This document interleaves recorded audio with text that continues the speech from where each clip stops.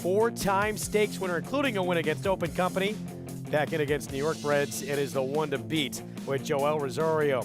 Main competition could be kept waiting. She was a turf filly, but a dirt experiment has led to a permanent surface switch after back-to-back wins on that surface. And under the Twin Spires, we'll take you live to Louisville, where Nakatome last saw him as a 2-year-old winning a stake for Wesley Ward. He'll make his 3-year-old debut this afternoon, and he is strictly the one to beat. All that much more coming up on this Sunday edition of America's Day at the Races here on FS1. It's brought to you in part by America's Best Racing. For the love of the race, visit americasbestracing.net today. Beautiful weather here in Belmont, New York on our Sunday card as we get set for the first race now, just inside of 30 minutes to post, about 28 minutes away. Greg Wolf alongside Anthony Stabile. And that Dancing Renee later on this afternoon. Banksting looks like a very formidable opponent for everybody who's going to line up against her. Her first start at the 6 furlong distance. We'll see if she can handle the cutback in distance for the Terra Novas, as well as her jockey Joel Rosario had a big day here yesterday, including a win in the Mother Goose on Gerrymander. And here's Banksting in the Heavenly Prize. This is against Open Company, Greg, back in early March. And the thing about her, too, she's very consistent. 7 wins, 11 career starts. She shows up. As you mentioned, she's never been 6 furlongs. Can she be effective at this distance? We talked about it on Talking Horses earlier. Been very effective at 7 furlongs on several occasions. And in those races, she's been able to be pretty close to the pace. So you expect her not to be too far out of it today? I don't. I'm somebody that worries about distance, worries about wet tracks and so on and so forth. I don't think the distance is going to be an issue for her at all today. I think last time out off her best buyer speed figure of her career, I think the cutback in distance is actually something she might appreciate. She gets some pace in here with the Important One and some others setting the pace, and I think she gets a good setup. She gets one of the best riders in the world, and I think he'll work out a trip just fine going the 3/4 of a mile. Yeah, we should mention the Important One extremely quick, and with a couple of scratches who probably had no chance to win the race. They were quick, and they were going to be part of the pace. With those two gone, the Important One could be loose on the lead and makes that speedster very dangerous in that race. Let's take a look at today's action coming up, presented by Claiborne Farm. We're going to bring you the entire card, including the start of the early Pick 5 coming up right off the bat. We're fast and firm. That Dancing Renee, part of the late Pick 5 sequence. That'll be race 8 on today's action. And they're fast in Louisville as well. Races 1 through 9. A lot of 2-year-old debuters on this card today. Yeah, not quite a start to tomorrow card like we see in the fall over at Churchill Downs, but certainly lots of 2-year-old action down beneath the Twin Spires. You can play it all with Naira Bets. Get signed up, started. Go to nairabets.com. Download the app. That's the offer. $200 deposit match. Sign up bonus with that code right there for new members. Match 200. Punch that in and bet any track, anywhere, anytime. We're going to take a timeout. When we return, we'll take a look back on some super Saturday action, including the speedy Lady Rocket using her best asset, her quickness, to go gate to wire, beating a couple of Grade 1 winners in the Chicago.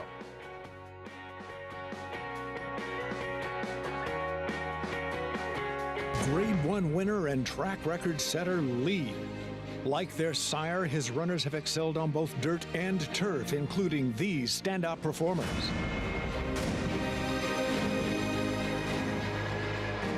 Leading by 3, Gibberish and Dylan Davis. Out of a Galileo mare, this dual surface star has sired juvenile stakes winners on both dirt and turf. Lee, standing at Claiborne Farm.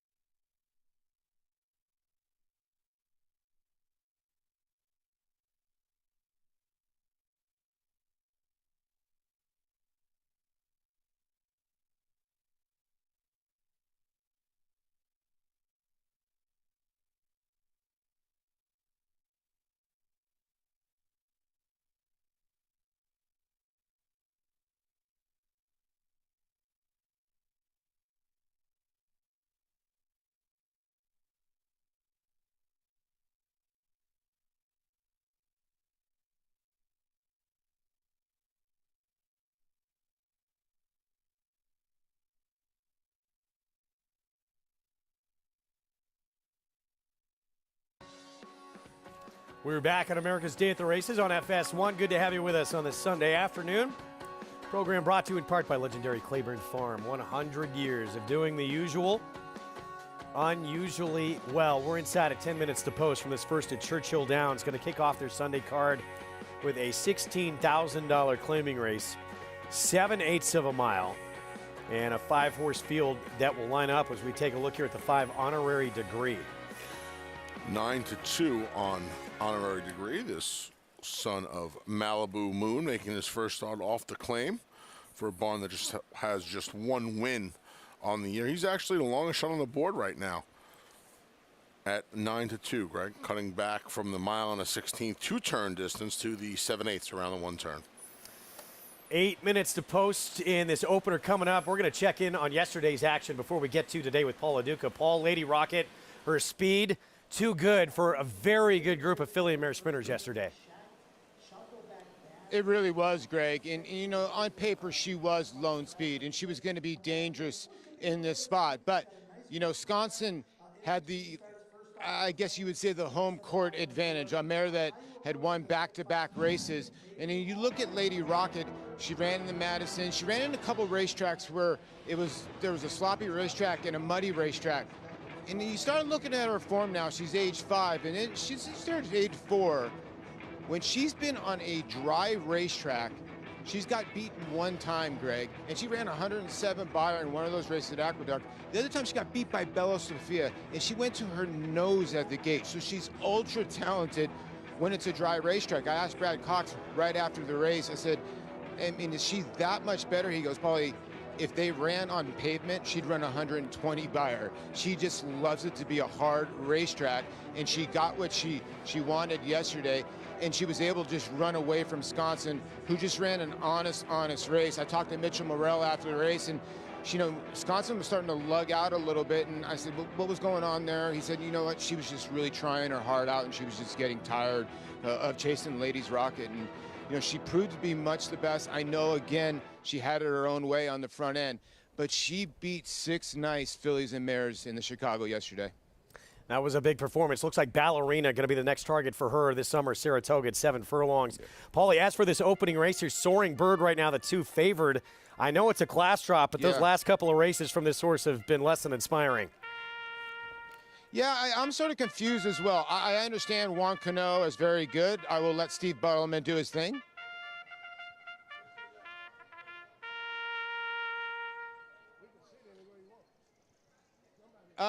So Soaring Bird to me, I get where you're going, Wolfie, because Juan Cano, I guess he's good off the claim. I get it. He's 20%. But the last 2 races, this horse has really not done much. Got left in the gate 2 starts back. Did show some speed last time for Waylon Cundiff. I would think is an underrated trainer. But this is a horse, a 7-year-old gelding. They just drop in for 16 that doesn't have a ton of pace. And when I look at this race, Bull Hollow with Santos Sanger is going to be in front in here for Ingrid Mason. And there is not a lot of pace in this race. They're only going 7 panels in here. I think they're thinking maybe Soaring Bird is going to be able to close into a pace, but and has a decent race at Churchill Downs. But like you said, that was back in 2021. I'll go with the Now horse. I like the 1 a little bit in here. And what's the matter with the 3's last 2 races? I understand a 15 non-3. They were both at Horseshoe, Indiana. But he's improved a little bit overnight with Jose Riquelme's. I was 1-3-4 in here. I was really against the 2, Wolfie. I'm with you, Paul. I thought Randello, the 3, I know it was Horseshoe Indy, as Paulie said, but those last 2 performances, specifically that last race, makes this horse a major player in here. Yeah.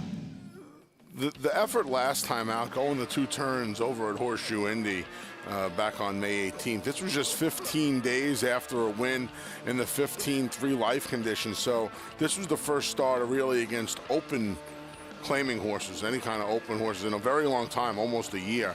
And, you know, it's a gutsy effort, just get speed and neck here at a big price. See the drop from this open A other man down to the open 16. You know, with the circuit switch, not surface, but circuit switch, I don't know how much of a drop this really is on paper. Now, in actuality, sources found a pretty soft bunch to get back into the claiming ranks and make the first start against the open claimers. It almost scares me, but I'm with you guys. Why is Soaring Bird this short of a price? Off that one fig? I don't want the figs on the Tapeta at Turfway Park. The one fig two-back, the horse did no running at Keeneland. I know he won a 30 beaten race, but that's essentially a dressed-up 3 life. Right? Those beaten races at Keeneland, those are 3 life for the older horses, and the 3-year-olds could win any number of races. He doesn't have any speed either. I know he chased last time, but this horse really doesn't have any speed. Well, it was a good group. There he is. It wasn't just a $25,000 claiming group. I mean, Adrena Star was third in there. That used to be a really, really good horse for Robertino Diodoro. So that was an unusually tough 25 claiming group. So it is softer company. But, yeah, I'm with you. The recent form is just not there from this horse. Front bandages for the first time for the number 4, Fiery Tail. Fiery Tail makes some sense in here. The 3 starts off the Gennaro Garcia claim have been pretty good. A couple against starter foes, one at Oaklawn, one at Churchill. He's coming back in 16 days off a 3rd-place finish. Problem with him is he doesn't have a lot of speed. So I know what Paul's thinking with the 1, Bull Hollow. I just question this horse's class. He's the speed of the speed in here. He's going to be in front. But, man, it's been a long time. Prairie Meadows late summer over a muddy track that he is bred to absolutely love. I don't know. By attrition, I think you kind of fall into Randello here. The problem with Randello is this horse's sprint races on dirt, they're just not very good. But you kind of feel like he has enough tactical speed. Jose Riquelme's an aggressive enough rider. It also feels like a horse who's turned the corner a little bit. Maybe it's just he's turned the corner going to Horseshoe Indy. We don't know. Much like Fiery Tail, he's also seemed to have improved since being claimed by Gennaro Garcia. His 2 main track races, his 2 races on dirt, are better than anything he's run on dirt in the past, and enough tactical speed where he looks great on the track, too. I mean, he's the horse I think you want in here. Randello, yeah. Yep, 3 horse. Now it becomes the favorite at 3-2. The power of Anthony Stabile. So we'll see if he can get it done too. In terms of this group too, he's somewhat lightly raced. You got horses in here who don't win many races. They've had quite a few tries. At least Randello, 7 of his starts have been on synthetic. So in terms of dirt, he's 1 for 5. And 1 for 5 with a second by a neck as well. So a first and a second. And the 2 best races on dirt were the last 2 times out, which is the big positive. His race last time out, I know it was going 2 turns. I know it was Indiana at Horseshoe Indy. His race 2 starts out, beats these horses up pretty good. He's 3-2 now, though. He really took a lot. I mean, he took all the late money. But I guess he was destined to be the favorite. It's a weird race. Yeah, I mean, the figure he earned from the numbers I look at in that last start, it towers over this group, but you question it because it came at Horseshoe Indy. Mm-hmm. It's a one-off figure. You always told beware of horses that are 1 number horses. Can he back it up and do it again? Right now, the public's betting that he can at 3-2. I wouldn't take that price on him, but if I were betting, I would be betting that he can too.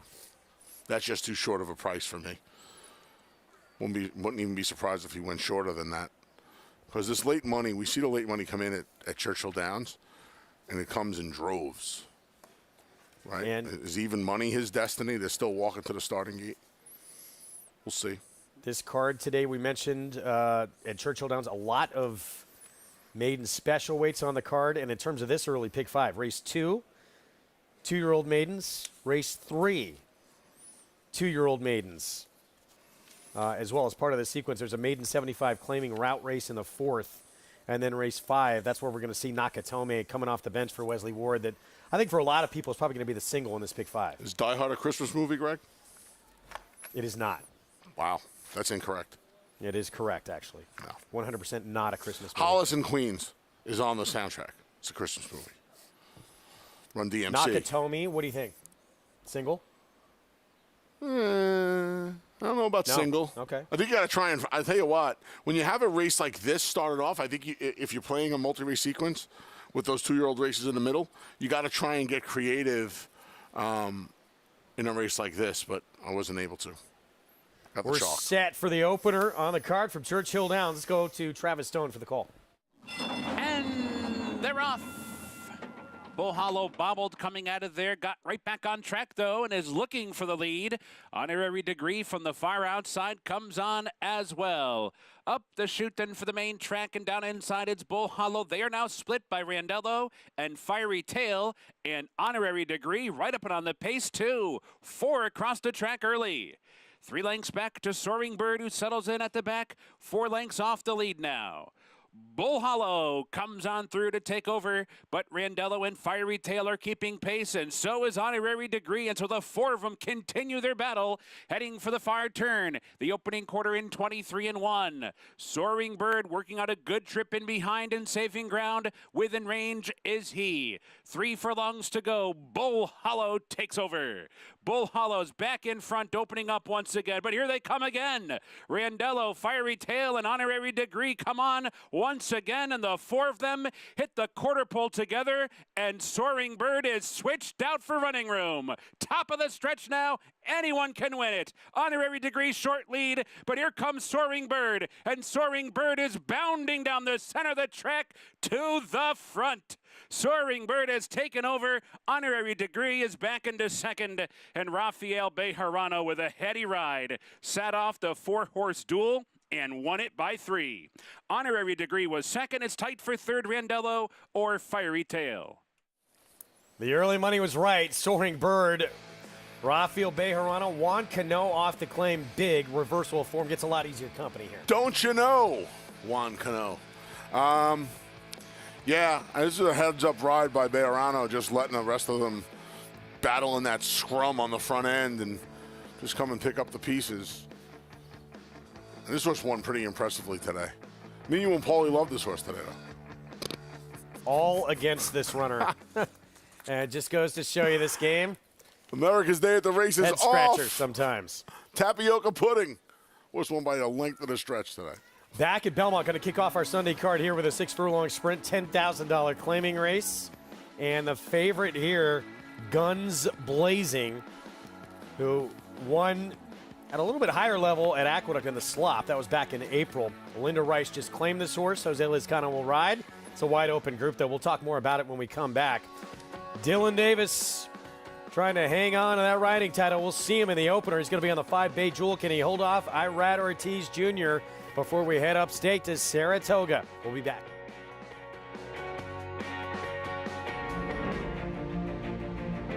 Idol perfectly timed. Idol gets up under Joel Rosario to win the big cap. It's known agenda for St. Elias Stable. Race and the race, scintillating performance in the TVG Del Mar debutante. And Clariere will win the cotillion. Down to the wire. Who's going to win it? It's Mala by a neck. Curling, the classic sire. Who you betting on? How about an app created specifically for horse racing? Naira Bets. We specialize in thundering hooves, fist pumping, and boosting your bankroll with robust weekly promotions. And offer betting tips from actual horse racing experts. Bet all day and night, nationwide. Get the action and thrill of horse racing with Naira Bets.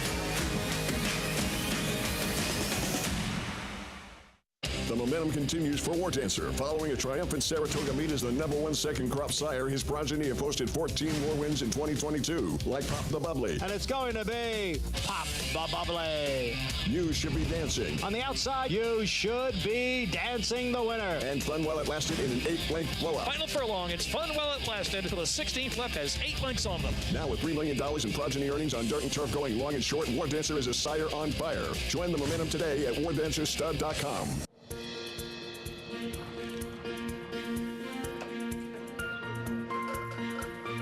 We take pride in what we do. I'm an assistant trainer. Carpenter. I'm a peace officer. I'm a jockey. I'm a gardener. I'm a groom. I love what I do. We are New York Racing. New York Racing helps support my small business. It's extremely important to the New York economy. This is like a big family.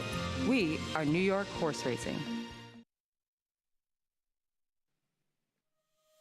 Hi, Jim McInville here, and horse heaven is truly at Claiborne Farms in Paris, Kentucky. My horse, Run Happy, is in stall 1 at Claiborne Farms, and he's having the time of his life. Each of those horses on stall 1 are champion, North American champions in some division. So Run Happy certainly he was a champion sprinter after he won the Breeders' Cup Classic, and he's living up to the hype of stall 1 at Claiborne Farm so far. So we're very pleased, and we know he's going to make a really, really good sire one day. Now you've got Smile Happy, Happy Soul. You had Following Sea, which is great for Mac. I mean, you know, because he calls once a week. How's that Run Happy doing? And it's the best. When I see his phone number come up, I mean, I answer quick because it's going to be entertaining. You know, I think that was one of the reasons he got off to a semi-slow start was because people assume that they're going to be quick 2-year-olds just because he has so much speed. But really, that's not the case. You kind of have to let them come into their own. For the most part, big, strong horses, and they can run around a ground. You know, I think everybody expected because he was a sprinter there'd be 2-year-olds. And it didn't have to be that way. And when you see him, you know, he probably, you know, he's not really built like a sprinter. So you could see why he would be 2 turns. I think being a sprinter, people are expecting him to come out and be so very, very precocious and fast. And really, we've seen him excel really at longer distances. Smile Happy for one. You know, he won the Kentucky Jockey Club at 2, going 2 turns. But yeah, he's going to have a full book once again. And like I said, he's got a great group of 2-year-olds and a solid crop of yearlings. So the momentum should continue.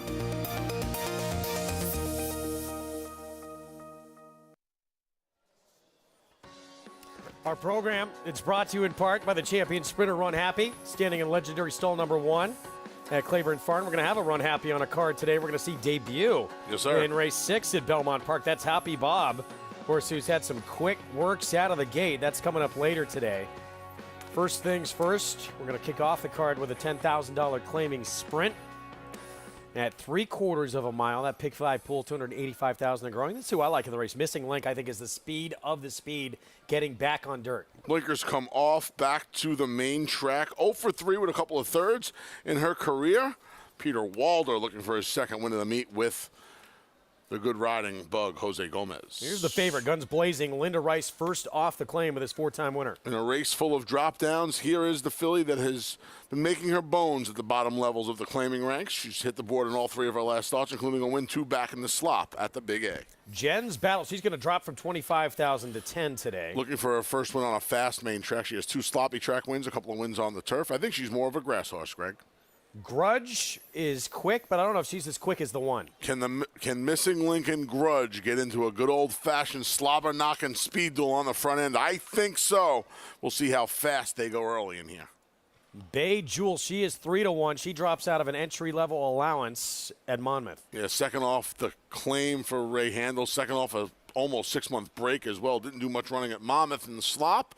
She's 0 for 7 on wet tracks in the past, though. Yeah, been more of a turf horse. Red Pepper Grill.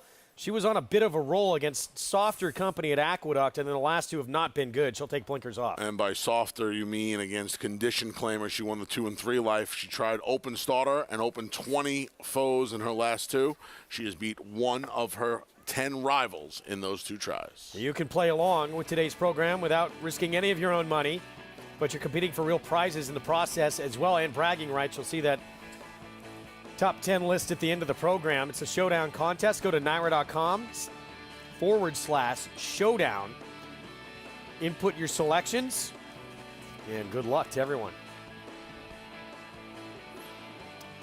So 4 minutes to post here in the opener. Wide open tote board here, huh? 5 of the 6 fillies and mares between 5 to 2 and just 2 points separating 5 of these 6 fillies. Begging you to play the 3, Jen's Battle. Let's go to Guns Blazing, however. Still the favorite, 5-2, Linda Rice, Jose Lezcano. For more, let's check in for the first time today with champion jockey Richard Migliori. Pretty warm down here, Greg, especially on these pavers. A little more heat coming up. Horses will feel that on the turf as well. Turf kind of holds the heat, and it raises up. You want to see horses get a little bit of a sweat on today. I like what I'm seeing from Guns Blazing. She does have the appropriate amount of sweat going on. Good energy level. Like what I'm seeing from her. As your favorite, can't find anything to certainly pick on or knock. The horse that I prefer over anybody else, though, is the 4 Grudge. Really like the way this filly's turned out. Typical for a Rob Atras runner. Takes a drop in class, and she really checked all the boxes for me. Liked the way she was moving on the warm-up, good energy level, nice animated stride to her. You know, you're not seeing her get the typical Kendrick Carmouche warm-up. I think on a hot day like this, some of the guys will tend to tone it down a little bit, but a lot of jogging and moving very loose, very free, the 4 Grudge. The 5 Bay Jewel looks good, like a lot about her, but I will say this, I didn't see a lot of sweat going on as she jogged by here. It's something I'm going to keep an eye on as we get closer to the gate. You need to see a horse sweat on a warm day like today. It tells you their natural coolant system's working properly. It's a bigger problem if you don't see some sweat on at all. And I'm not talking about having them lathered up, just enough to know that they've got a good perspiration going and they're cooling themselves down naturally. I like the 4 Grudge here, guys. She's checking all the boxes. All right, Mig, thank you. There she is. Rob Atras, Kendrick Carmouche. And that's the big question in this race. Can she keep company early on with the 1 speed-wise here in what should be a hot pace, certainly from that filly from the rail? Let's bring in Jonathan Kinchin as we kick off this card. JK, how are you going to play this opener? Yeah, I agree with Richie, and I like to hear Richie say that about Grudge, looking good on the racetrack. This is a horse that has really good races in the past, you know, comparative to this group.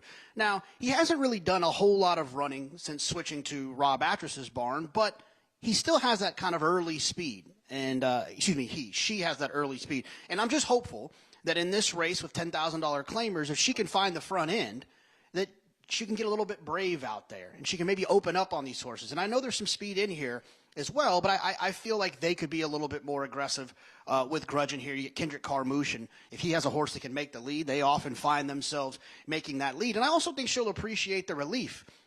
Facing $10,000 claimers instead of the $25,000 claimers she's been recently facing, it's a pretty big difference. When you get all the way to the bottom like that at $10,000, horses can be worth between $1 and $10,000. The bottom is just much easier to find the front end, and I'm hoping that she won't have to work as hard. And the price on the board makes sense to me as well. So I'm going to go with the 4 Grudge, just like my man Richie. And that's the favorite. So 9-5 on Grudge. Both Mig, JK like the 4. The Atras Carmouche runner, as we go back again to Guns Blazing in here. Guns Blazing is what she is. She is a $10,000 claimer, Greg. She runs at the bottom. And in these races, I would much rather have the known than the unknown. Because the rest of these fillies in here, they're all dropping from some other level. Guns Blazing is what she is. What did Tyrion Lannister say? Never forget who you are. The rest of the world will not. She is what she is. Everybody else is trying to find their way or find some past form and some past glory, for the lack of a less dramatic term. I thought this filly made a ton of sense today, Guns Blazing. A ton of sense. Well, and you got to like the way the price has been going as well. Now 3-1. Unbelievable. I'm stunned. I thought she would have absolutely been the favorite in here. When these Rob Atras horses take money like this, it frightens me. I'm not even going to use the word scared. It frightens me because they usually run to the money. I have a hard time in my head missing Link. I'll tell you what, this might sound silly. It's not like Guns Blazing is slow. Right, in a perfect world, Jose Lezcano just lets Missing Link go from his inside, and Grudge, who is now 3-2 on the tote board. I did not think we'd see 3-2 today on just a considerable. See, you know what the problem is with Grudge? The biggest problem with Grudge is, as she has dropped in class, her performances and her buyer speed figures have fallen as well. And well, I think another problem with her too, when she wins, she has the lead, and she's done it at Finger Lakes. She's not going to get. I don't think she's quick enough to get the lead in this race. I don't either. I don't. And that's when she's at her best. But this money frightens me. I'm not even going to use the word scared. The money frightens me because people see Missing Link in here. People see Guns Blazing in here. You know, they're the two biggest concerns, I think, if you like Grudge, because one of them, Missing Link, is as fast, if not faster, and Guns Blazing has already proven herself at the level. This is what she is. Everybody else is trying to find themselves. She has won, although she did not do it last time, but she has won going turf to dirt, Grudge, in the past. That's what she's doing this afternoon. From a pace standpoint, and that's where she is. That's where she reeled off 3 wins, 4 wins, and 5 starts, all on the front end. It's going to be tough to grab it from the one Missing Link today. There's not much to Missing Link, huh? She's a little thing. 5-1 with the Apprentice and the weight break with Jose Gomez. Sunday card on a gorgeous afternoon here in Belmont, New York begins right here. There's the favorite stepping in. We go upstairs. John Imbrial to get this card started.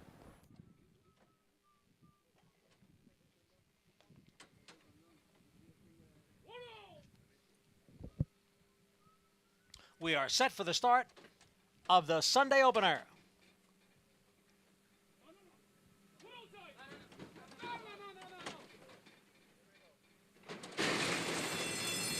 And they're off. 3 of them out for the early lead. Missing Link is there, along with Guns Blazing and Grudge. Missing Link from the rail is in front. Grudge second by a head. Guns Blazing is next in third. Bejewel runs in fourth. Jen's Battle and Red Pepper Grill is the trailer. Steadying a bit there down on the inside is Guns Blazing as the field goes around the far turn. It is Missing Link leading here by a neck. Grudge is on the outside in second by a length with Bejewel, and Guns Blazing heads apart third and fourth. The quarter went in 22 and 4. Red Pepper Grill has moved up a spot. Jen's Battle is the trailer.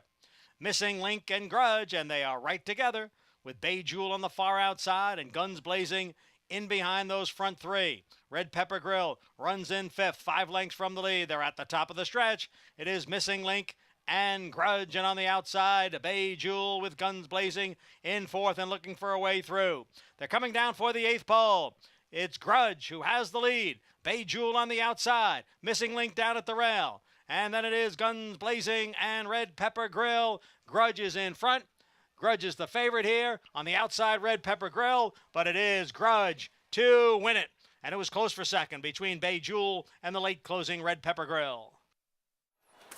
Grudge sitting off of the speedy Missing Link. Powers away to victory here. 9 wins now from 25 starts. She's never won without having the lead, at least recently. And you see the money pour in. I believe, Greg, 7 of 5 at the bell? Yeah, 7 of 5 at the bell. She's able to rate, and she's able to get the job done, holding off Red Pepper Grill, who came with a big late run on the outside for third, and Bejewel, who is going to get the place money in here. 7 of 5. This money comes in, and that's out of really the gate, it. Grudge, the 4-year eventual winner. Look at that stumble and overcomes it. Overcomes the stumble. Stumble might have been the best thing that ever happened to her because it allowed Missing Link to establish, and she was able to just sit off of her. Guns Blazing kind of left for some position early as well. She just had nothing left at the 3/16 pole off a perfect trip and great ride by Jose Lezcano. She was empty when the field turned for home. Grudge was not. Grudge was able to keep on going and get the job done. 7 to 5. Congratulations. Kader Carmouche, Rob Atras, Michael Dubb. He's right there with Klarvich Stables in the hunt for the owner title. As with meet dwindling down with limited opportunities before we head to Saratoga. We're going to take a timeout. Steve Asmussen loaded with 2-year-olds, especially when we get upstate. Going to unleash a few more, including Musical Maestro coming up next in the second at Churchill as his next 2-year-old star. We'll be back. Introducing a stallion, as top class as they come. In 22 career starts, he won or placed in 12 graded stakes, competing in 15 grade ones, earning over $1.7 million. His undisputed speed is evidenced by 7 100-plus Beyer speed figures, a 3-time grade 1 winner, Raging Bull.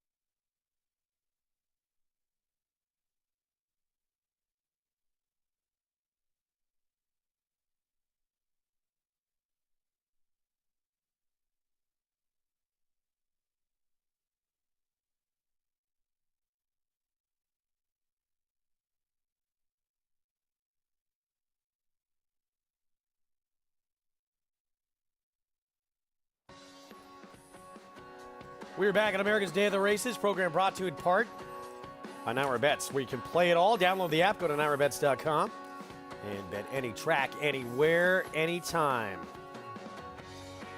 Opener in the books here at Belmont. Grudge stumbled out of the gate.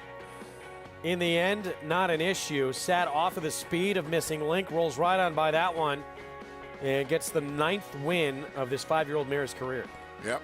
Stumble didn't matter. Not being able to get to the lead didn't matter. She's able to sit off of Missing Link and put that one and all the rest away. Bay Jewel and Red Pepper Grill, no match for Grudge this afternoon. $4.80 for the win. 4-5-6-2 finish to kick off our card here in New York. As we get back to Churchill Downs, as we said going to break, Steve Asmussen going to start unleashing a lot of these 2-year-olds again, including one here potentially, Musical Maestro, debuting Son of McLean's Music. He'll have leading rider Tyler Gaffalione aboard. Favorite, though, is John Ennis, second-time starter. Mataro, the 2, who was a distant second first time out. Yeah, got beat 7 lengths at 12.5 to 1 rather, 8 to 5 today.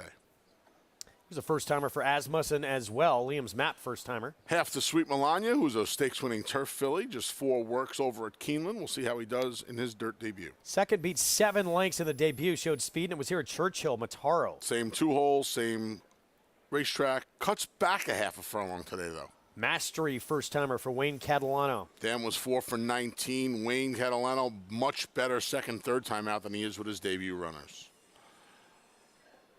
Here's the 5, Accident. Tom Short trains. Dan was 0 for 3. This one cost just $3,000 last year in October. Bullet Works, 2 of them at a training center nearby. Musical Maestro, the Asmussen McLean's Music debuter with Tyler Gaffalione. Just 4 works, a couple of gate drills. Dan was unraced. We'll see. This one's starting to take a little bit more money now.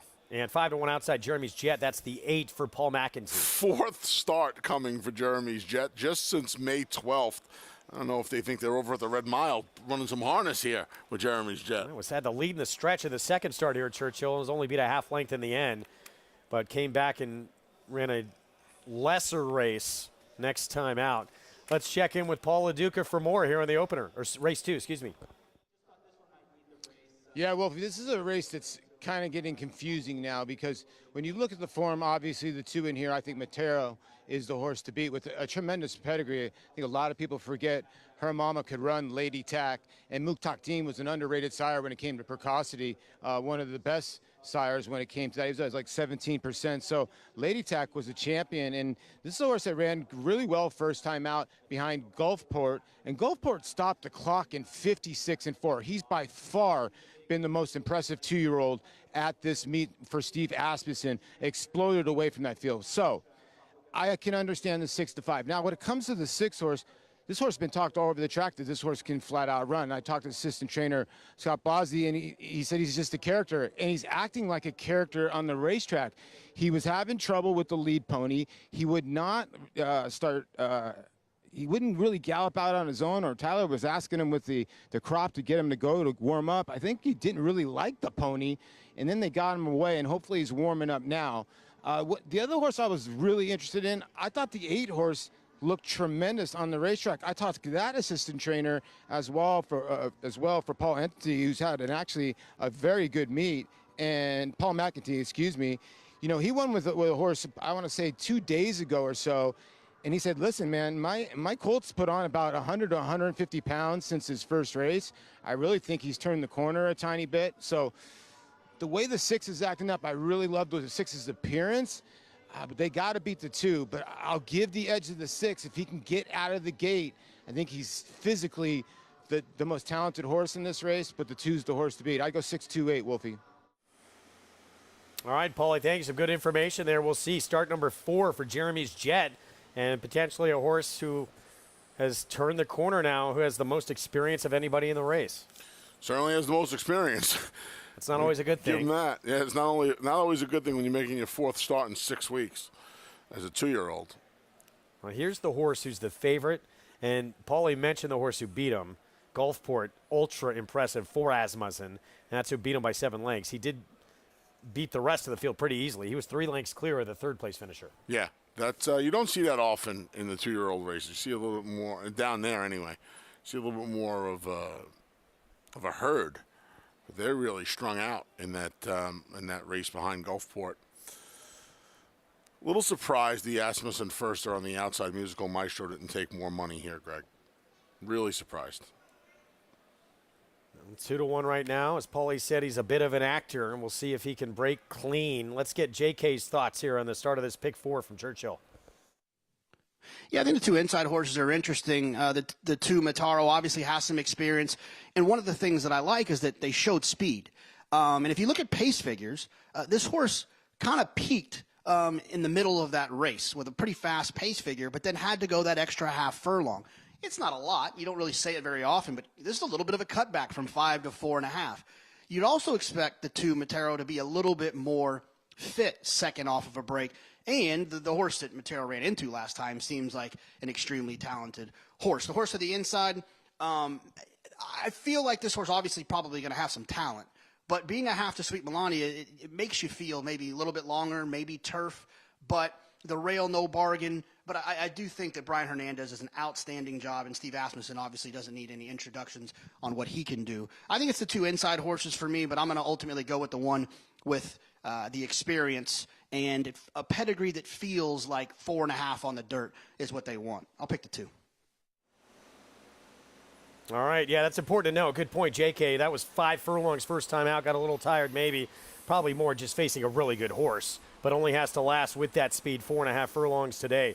Paulie mentioned the pedigree on the bottom side. Lady Tack, trained by Asmussen. She was really good in her Really game. good, really fast. The extra half furlong also makes the start a lot closer to the far turn, and it gives the inside runners, I think, a little bit of an edge, especially the ones that have speed. A horse like Matero would be greatly aided by that post position today. 4 of the 6 2-year-olds in this second from Churchill making their debut. It's one with a race under his belt. Mataro, the 2, the one to beat for John Ennis. Let's go to Travis Stone for the call.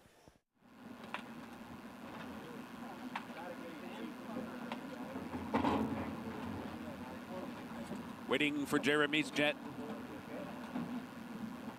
Let me know, please, okay? There you go. All right.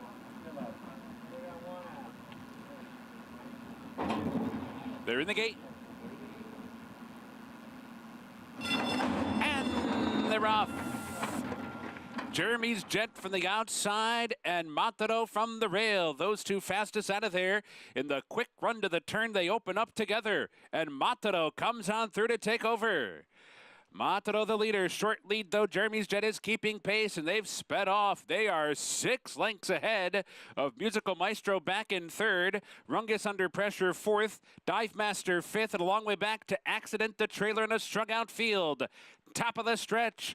Mataro's off the turn in front. Jeremy's jet won't go away though. And Jeremy's jet's putting in a run. Jeremy's jet coming after Mataro. These 2 locked in battle. Furlong to go. Musical Maestro 3rd and closing in slowly. Final 16th. Jeremy's jet has taken the lead. Mataro gives way. Dive Master. Dive Master's flying. Dive Master got it. Dive Master appeared on the scene in the final 100 yards and caught them all. Jeremy's jet and Musical Maestro. A few different races, it seems like, going on in here. The 2 broke incredibly sharp, looked strong early. Then all of a sudden, Jeremy's jet, making start number 4, overtakes the lead. And then here comes Dive Master from nowhere. This horse flew home. This horse absolutely, positively flew home. 2 strides to their 1. Drew away to win by close to 2 lengths here, Greg. This horse was 10 behind. The Catman, Wayne Catalano, he's got a look on his face like, what do we say? What do Andy Serling says, they knew? He has a look on his face like he knew just now. Yes, he did. He's got a really good 2-year-old. That was the debut, 6-1. And as you mentioned, I mean, this horse came from last to first, and it wasn't even close in the end, the margin he won by. Absolutely flying. Impressive to see a horse in their debut pass horses like this. I was a huge fan of Mastery. I thought he would have been some kind of 3-year-old had he not gotten hurt in the late winter at Santa Anita, this horse was absolutely flying. People use that word a lot. This horse made up 10 lengths in the last eighth of a mile, and then won by 2. So it's really like a dozen lengths in the last eighth of a mile. One what an of effort. the most colorful characters there is in this game, that trainer Wayne Catalano, and we may be seeing this youngster at Saratoga in some stakes at Saratoga. I don't know if there's a maybe about that. I think the Sanford might come back a little too quick, but maybe the Saratoga Special. This was a nice effort. Ricardo Santana Jr. showing you yesterday he could do it on the front end with Lady Rocket, showing you he could do it today from far back with a 2-year-old. Dive Master debut, impressive. 3-8-6-2 finish. 6-1 on your winner. We're going to take a timeout. When we come back, indeed a breakout performance in the 3-year-old filly division, and a new name to throw into the mix for the Coaching Club American Oaks and the Alabama this summer. Gerrymander, big in the Mother Goose.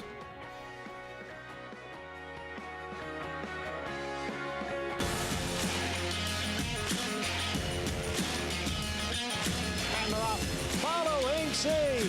Pouring it on here in the stretch. Impressive to win the Grade 2 Vosburg. Following C. Smile Happy has kicked it into high gear. And Smile Happy with a powerful performance wins by 2.5. The Club champion, Run Happy, standing at Claiborne Farm. Monmouth Park's 50-cent Win Early Pick 5 is one of the country's earliest Pick 5s, making it the perfect way to get your wagering day started. With a 12:15 post on weekends and 2 p.m. start on Fridays, the Win Early Pick 5 is home to 6-figure pools and a low 15% takeout. Start your day winning early. Play Monmouth Park's Win Early Pick 5. Win early, win often. Precocity. Strategic speed. Some speed at 2, but can carry it on through their later careers. Improbable, full of run.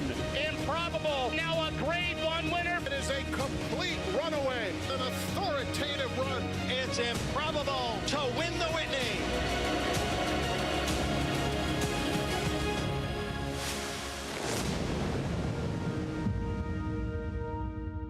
Racetrack Television Network brings you every race, from every track, on every screen, every day. With monthly packages starting as low as $5, RTN gives you great value and access to more live HD streaming and race replays than anyone. Visit RTN.tv today to sign up and watch on almost any device, including Roku and Amazon Fire. RTN has packages that start at $5 per month.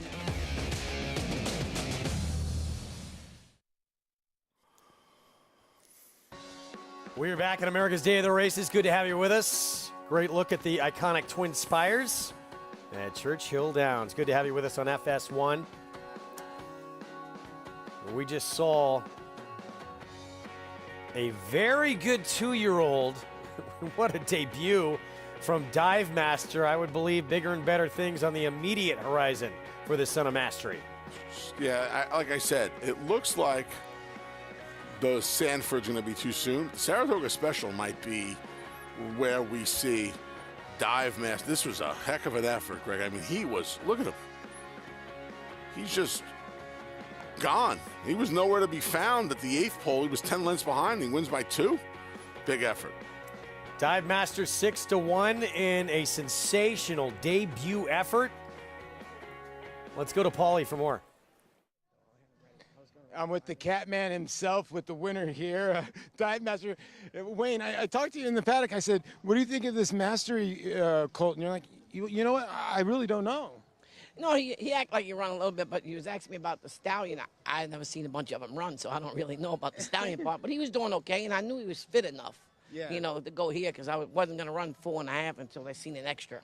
And you were telling me you were going to take some horses up to Saratoga. Obviously, this is going to be one of them. Ricardo Santana got off the horse. He's like, oh, my God, I can't believe how much ground I made up. Yeah, it was a heck of a run, actually. It really was. 4.5 furlongs to pick him up like that and lay him down. There's not a whole lot of ground to go get him at, but he did a good job. Now, you told me you're going to take 12, 13, 14 horses up to Saratoga. Obviously, this will be one of them. Where would you point him at or towards? We're going to bring about 8. I wish I had 12 or 14 to bring up there. Now, we're going to bring a little handful over there and swap a few of them around if they do all right, like this colt might done, you know. So hopefully we'll have a little better run. We got to let Wayne go. His phone's ringing. Hopefully, the person on that phone made a little bit of money on Dive Master here in the second. Impressive late run, guys. I think the phone's going to be ringing probably all day long with offers for this horse after that performance. $14.60. Wayne Catalano. We always love to see him win. Former jockey. He's won actually 3 Breeders' Cup races. Won the Breeders' Cup Juvenile Fillies. Juvenile Fillies Turf in his career. He might have a horse who's a candidate for the Juvenile after this debut. Nice effort. Very nice effort. We'll see him in Saratoga, hopefully. Add a little Midwest intrigue up to some of the Spa Stakes. As we went to break, we talked about a big effort from a 3-year-old filly in the Mother Goose yesterday. Chad Brown, Klarovich Stables, Gerrymander, her 3-year-old comeback race. Things did not go her way at all. Chad Brown said it was a throwout race. Boy, was he right. She broke incredibly sharp, put the heat on Juju's map early, got past and then re-rallied and gets this win, and now she looks like she is a major player. Brilliant ride from Joel Rosario. He played a little cat and mouse, little chess with both Flavien Pradon Shahama, more so with Florent Giroux on Juju's map. Outbroke both of them, let them both make middle moves around them, let them knock heads for a little while, and just produces this Daughter of Into Mischief around and on her way to a 95 by our speed figure and almost 3-length victory in the half to Lone Rock. You got to figure, Which Greg, means distance should not be an issue. Distance is going to be her friend in all likelihood. Lone Rock, the best marathoner, certainly all of last year in the game. He's still right up there as one of the top, 1.5 miles and beyond. So they're targeting the Alabama with this filly, which means Kentucky Oaks winner Secret Oath, runner-up Nest, and she's going to be tackling some very good ones. She is. She has a lot more speed than both of those fillies you just mentioned, too. Speed is deadly. Get Mig's thoughts on this impressive Mother Goose performance from Gerrymander. Mig. It was a fantastic performance. I questioned, despite her pedigree, Gerrymander, how far she really wanted to go.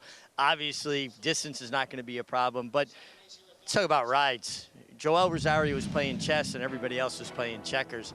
Broke sharp, got the first quarter the right way, things heated up, and it's so hard to relinquish inside position, but he kept his filly in her rhythm, in her stride, allow the other two to do the dirty work. As cool and confident a rider as you're ever going to see. And as a former rider, I just get a big kick out of it when you see guys just thinking 3-4 moves ahead of everybody else. Even Chad Brown, he thought, well, when she broke sharp, he loved it. But then he thought, well, maybe these fractions not going to work out in her favor. And he goes, well, Joel Rosario is certainly a lot better judge of pace than I am. They went 24 to the quarter, 46-4 to the half. And he did not have Gerrymander involved in that pace when it picked up to a 22-4 second quarter. He was just sitting in third, letting Shahama and letting Juju's map kind of bang heads right in front of him, picked them up off the turn, and was able to parlay a fantastic ride and trip into a 3-length win. Chad Brown, he was our king for a day yesterday because he took both stakes on the card, and in the Wild Applause, he ran 1-2. Yep. Turf Stakes in New York. Chad Brown has the bulk of the field. Run 1-2, rinse, repeat. And here's Eminent Victor. This was her first start since the Natalma up at Woodbine. She was second to Pizza. She was third, rather, behind Pizza Bianca, who would come back to win the Breeders' Cup Juvenile Fillies Turf. She had been off since September, so not only was she dealing with some recency here from all of her rivals, but she was dealing with her very own layoff. As you can see, she's having no problem with either right here, Greg. And this off the bench, we expect, obviously, Chad Brown off the bench. There's no one better in this game. They're ready to fire, but she has big potential going forward. Yeah, her and Oakhurst. Oakhurst, like I said, had been running recently, and they came with a run together, and she was just able to outkick her barn mate to the wire here. Breeze easy for Christophe Clement. The only non-Chad Brown runner in here, not able to keep pace with the two Brown horses the last 75 yards or so. So Chad Brown sweeps the stakes on the Saturday card. Meanwhile, out of town, it was part of a cross-country pick 5 wager. We saw some of the best 3-year-olds in the country lining up in the Ohio Derby. 2 of the big names, Tawny Port for Brad Cox, White Abarrio as well, and it turned into a showdown between these two. But Tawny Port, who proved in the Lexington, that was his chance to prove he's a dirt horse to go to the Derby. He won that race impressively. He certainly proved again he is a dirt horse. They're 1-2 right now. You can imagine which one's White Abarrio and which one is Tawny Port. Tawny Port, Rad Ortiz Jr., left-handed urging right around White Abarrio. These two are going to have it to themselves the last eighth of a mile or so, and you see Tawny Port being kept to his business in about the 5 path over at Thistledown in Ohio. Getting the job done. White Abarrio not going away. A good effort. A stubborn effort, if you will, from White Abarrio, beaten just a length when all was said and done, but Tawny Port gets his second graded stakes win on the dirt in the Grade 3 $500,000 Ohio Derby. What do you think about these two? Can they get back into the mix for, may say, something like the Travers this summer, or are they a cut below the best? I think they're a couple below the best. I was never a big White Abarrio fan. Tawny Port's made me a little bit of a believer. He only got beat 6 lengths, five or 6 lengths in the Kentucky Derby with a 7th place finish. But you know, when they have to take on Epicenter, when they have to take on the Chad Brown 3-headed monster of Zandon, early voting, and Jack Christopher at some point, the water is going to get considerably deeper. Quite simply, the horses they've beaten in their prep wins just haven't done much. We'll see. You know, look, second half of the year, who develops as a 3-year-old going forward. We can see a lot of changes in this division. We're going to say goodbye to those watching on FS1. Flip on over to FS2. We're going to kick off there in just a moment at the bottom of the hour as our coverage continues. In just a moment, we have the third coming up from Churchill in race 2, the pick 4 next at Belmont Park.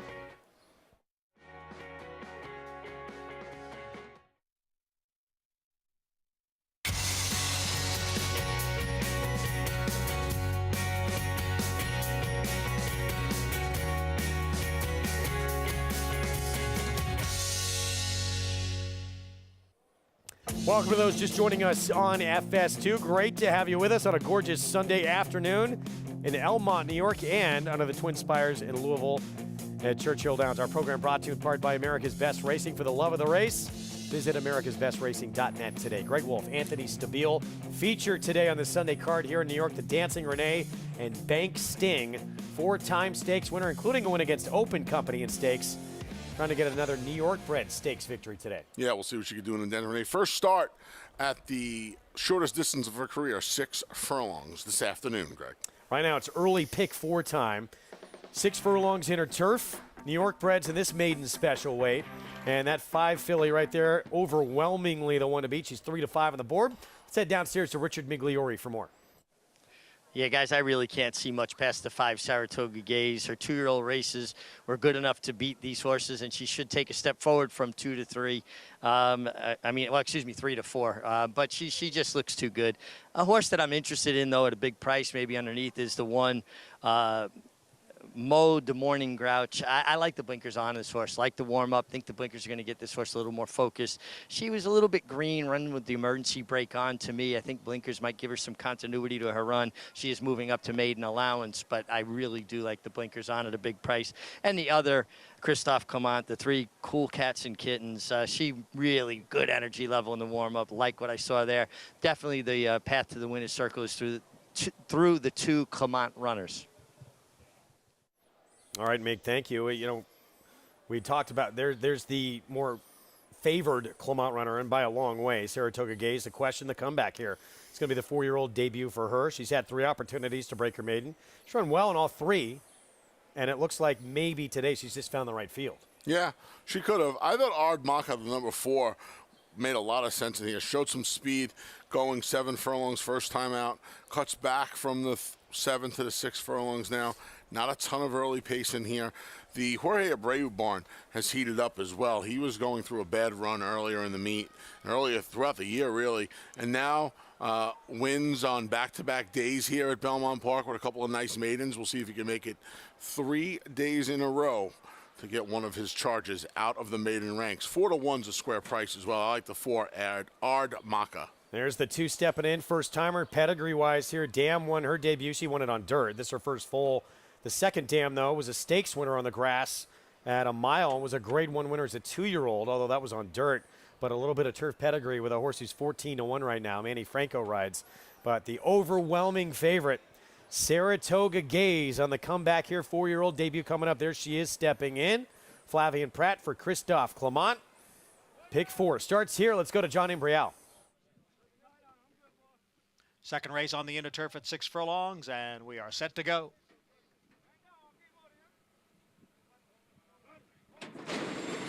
And they're off. Road to Remember, and Saratoga Gaze. Saratoga Gaze to the front as Ard Maka now moves up into second. Down on the inside is Cool Cats and Kittens, and on the outside, Road to Remember is now back running in 4th. And then it's a little more than 2 lengths back to Mo de Morning Grouch, who's down at the rail inside of Lollygag. And a big break back to the trailer, Mischief Motion in 7th. The odds-on favorite, Saratoga Gaze, leads here by 1.5 lengths. It is Saratoga Gaze on top, with Ard Maka and Road to Remember right together, 2nd and 3rd. Cool Cats and Kittens is in 4th. And on the outside is a Lollygag, and then Mo de Morning Grouch. They're all chasing Saratoga Gaze, who comes off the turn and enters the stretch with a 4-length lead. Road to Remember, Ard Maka, Lollygag, Cool Cats and Kittens, and Mo de Morning Grouch all giving chase. Saratoga Gaze is in front. Road to Remember in second. It is Saratoga Gaze, and she's going to break her maiden here at Belmont Park. Road to Remember completes the exacta. Lollygag was 3rd. Saratoga Gaze, no problem at all off the bench, finding a field much to her liking at odds-on. And Flavian Pratt looked at the racing form and said, you know what, there's no speed in here. I'm on a prohibitive favorite. Let me just put her on the front end and see if that'll get some of the hang out of her that's resulted in a couple of seconds and a 3rd place finish in her 3 starts. And it worked, obviously, with tremendous ease today. A 5-length win that really, Greg, was never in doubt for a second of the 108 it took to get to 3/4 of a mile on the inner turf today. 5-7-6-4. What Lollygag at a big number getting 3rd in here, but no doubt about your winner. Saratoga Gaze off the bench. Christophe Clement, daughter of Lauban for Patricia Generazio. With Flavian Pratt, easy as could be for the victory here. Yeah, very Look simple. how quiet win. those hands are. Yeah, never had to move. This was never in doubt today. Never in doubt. No, those must be nice, right? When I mean, obviously we don't ride, but when you cash a ticket, that's how you kind of like to do it. I'm a little bit crazy. I like to get a good root out. But when you cash in for big money, that's how you want to do it. I'm sure that's how you want to break your maiden as well. Just tie on. I would prefer to keep my heart intact and just cruise to victory. Oh, do you? Oh, yes. I like to get the blood boiling a little bit. Feature today, Dancing Renee. That's race 8 on the card. And there are a couple of scratches here. Horses who would have been huge prices, but they figured in the race because they were both extremely quick. And with both of those 2 gone, maybe the important one, the 2, could be loose on the lead in here. Bank Sting, race, no question, though, goes through her. Yeah. 7 for 11 in her career, 4-time stakes winner. Yeah, you're going to see her here taking the Open Company Heavenly Prize, going a flat mile over at the Big A, over at Aqueduct, just about 8.5 miles away from where we're sitting today. This is going a mile. Her better races have come with more distance simply because she's never been this distance. I would imagine it's not going to be an issue. I would imagine that she's going to get the important one who has to deal with a layoff of her own. And there's still some peripheral speed in here. And I think she'll get a good enough setup. Joelle also knows that the pace scenario has changed drastically with chasing Cara, and more importantly, Queen Arella, who was the speed of the speed coming out of this race. You don't want to let the important one sneak away to too easy of a lead. She has enough tactical speed, does Bank Sting, to keep her in her sights throughout. Here's a look at today's races. Dancing Renee, 8th on the card, part of that late pick 5 that begins in race number 5. Fast and Firm on a gorgeous Sunday here in Elmont, New York. And we'll have races 3 through 9 still to come. at Churchill Downs, where they are fast on the main track. They're about 6 minutes away from race 3 coming up. Of course, you can play it all by getting signed up started with Naira Bets. Download the app, go to nairabets.com, and get this offer right here, $200 deposit match sign-up bonus with that code, match 200, and bet any track, anywhere, anytime. So let's head over to Churchill Downs. Race 3 is next. It is a maiden special weight, 2-year-olds traveling 5.5 furlongs. And a few first-time starters in this field. Let's start with John Gray, a horse who has a race under his belt, originally by Bolt Doro. This one's going 5.5, unlike 4.5 last race. Yes, this horse chased the pace, finished second at 14-1, much shorter price today at 4-1 off that debut just 16 days ago. Yeah, missed by less than a length that day. First timer here, cinch up by Commissioner. Should say 18 days ago. Dan was 6 for 31. Commissioner second in the 2014 Belmont Stakes. Work tab over at Belterra Park. See how he does first time out. Start number 3 for Book of Kells, who will jump up off an improved effort. Yeah, starter for special weight, was claimed out of the last effort when beaten just a neck. Back against special weight foes today. Nice appearance. 7-2 ride now. Joe Rocco Jr. rides. First time starter by Speightster Loudmouth Soup. Yeah, Robertino Diodoro. Doesn't run a ton of 2-year-olds, but he wins at about 15%. Gets Ricardo Santana Jr., who's going to look to sweep the juvenile races thus far on the Churchill card. Smart Prize, Mark Cassie, trained son of Connect, debuting. See those familiar John Oxley silks here for the Cassie run of the Hall of Famer.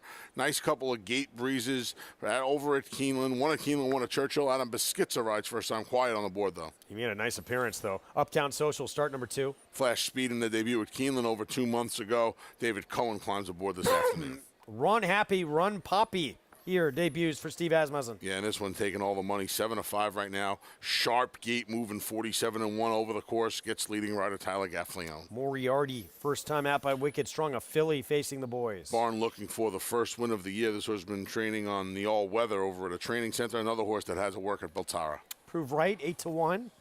Second start for this daughter of just son of Justify, who got beat just a length of 3/4 on debut. And finally, number 10, Tree Pat. John Ennis first up by Tapiture. Dan was unraced, working at the training center. Gets Rafael Bejarano aboard 19-1 right now for this son of Tapiture with 2 minutes to post. Favorite right now, the number 7, Run Poppy. There he is. Son of Run Happy. PA bred. Tyler Gaffleon. Let's send it down to Paul Duca. He is down at Churchill. Give us some more info on the juveniles. Hey, Paul. Thanks, Big A. Yeah, you're talking some horses that are not bred in the state of Kentucky. Start with the one, John Gray, an Ohio bred that ran a very good race last time out against Undelay. I will say it was in the same condition. That's why you see maiden special weight for $66,000. This is a condition, if you are an aid or sold for $45,000 or less at a sale, you can enter in the spot. Now, it was a very, very good effort for Jeff Angler. Mitchell Murrow gets aboard. I thought that this gray originally by Bolt Dioro, out of a Too Much Bling mare, he is a roan, so obviously he gets the gray from Too Much Bling, but should show some speed in the rail and definitely is one of the players. The 3 in here, Book of Kells, this is a horse that, ran against maiden special weight open company horses that were $500,000, $600,000 purchases, didn't show much, then dropped, and then got claimed by Michael Tomlinson. I thought he looked tremendous on the racetrack. I think he could be an upset special. Now let's get to the 7, Run Poppy. We saw in the last race of Steve Asmussen's horse act up. The 7 was inches away of getting scratched out of this race. Tyler Gaffleon with unbelievable horsemanship. The horse reared up completely on his back legs and almost flipped over. The shank sort of got away from the pony. Then Tyler was able to get him gathered. Now, since then, he has looked unbelievable. He is physically bigger and stronger than the rest of this group. I just hope he hasn't run his race. For the horses that have run their race, the 5 in here, Smart Prize, was acting up very studdish. And the 9 in here, Prove Right, out of Justify, was trying to prove a lot of people right. If you get what I mean, he was that studdish in the post parade. All right, Paulie, thank you. There he is, Giovanni Franco. Jimmy Chapman, start number 2 for this son of Justify. Triple Crown champ. He's really the best, Paul. He's so great. John Gray proved right. They were in the same race. John Gray ran second. Proved right ran fourth. Yeah, I don't know about this race, Greg, to be honest with you. This horse, John Gray gets me 3/4 of a length. Proved right's making up some ground late in the game. I don't know if I really want anything out of here. Kind of a slow race. I made a mistake earlier at 16, just 18 days ago. My math was off. Yeah, I don't know. I don't like when they all bunch at the wire. That's something our colleague Andy Serling brought up to me one day. I never really thought much about it, especially in dirt races. You see these horses like they're clumped at the line. You don't really want them. Well, again, as our colleague Tom Amos says, a lot of times the most improvement you're going to see is that first to the second start. And that's the second start for both these two coming up. Even money on the 7. Run Poppy, they'll run Happy. Let's go to JK for more. Yeah, look, I think this horse makes some sense. If you follow Steve Asmussen's training, you know that unlike some trainers, he doesn't work his horses particularly fast in the morning. He keeps them in the bridle, very slow works. He'll have champion sprinters work 51-second four furlong works in the morning just to keep them in shape, keep the maintenance there. He doesn't really train them very hard in the mornings in breezes with fast times. If you look at the 7 Run Poppy, this horse was a bullet last time. And out of 37 horses from the gate, this horse obviously is fast to be able to kind of run through Steve's training patterns. I think the 7 Run Poppy's drawn well. You get Tyler Gaffleone, and I love the fact that this horse has an extremely fast work because that's not how Steve trains him. So this one must have ability. Even money right now being bet like it. Let's go to Travis Stone for the call. Leave him out. Yeah, you can't come. Here's 5. Let's back here. I got put the 4. Let's scratch mine. I got the 13. I got the right here. Down here. Back number 12.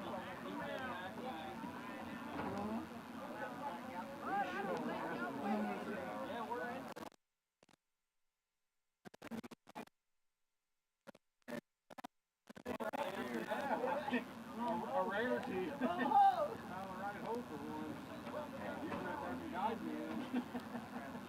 Hey, dude, you got to move the pads over?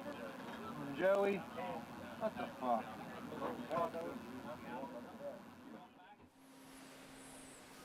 So horses, as you see, being backed out of the gate, including that 7 Run Poppy, that short price, 3-5 on the board right now. Wow.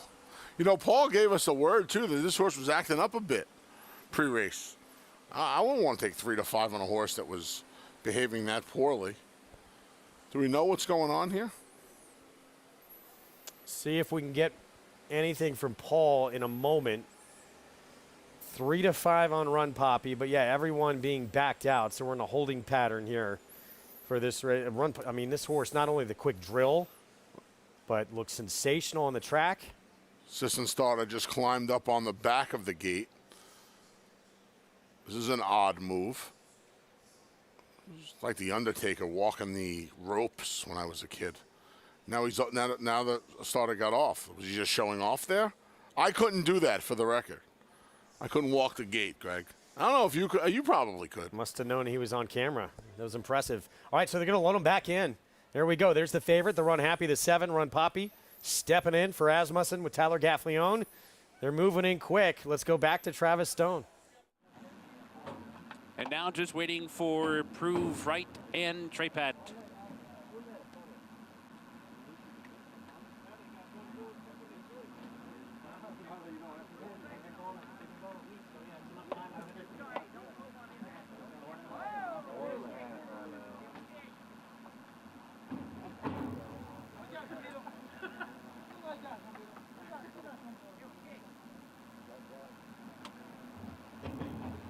They're in the gate. And they're off. John Gray hustled hard for that inside post. Hard ridden indeed, and speeds off. John Gray in front by 3 in the first few jumps. Prove Right comes on to grab second. Uptown Social away third. Cinch Up is racing fourth. Trapet is on the move quickly. Trapet up into 4th outside. Farther back in the field, Run Poppy comes away 6th. 5 lengths back. Book of Kells is now 7th. Moriarty's in 8th. Smart Prize is on the move from 9th. eased out of the race. Loudmouth Soup. So round the far turn, they rocketed through that quarter in 22-1. And Prove Right has come on to take the lead. John Gray trying to keep pace toward the rail. Trey Pet is right there. Uptown Social in behind. 5 lengths back to Run Poppy, who's 5th. And Smart Prize comes up on that one's outside. 1 furlong to go. Prove Right comes away with the lead and is in front by 3. Smart Prize is closing in. Run Poppy's on the scene late. John Gray back to 4th. Down to the wire. Prove Right in front. And the winner. Prove Right by 3. Run Poppy got 2nd. Smart Prize was 3rd. And John Gray checks in 4th. Prove Right, 2nd start with the win here. Giovanni Franco's got a couple over the last couple of days. Gary Stevens guy, well done for Jimmy Chapman. Far more professional today. Greg broke more alertly, was able to engage earlier, and last time out was trying to make up ground at this part of the racetrack at Churchill Downs 18 days ago. Today, maintaining a daylight lead, 3.5 lengths under the line. Son of the Triple Crown champion, Justify, breaks his maiden start number 2. One of the most brilliant runners we have in the game right now. Life is Good is the classic still on the table. For this speedy Life is Good, we'll tell you what's next for him. We're going to see him next weekend here in New York. Stay tuned. We'll be back. He was just put together like a machine, and he had a great mind. Everything about him was what you'd want. Tis the Law pops the cork in the champagne. Tis the Law is going to win the first leg of the Triple Crown. I've never seen him get tired. Respect the law. Tis the Law. His structure is just perfect. His bone is perfect. He's left the others behind. He's going to win the Run Happy Travers. He's everything you would look for in a horse.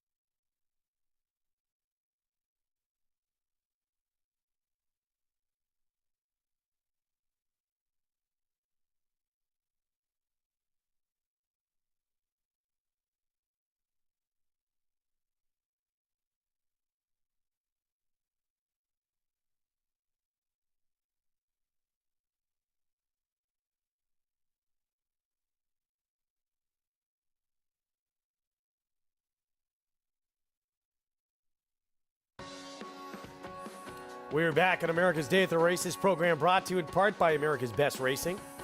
For the love of the race, visit americasbestracing.net today. Prove Right, 2nd time out, son of the Triple Crown champ, Justify. Breaks his maiden for Jimmy Chapman with Giovanni Franco. Yeah, nice effort today. Again, more alert. See these horses get that routine improvement 2nd time out, right? And that's exactly what happened with him today.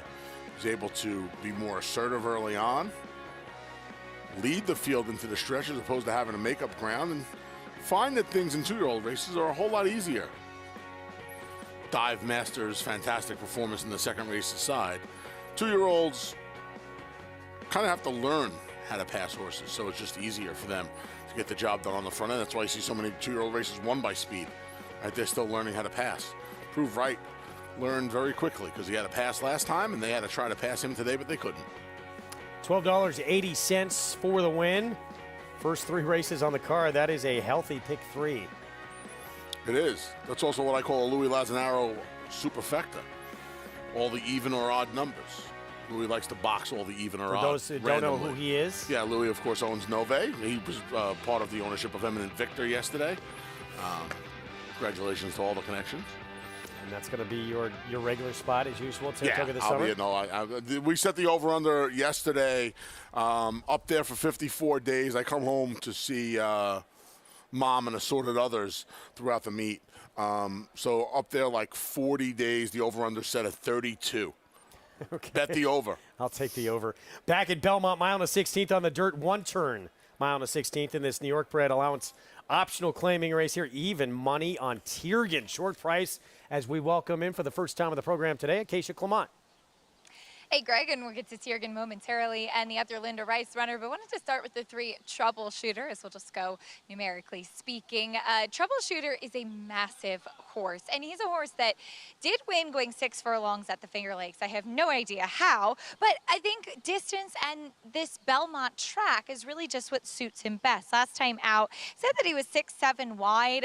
Yes, he was off the rail, but that was kind of in the stretch. I don't think it was a wide trip that really impeded him. He just looked like he was towards the back and kind of dropped back, no real finish on him. But he's a horse that I think also does need to race into fitness a little bit. He does look stronger today. And again, there's just so much of him. So he's a horse that I think has the ability to be a little bit more forward. And I think this mile and a 16th at Belmont should actually suit him quite well. The number 4, Tiergan, your favorite for Linda Rice, as he was 3rd last time out with a stalking trip. This was a horse that, yes, he's one who will stretch out in distance today. Also something that I like for him. He's also a massive horse. It's a long way to the ground with horses like this, but he's very sharp. He's on his toes. He's forward. And I think that that's something that cannot be his undoing sometimes. He could get really hot and washed out. I'll watch him on the racetrack as it is a very warm day, as you heard Richie say, but he's not doing too much here in the paddock. He's keeping himself a little bit more contained. The number 6, Prince of Pharaoh, stretches out in distance, and he just has the complete opposite demeanor of his stablemate. He's always quiet and laid back in the paddock, but he is a horse that has some speed too. He sometimes will perk up a lot on the racetrack, so I'll watch him there too, because he could be one who, tactically speaking, has an advantage with his running style from the outside as he stretches out in distance. It will be the furthest that he's ever gone. I think it's a little bit of a stretch for him physically, but again, with maybe his forward ability, that'll help him to get the trip. Greg? All right, Acacia, thank you. We're going to have the post parade when we come back. Race 3 when we return from Belmont.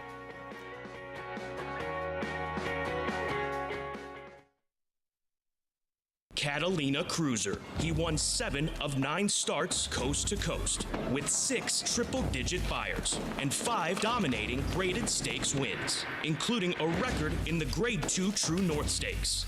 A son of leading 5th crop sire, Union Rags. A $370,000 yearling with an imposing physical and one of the best of his generation. There's only one Catalina Cruiser, now standing at Lane's End. Who you betting on? How about an app created specifically for horse racing? Nairo Bets. We specialize in thundering hooves, fist pumping, and boosting your bankroll with robust weekly promotions. And offer betting tips from actual horse racing experts. Bet all day and night, nationwide. Get the action and thrill of horse racing with Nairo Bets.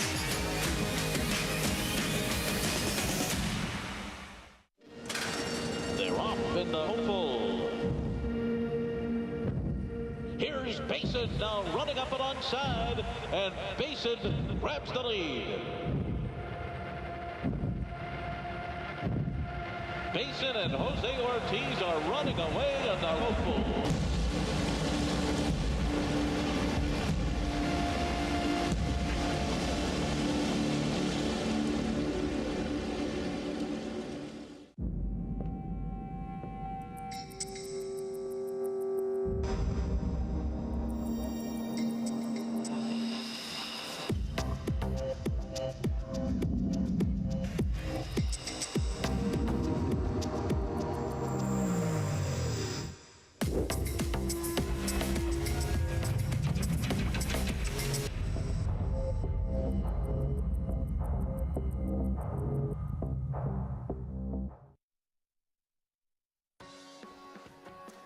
We're back on America's Day of the Races. Good to be with you on this Sunday afternoon from Elmont, New York. Live coverage from Churchill Downs as well.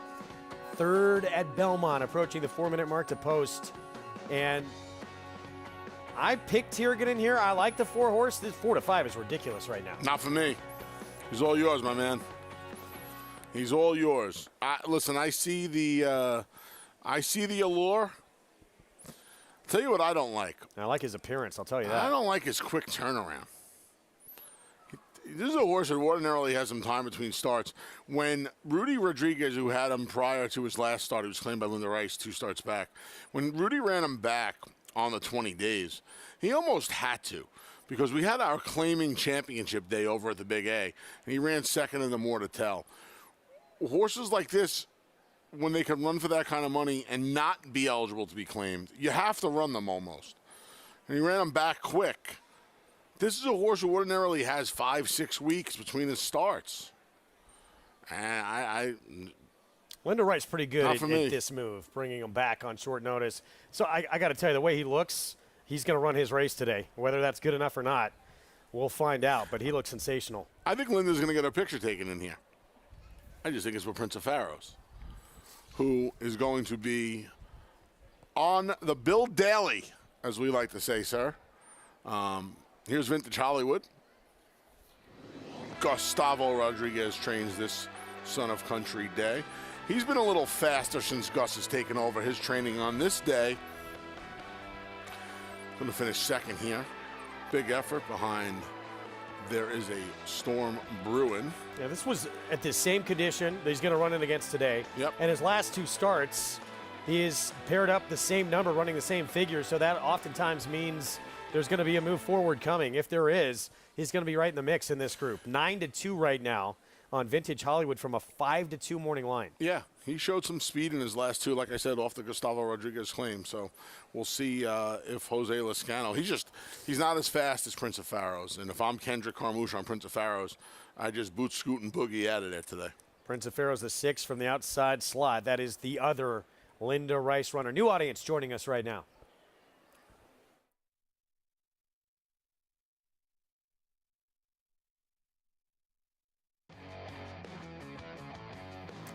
Welcome to those just joining us on Bally Sports Southern California. Those already with us on FS2. You're watching America's Day at the Races on this gorgeous Sunday afternoon here in Elmont, New York. Live coverage from Churchill Downs in Louisville as well. Greg Wolf, Anthony Stabile, the rest of the crew with us as well, who will bring in throughout the program. Right now it's race 3 here in New York. Our feature today, for those just joining us, that Dancing Renee or Bank Sting will look to collect a 5th stakes victory of her career. Yeah, looking forward to seeing all the New York bred fillies. As a New York bred myself, I'm looking forward to seeing the New York bred fillies and mares in action later on this afternoon. 4-5 favorite in this third at Belmont. Tiergan, who was the morning line favorite, is the one to beat. That price is getting pretty low, though. Jonathan Kinchin, your thoughts? Yeah, I mean, I wanted to pick the 4 Tiergan. I think this is the most likely winner of the race, but the price is a little bit too short for me. I'm going to go towards the outside with the 6 Prince of Pharaoh's. So horse that ran extremely fast last time in the early portions of that race. Now, that was going 7 furlongs. They're going a mile and a 16th here today. I'm just hoping for a more efficient ride from Kendrick Carmouche. Try to ration that speed, save a little bit for later. Has the tactical speed to be able to get into position, that nice stalking position that I love at Belmont Park, sitting towards the outside, maybe 2 or 3 wide, or if they happen to try to want to make the lead, I just don't. This horse used to have that type of speed, but doesn't necessarily have it anymore. So I'm hoping that the 6 Prince of Pharaoh's can sit into a nice spot right on the outside and then pounce when ready. And basically, I like the 3-1 a lot better than the 4-5 on Tiergan.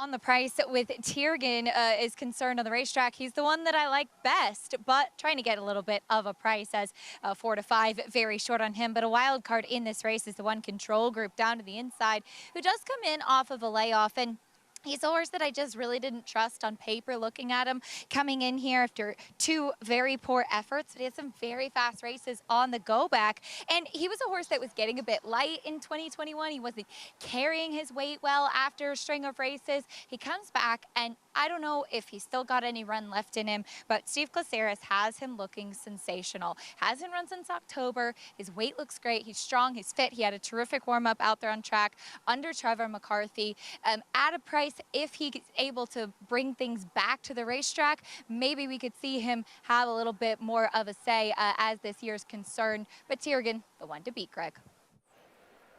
Acacia, thank you. Yes, he is 6-year-old, second off the claim for Linda Rice, the 4-5 favorite. I know he's 4-5. This tote board is pointing you to Prince of Pharaohs. Sorry. No other way to look at it.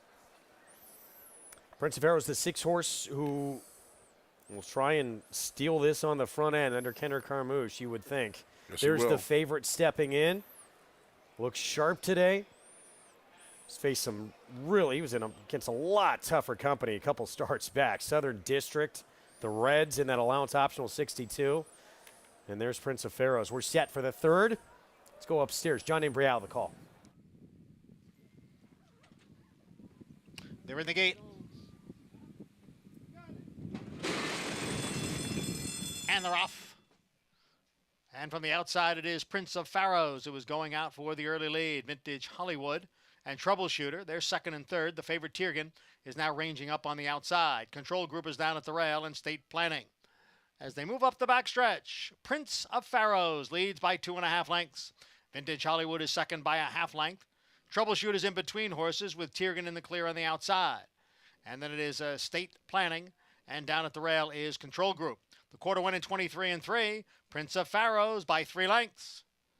Vintage Hollywood runs in second. Tiergan is third now by a head, with Troubleshooter running in fourth. Control Group down at the rail, and State Planning now advancing on the extreme outside.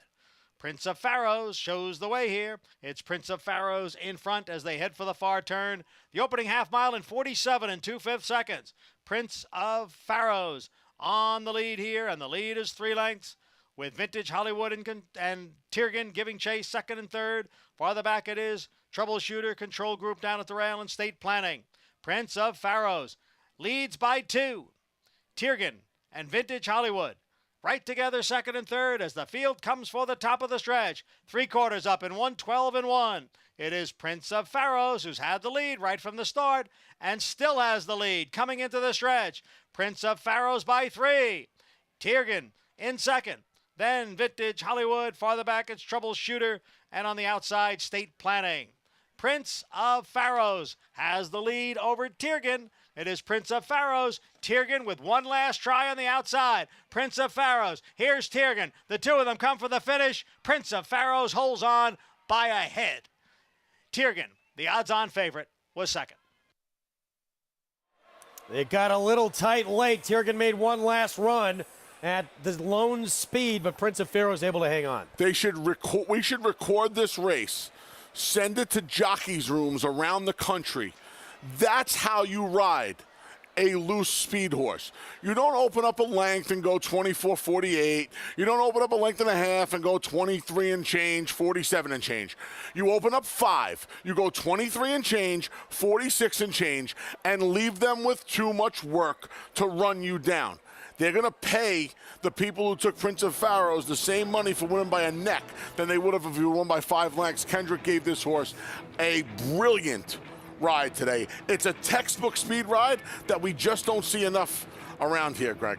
Yeah, masterful from Kendrick Carmouche. Tiergan put in a late bid, but just runs out of room. Linda Rice, the other Linda Rice, as she runs 1-2 in this race. The better price at 3-1 with a victory here, an upset of a 4-5 favorite. Tote Board was telling you, too, that this pace dynamic, it wasn't just what you were looking at on pure past performances here. This horse was going to get loose today, and Kendrick rode him like he was the loose speed. 23 and 3, 47 and 2, 112 and 1. When he turns for home with a 5-length lead, Tiergan's probably a more talented horse at this distance, but he has such an advantage with that margin. I'll put it to you like this. The 5-length lead is basically a second. Tiergan had to outrun him for a full second to beat him today. And that's going to be really, really tough to do with that kind of a lead. So Prince of Pharaoh's Kendrick Carmouche, Linda Rice 1-2 here in the third. Prices when we come back. We're going to take a break. When we return, Hall of Famer, indeed, gearing up for a big summer. The ultra-talented life is good. We're going to see next weekend. He's got the Belmont Stakes first and second place finishers with Mo Donegal and the Philly Nest with some big spots ahead as well. Catholic Boy, one of only 3 American 3-year-old colts in history to win Grade 1s on both dirt and turf, including the Immortal Secretariat. A 6-time graded stakes winner from ages 2 to 4, he was the fastest 3-year-old of his crop over 10 furlongs. Now his progeny are bringing top dollar in the sales rate. Dual surface Grade 1 winner Catholic Boy, standing at Claiborne Farm.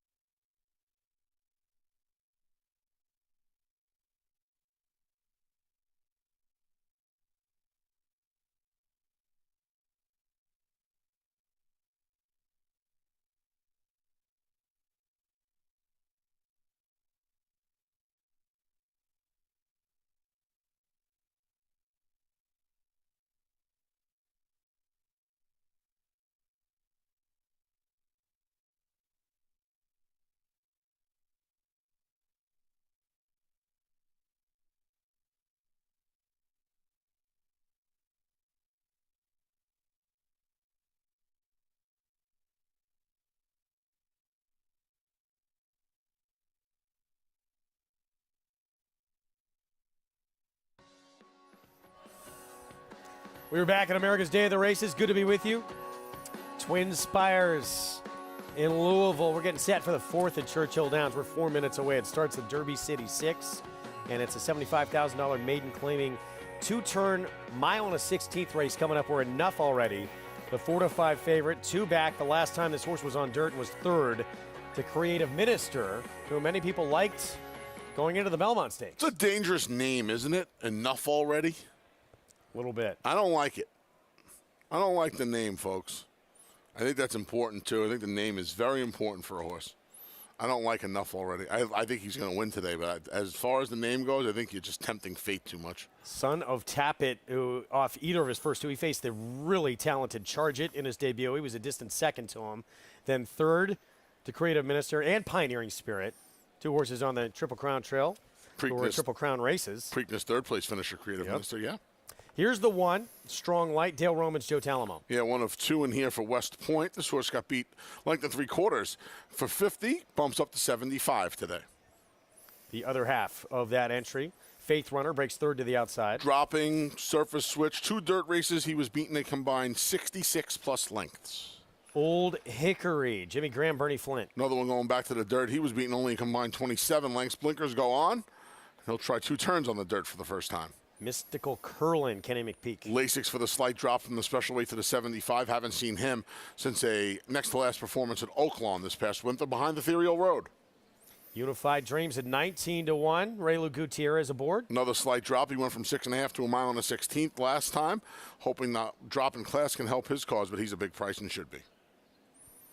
Beyblader, Arrogate 3-year-old, just claimed by Chris Hardman. Yeah, first off the claim for a guy who wins it right around 25%. Source made up some ground, 2 starts back early in the stretch.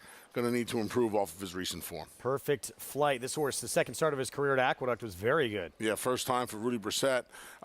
Gets the Lasix again. Hasn't been seen since being eased in the mud over at Aqueduct back on January 2nd. Mucho Mojo. Steve Asmussen and Brian Hernandez Jr. first on dirt. Yeah, first time on conventional dirt. This horse has tried both the Tapeta over a Turfway, the turf last time. That turf effort was good last time. He made a sneaky big move in the stretch. And deserves to be the heavy favorite in here. Todd Pletcher, enough already with Tyler Gaffleone. Yeah, kind of protected him for $75,000. He's running for a tag, but you don't often see maidens claim for this price. He ran against he finished second to Barnmate Charge It. Then he was a good third to Creative Minister, making up ground in that start. Tried the turf last time. Now he's in for the tag. I'll say this, Greg. I like this horse today, but off of his 2 dirt races, the switch to the turf last time made very, very, very little sense. And now off the turf race, he's right in for the tag. I think he's going to win because I think he found his friends today, but I think it's all very curious. 3 to 5. There he is getting a big warm-up under the meet's leading rider, Tyler Gaffleone. Speaking of Todd Pletcher, trainer of this horse, the Hall of Famer, one of the all-time greats in our sport. He's got this guy on the comeback trail. Life is good, pointing to next Saturday's John Nehrude here in New York. It's rare you see a horse of his caliber go from a race like the Saudi Cup, the Middle East, come back here and run in a sprint, right? The initial plan was to get this horse around the classic distances, and now all of a sudden, your first start back, you're going to sprint. Curious to see. I'm just looking forward to seeing him. I think he's one of the most talented horses, not just now, but we've seen in the last probably dozen years or so.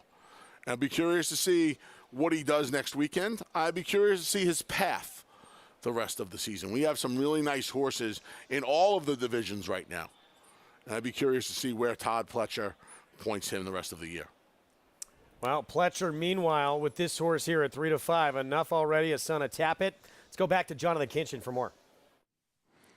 Well, I just wanted to add a little bit about Life is Good. I just wanted to put it on record that I think I would give my pinky on my left hand, probably not my right hand because I write with that one, but the left pinky to see Life is Good and Flightline get in the gate together. So I'm not saying if it happens I'm going to give it my pinky. I'm just saying that I would have a conversation about it.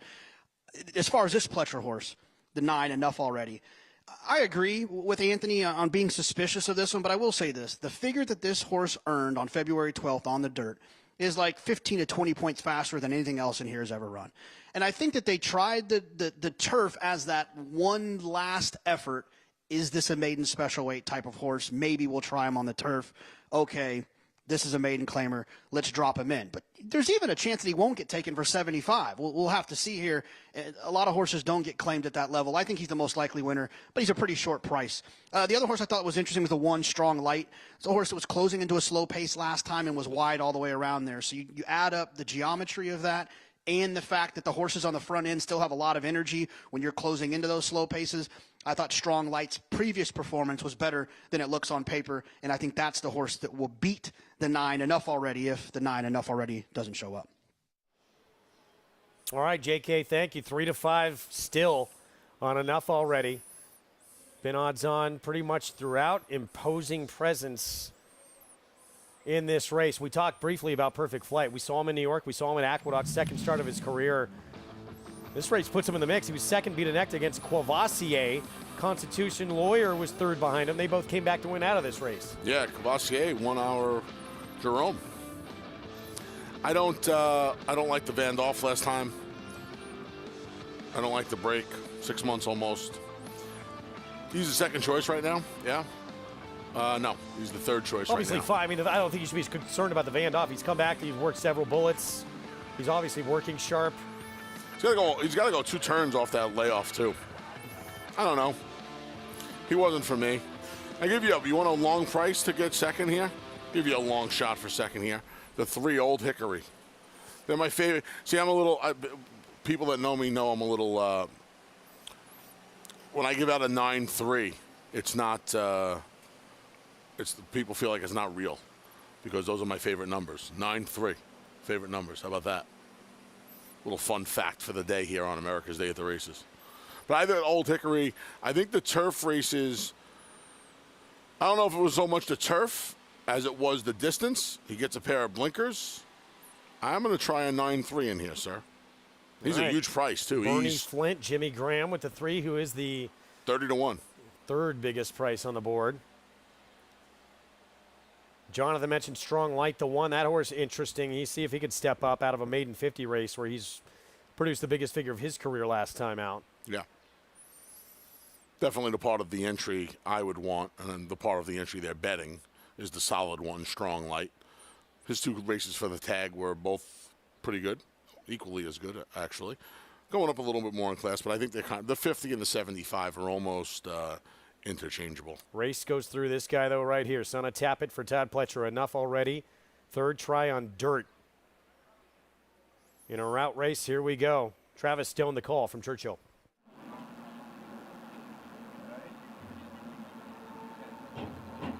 They're in the gate. And they're off.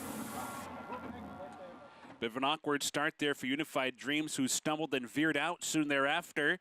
Old Hickory bounces out near the front. Perfect Flight is there. And Mucho Mojo on the far outside. Into the clubhouse turn, and Old Hickory up against the rail is setting the pace. Perfect Flight's going to stalk from second. Mucho Mojo 3 wide, racing up into third. Mystical Curlin keyed up inside, while fourth. Unified Dream settles into fifth. Beyblader over to the inside, reserved, while sixth. Faith Runner in the clear, moving along from seventh. Enough already is all the way back in eighth, just ahead of Strong Light, who is the trailer. Pretty tight pack down the backstretch run after a moderate opening fraction of 24 and 1/5 seconds. Chasing Old Hickory, the leader. Here comes Mystical Curlin. With a decisive move down the backstretch run, Julian Leperoux sends him up on through, and they grab the lead with 4 furlongs to go. Old Hickory forced to move with that one, and so now these two are head and head onto the far turn, and Perfect Flight with a perfect stalking trip just to their outside in third. Beyblader comes off the rail. Beyblader are rallying fourth on the far outside, and Strong Light is coming on too. Strong Light angles to the outside as well. They hit the top of the stretch. Old Hickory trying to hang in there. Perfect Flight, Mystical Curlin, the 3 of them off the turn. Beyblader trying to come on from fourth. Strong Light fifth. 1 furlong to go. Perfect Flight is roused to the lead. Perfect Flight takes over. Old Hickory fights on. Good effort there. The rest with work to do. Everyone chasing Perfect Flight. Perfect Flight wins it by 3 in the end. Old Hickory had a big price, held second. Strong Light was third, and Beyblader fourth. Perfect Flight had that big effort we showed you at Aqueduct against a couple of next out winners, including the Jerome winner, Courvoisier. He gets the win. The big favorite, a no-show here. Yeah, did not break alertly under Tyler Gaffleone, who just tried to save some ground there. He's going to wind up passing some horses to finish fifth, I believe. Perfect Flight gets a great ride by Florent Giroux just behind the speed here. Old Hickory went to the lead here. What a good effort out of him at almost 30-1, yeah, 28-1. Thanks. He ran well. He had to deal with a middle move from Mystical Curlin. But, yeah, he was able to get the place money there. Great setup for the winner and a good ride by Giroux. Perfect Flight, 7-1 with the win, beating an odds-on favorite at 3-5. We're going to take a timeout when we come back. Another Todd Pletcher horse, St. Tappet, with a big pedigree, making his debut.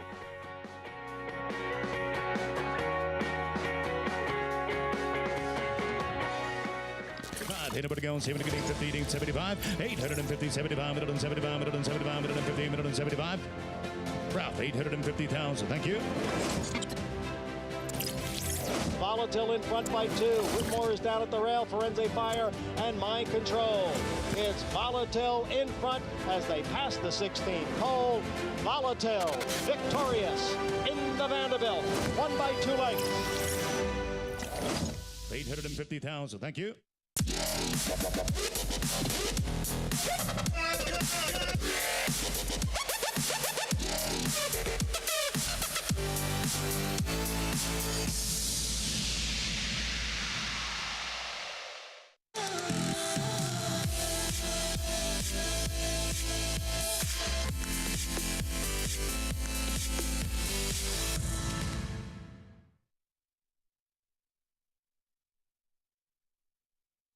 Spun to Run. In the Breeders' Cup Dirt Mile, he defeated a loaded field that included multiple Grade 1 winners Omaha Beach and Improbable. His brilliant speed figures were among the fastest of any 3-year-old at a mile or more. And he hails from the legendary Danzig sire line. Multiple graded stakes winner, millionaire, Breeders' Cup champion, Spun to Run, standing at Gainesway. Racetrack Television Network brings you every race, from every track, on every screen, every day. With monthly packages starting as low as $5, RTN gives you great value and access to more live HD streaming and race replays than anyone. Visit RTN.tv today to sign up and watch on almost any device, including Roku and Amazon Fire. RTN has packages that start at $5 per month.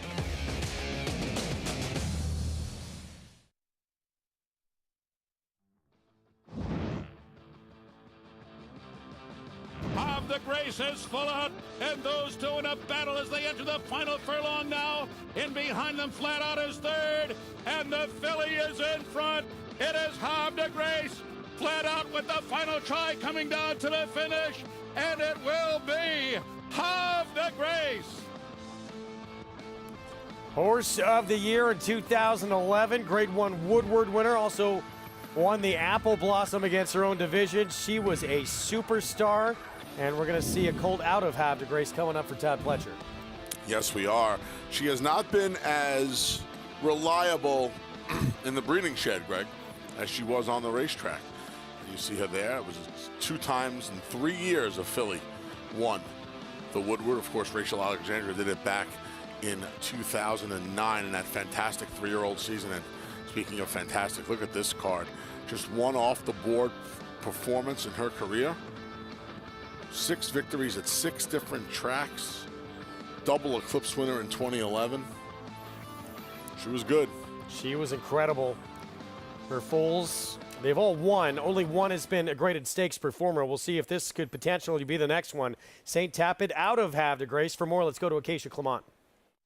And I have had the privilege of seeing all of her foals on the racetrack, as all of them at one point started down in Florida with Ralph Nix and have run up in New York as well. The most proficient in the family is Graceful Princess, who did win the Molly Pitcher, won with Todd Pletcher in the second half of her career. Now, this colt debuting by Tapit, as there have been 3 other foals also by Tapit, one by Warfront as well. This one by Tapit, pretty sharp in here in the paddock, as the other foals have been. And while there haven't been first out winners, except for Graceful Princess, most of them have run pretty well in their first start, and maybe getting a little bit more distance as well. I don't mind starting here at the 6.5 for this guy. I actually think it suits him quite well. He's not a bigger type. He's very fit, very athletic, and on his toes heading out. I think that this is actually a good spot for him. The 5 Golden Alchemists will focus on the first-time starters. Colt by Nyquist, who was sold as a yearling, has a really dominant presence to him.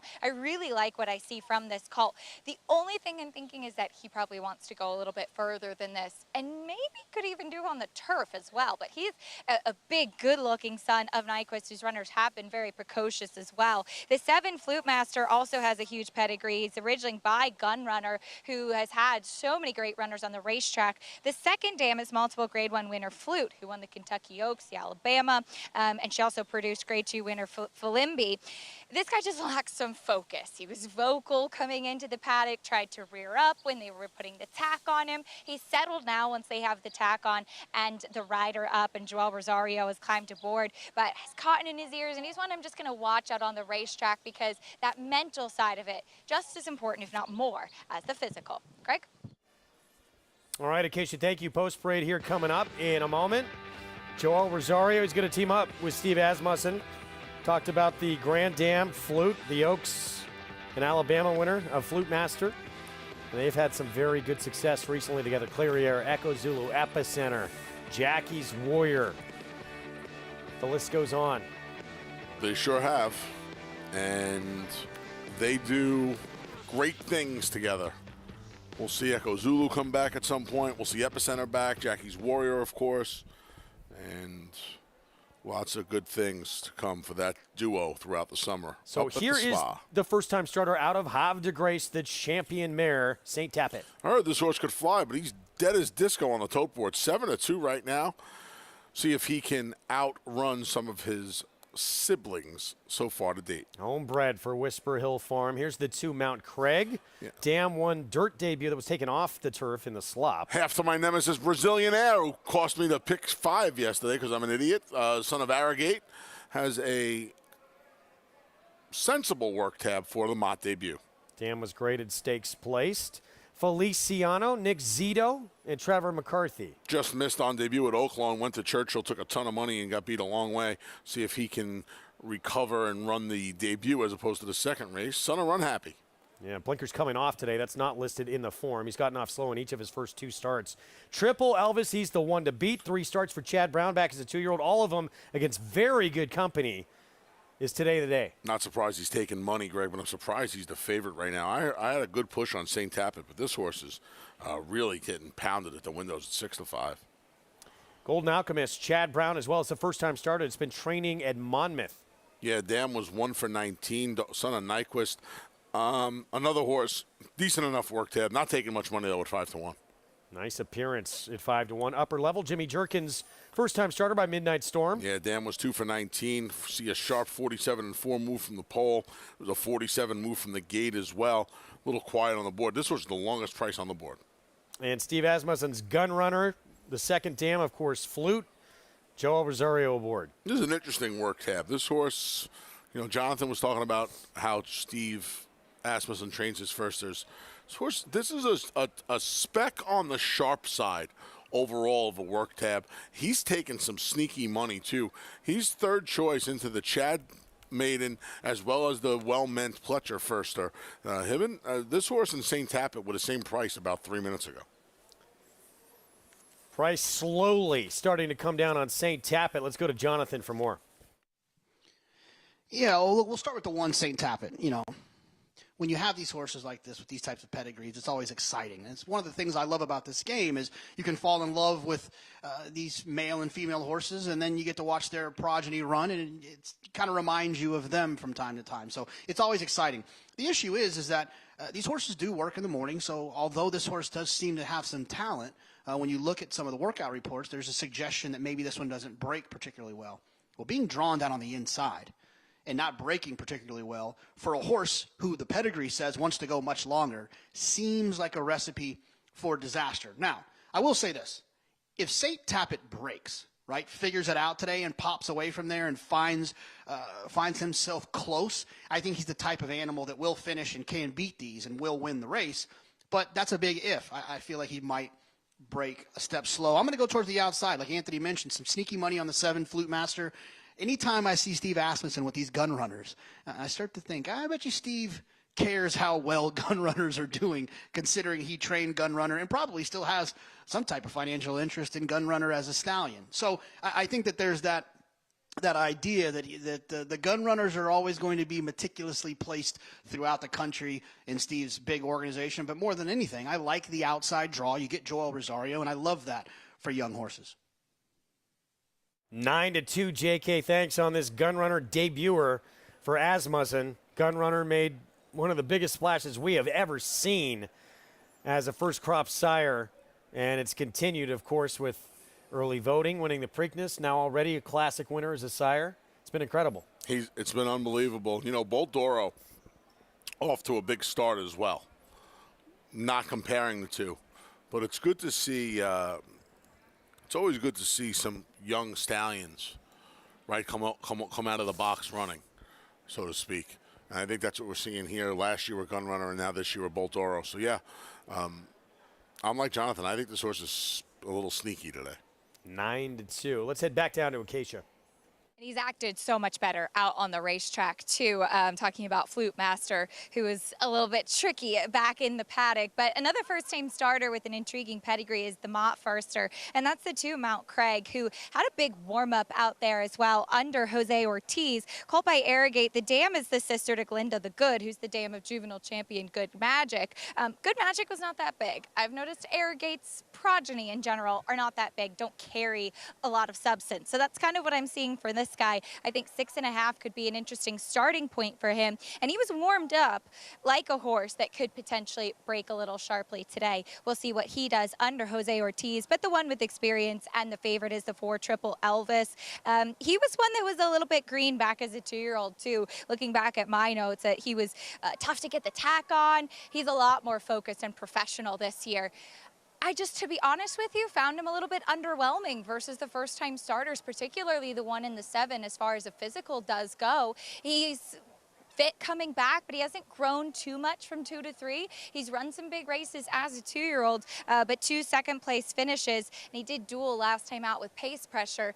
He could win at a shorter price. I just thought that the first-time starters starting their career here were a little bit more intriguing versus one already exposed as a 2-year-old, Greg. All right, Acacia, thanks. Let's keep in mind who he's faced. Triple Elvis faced Major General in his debut. He would go on to win the Grade 3 Iroquois. He was second in the Lexington. Then he faced Verratti, who was second to one of the better sprinters in the country right now, a horse named Conager. And this is how sharp he can be out of the gate. This was his last start. And he took pressure from Provocateur, who eventually will wind up putting away, wins the battle, loses the war as a horse comes from off the pace to get him. Yeah, He ran well this day. He's run well in almost all of his starts. He took all the money right into St. Tappet. Now St. Tappet down to 2 to 1. This horse, in all likelihood, Triple Elvis will be on the front end today unless one of the firsters comes out of there running. The only other horse that's faced a starter in here, Feliciano, has 0 speed. So you'd imagine unless one of the firsters can test him early, he'll be on the lead in here. He's the 3 to 2 favorite. We'll see if he could take any kind of a step forward this afternoon and get the first win of his career here in his 4th start. Meanwhile, I got to say the other Chad Brown first time of the 5, Golden Alchemist, he actually made a nice appearance here. The son of Nyquist, been training sharp over at Monmouth, but not taking any attention on the board. No, very quiet on the tote board for him. Very quiet. Loading up. There's the Nick Zito runner. Big price, biggest on the board. He has had problems getting out of the gate each of his first 2 starts. Closed a ton of ground in his debut to only be beat less than a length. Yeah, not far at all. First time out, but then he did not back it up with a better effort that came at Churchill. Oaklawn was the debut that was very good. Favorite, it's going to be Triple Elvis again. He should be forward, likely going to be in front. There he is. Can St. Tappet out of the champion Havre de Grace make an impact? More ground, probably better. But we'll see how he fares here at 6.5 furlongs in his debut from the rail. Let's go upstairs. John Imbrial, the call, the start of the pick 6 on our Sunday card from Belmont.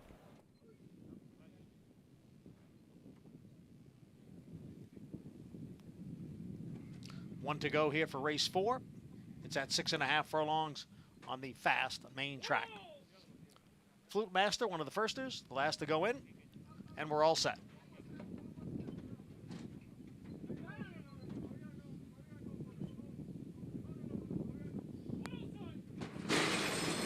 And they're off. A good start for Triple Elvis, who's out for the lead, along with Upper Level. Upper Level goes on with it. Triple Elvis runs in second. St. Tappet down at the rail and gaining ground. And then it's 2 lengths to Flute Master. Right alongside is Golden Alchemist. And then comes Feliciano, and the trailer is Mount Craig. The leader is Long Shot Upper Level in front here by a length. In pursuit, St. Tappet and Triple Elvis, the quarter in 23 seconds. It is Upper Level. Here's St. Tappet now moving up on the outside. Triple Elvis runs in third, 3 lengths to Golden Alchemist. Mount Craig making some progress now down towards the rail. Upper Level and St. Tappet are right together. It is Upper Level on the inside, St. Tappet on the outside. Triple Elvis is tailing off. Mount Craig is down at the rail. And on the outside is Golden Alchemist. The half went in 46 and 2/5 seconds. And here is St. Tappet now to take the lead from Upper Level. St. Tappet's in front. Then Upper Level. followed by Mount Craig, and on the outside is Golden Alchemist. It is St. Tappet who has a 4-length lead. And the first-time starter, St. Tappet, will win his debut under jockey Luis Saez. And it was very tight for second, very close between Golden Alchemist and Mount Craig. Distance that is probably not at all his best. He's going to be better going longer. Had some speed, didn't break as sharply as they probably would have liked. Luis Saez rushed him into contention. Door closed on him a little bit. Upper level came over from the 6-hole and kind of just made it tight on him. Louis took a hold, went around him, cruised alongside, ass turning for home, was able to open up a big lead. Gets the job done. I don't know, Greg, let's call it 4 on the line here. Nice effort, good debut, and like you said, he probably wants more ground than he ran today. Battle was for second, very close there. It's going to take a photo. It's a big effort, first time out for a 3-year-old son of Tappet out of a champion mare. Yeah, nice big white blaze on his face. He's got more white on his face than chestnut. God, I love chestnut horses. Easily my favorite. Easily my favorite color. This horse, I think this horse is going to be A-okay. I think this horse has a bright future. The rumors were this horse could run, and he ran today. He ran well, and he's probably a horse. He's built like he wants more ground. His pedigree tells you he wants more ground, yet he had plenty of positional speed today. We saw a 3-year-old last year for Todd Pletcher. He was a New York bred. He didn't break his maiden until around this time. By the end of the year, he became a Grade 1 winner of the Cigar Mile, American Revolution. Yeah, American Revolution, nice horse. He went the 2 turns on his day, on his return when the commentator didn't go here on Empire Show on New York Bred Showcase Day. We'll see him later on in the year. I like this horse's race today. This was a nice effort. 9-5, St. Tappet. Nice debut for the homebred from Whisper Hill Farm. 1-5-2-6 finish. Prices from this 4th to kick off this pick 6 when we come back on America's Day at the Races. Speightstown, Munning, Echo Town. It's Echo Town for Joe Talamo, and Echo Town raced away, and Echo Town is drawing away in the stretch. Echo Town wins the Allen Jerkin Stakes. A sire line so prolific it repeats itself. Echo Town.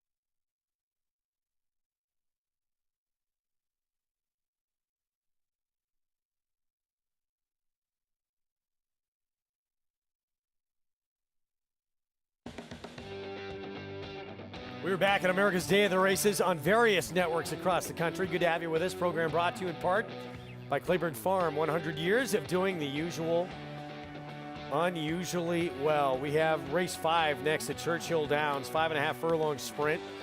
Allowance optional claiming field, getting set to come onto the track. We talked about Nakatomi back at the beginning of our program when we came on the air over on FS1. It's going to be his 3-year-old debut for Wesley Ward coming up. He won his debut. Layoffs should not be a problem, you would think. The last time we saw him was a 2-year-old. He won a stakes race at Keeneland. We did. In the slop. Both wins have come in the slop, in fact. That bothers me a little bit, if I'm being completely honest with you, which I never want to be anything else, Greg. Here's Hooper drives the boat. Big price from the inside. Yeah, has some speed. Didn't show it last time. It shows some speed, 2, 3, 4 back. See how much gas Ray Gutierrez uses early with him. Shadow Matter, Dallas Stewart sends out. No speed here. We'll see if he can pick up some pieces. Cuts back from 7/8 to 5.5 furlongs. Does have 2 wins beneath the Twin Spires. Higher standard. He actually won his debut at Churchill. It was in the mud back in November of last year. Yeah, he got the job done at the fairgrounds and an off-the-turf race as well. Ran into the fast Chat-A-Lot back in March.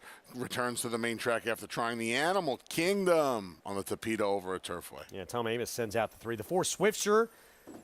He was precocious early, won the first 2 starts of his career. Galloped in his first 2 sprints, came back to sprinting after a failed try in last year's Lexington off a long layoff. He has another long layoff here and a trainer change. Longer layoff for the 5, Wild Poppet. Yeah, hasn't faced a starter since nearly Halloween 2 years ago. 7-year-old full son of Tappet making just the 12th start of his career. Spiteful Sam scratched, and here's Nakatomi at 2 to 5 on the board. That is short. For you die-hard and John McClane fans out there, Nakatomi, the blinkers come off, the LASIK goes in. Son of Firing Line. Wesley Ward so not well having named. a Wesley Ward, yes. Not having a Wesley Ward like meat, if you will. 2 to 5. Have at it, folks. Minute to post here in the 5th coming up. Let's go to Paul LaDuca. Yeah, you're right. 2 to 5, have at it is exactly right, Anthony. And, you know, this is a horse for Wesley Ward that's overcome a lot at the gate. And myself, when I played for the Florida Marlins, when I got traded in 2004 and 2005, when I spent time there, I actually had horses with Wesley Ward. And I always wondered, how come all your 2-year-olds and 3-year-olds and your first-time starters get out of the gate so well? Meanwhile, I'm having a half-hour conversation, and he has a 2-year-old, and he's wheeling this horse in and out of the gate like nothing's happening at all. The 2-year-old taking to his demeanor. All of his first-time starters as well usually just get out of the gate. This has been the difference with Nakatomi. This has been a gelding that the gate has been his problem, yet he's been able to overcome it. If he's able to get out of the gate at all, he smashes this field. And if you look at his numbers, even though he hasn't got out of the gate, his numbers still lay over this field. I was interested in the 2, Shadow Matter a tiny bit. You made a good point, as Shadow Matter doesn't have enough speed, so I think this horse can pick up the pieces. I had this race 7-2 cold, and guys, my apologies to you. I should have said this earlier. Florent Giroux got 2 days suspension, so he is not riding today. Adam Beskica was actually on the winner in the last race, and Declan Cannon suspended for 1 day. So Flo will not ride on Wednesday when we come back at America Days at the races next week. All right, Paulie, thank you for that. And, you know, back to his point on Nakatomi, the 7, who's 1-2 favorite. Long layoff. This is the 3-year-old debut, and the gate problem's one of those. They took him over to Royal Ascot, and he dwelt in the gate, and it was just a complete no-show in the Norfolk. But his numbers, they do tower over this field back from his 2-year-old season. If he moves forward at all, it's going to be really tough, whether he breaks or not, for anyone in here to step up. It's only 5.5 furlongs, which could bode unwell for him, right, Greg? Because if he gets off poorly, he doesn't have as much time. You know, you guys, man, I have never gotten to even share the airwaves with my man Tom Amos yet. No love for our colleague. Yeah, I thought this horse made a lot of sense, higher standard than number 3. What'd you like about him? I thought he has plenty of speed. I think he could sit off if Hooper drives the boat from the rail. I get to say, get rich, bet Mitch. He's 2 for 2, going 5.5 furlongs. He's won at the distance over the track. 6 to 1. This horse is 6 to 1. You know he has a better buyer speed figure than Nakatomi has ever run too, right? And they're both 3-year-olds. Yep, I'm taking some 3s, higher standard. Tom, I have your back. We'll see. He's been off since April at Turfway. He is the 3rd choice on the board right now. That is a ton of money on Nakatomi off the bench. Can he break better this afternoon? It's so strange to see a Wesley Ward runner not break good out of the gate, because that's what he does best. almost of any trainer in this game. And this 2-year-olds, they break and they go. That scares me. Those blinkers on, blinkers off, Wesley talks about it all the time. He likes to keep them focused. That's why they ordinarily break so sharply. And then as they get older, he'll make the equipment changes. Not even as they get older, as they get more seasoned. So sometimes you'll see it in the 2-year-old year. More often than not, he does wait. And some of them, sometimes they keep him on, sometimes they keep him off. He's 1-5 now. Crazy Essentially, price. this race is being bet like it's a walkover. We'll see if it happens for Nakatomi in the comeback race as a 3-year-old, his debut for Wesley Ward in his 3-year-old season. Let's go to Travis Stone.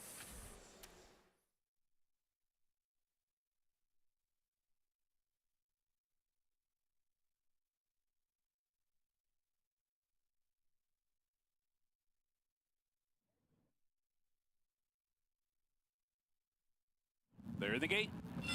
And they're off. Hooper drives the boat, breaks on top. Higher Standard is there. Swiftsure to the outside. Nakatomi was off last, but races up to be 4th. Shadow Matter down inside, moving up from 5th, and Wild Pampas to trailer early. The leader is Hooper drives the boat. Hooper drives the boat, steps out to lead by 2 as they hit the far turn run. Higher Standard on the chase in 2nd, Swiftsure 3 wide 3rd. Shadow Matter tucked away 4th and up close 4th, only 2 lengths behind. Nakatomi's in behind this first flight, only 3 lengths off the leader. 5 lengths back to Wild Poppet. They come for the top of the stretch. Hooper drives the boat, comes wide off the turn. A massive opening down inside for Shadow Matter. Higher Standard is there, so too Swiftsure. And here comes Nakatomi. Coming down the center of the track with 1 furlong to go. Higher Standard, tenuous lead. Nakatomi alongside and right on by. Nakatomi takes over and kicks on for the wire. Clear by a length and a half in the end.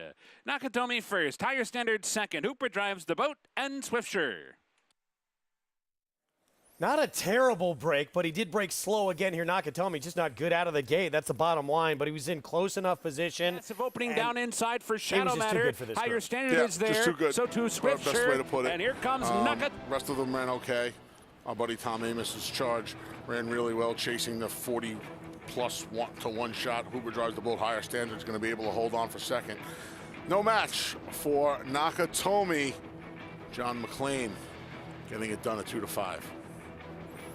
Yippee-ki-yay. 3-year-old debut for Nakatomi. 2-5 in the end is what he goes off at. Tyler Gaffleone for WW, Wesley Ward. And gets it done. It's just never going to be one of those horses that is sharp out of the gate, but it didn't matter here. Ho, ho, ho. Yeah, no, it didn't matter. So he did break better than he ordinarily does, and that could bode well for his 3-year-old season. This might be a story in the making right here. Debut for St. Tappet out of the champion and horse of the year, Havre de Grace, at a distance that is probably not going to be his best. Wins at 6.5 furlongs first time out and got shut off in this race too. Yeah, see Byron Hughes is one of the head assistants for Hall of Fame trainer Todd Pletcher in the winner's circle. Yeah, this was a nice effort. He had a little traffic trouble going into the far turn, I should say, and was able to just shrug that off. And this was a complete effort, Greg. Complete effort. Looking forward to seeing what his speed figure comes back. I know it's not the sharpest final time, but it's a tricky distance to 6.5 going first out. Had the trouble, showed some speed. Nice effort. Looking forward to seeing him at Saratoga in the 8th event. Yeah, that was a big effort. Triple Elvis, just a no-show today. Yeah, he broke, kind of chased, and the rumors about this horse were kind of true. And I think I think St. Tappet's going to be a stakes runner. So we'll see how he moves forward from his debut. I know the barn, from what I was told, the horse can really run. He ran today, and no shame in getting beat by St. Tappet today. Big effort. You and I all done. Feature later today, still to come. That's a Dancing Renee. Can't wait. You like the favorite, right? I like Bank Sting. I believe Time Limit, getting back to fast ground, could be very interesting at a price. That's it for the two of us. Show continues. A lot more coming up. Late Pick 5, approaching the 11-minute mark to post from Belmont right after this with the next crew.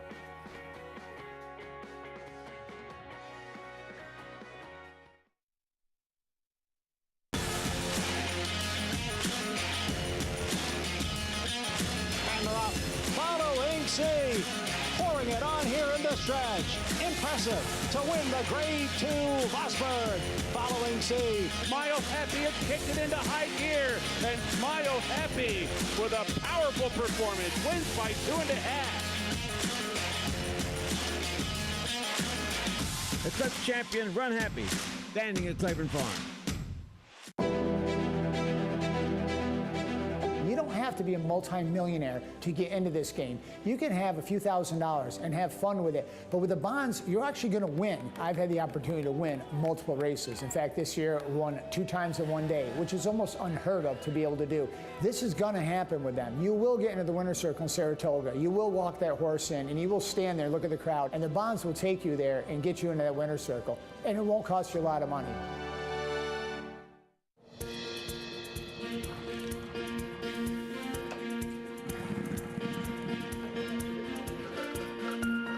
We take pride in what we do.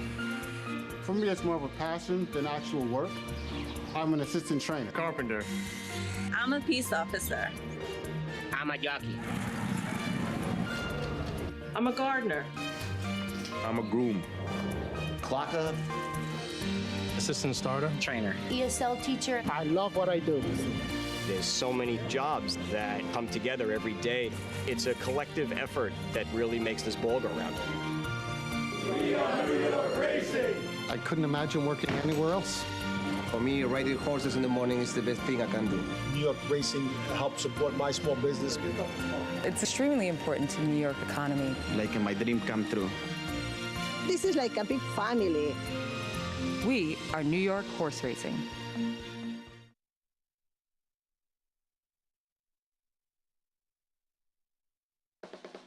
Day at the Races brought to you by America's Best Racing. For the love of the race, check out americasbestracing.net today. Horses in the paddock here for this 5th race, and we'll start to the outside with the horse taking the early money. Coming up from South Florida, that is My Sweet Wife, second off the claim for Peter Waldron. She ran a good race last time out at Gulfstream, but this is actually the type of mare that all winter long, I kept really wondering if the 2-turn mile on the turf was really what she wanted to do. I always preferred her going a touch shorter. I think this 1-turn 7 furlong distance here in New York should actually suit her quite well. She's been kept quiet here in the paddock, in the saddling stall before the tax has come out, but that's something that Peter Walder often does, or typically does, with his runners, and keeping them quiet, keeping them in the saddling stall throughout the preliminary. So that's just a typical of the barn. I'll keep an eye on her on track, but I do like this spot for her. We'll look at a couple of other bigger price runners to the inside. The number 1, Theodora Grace.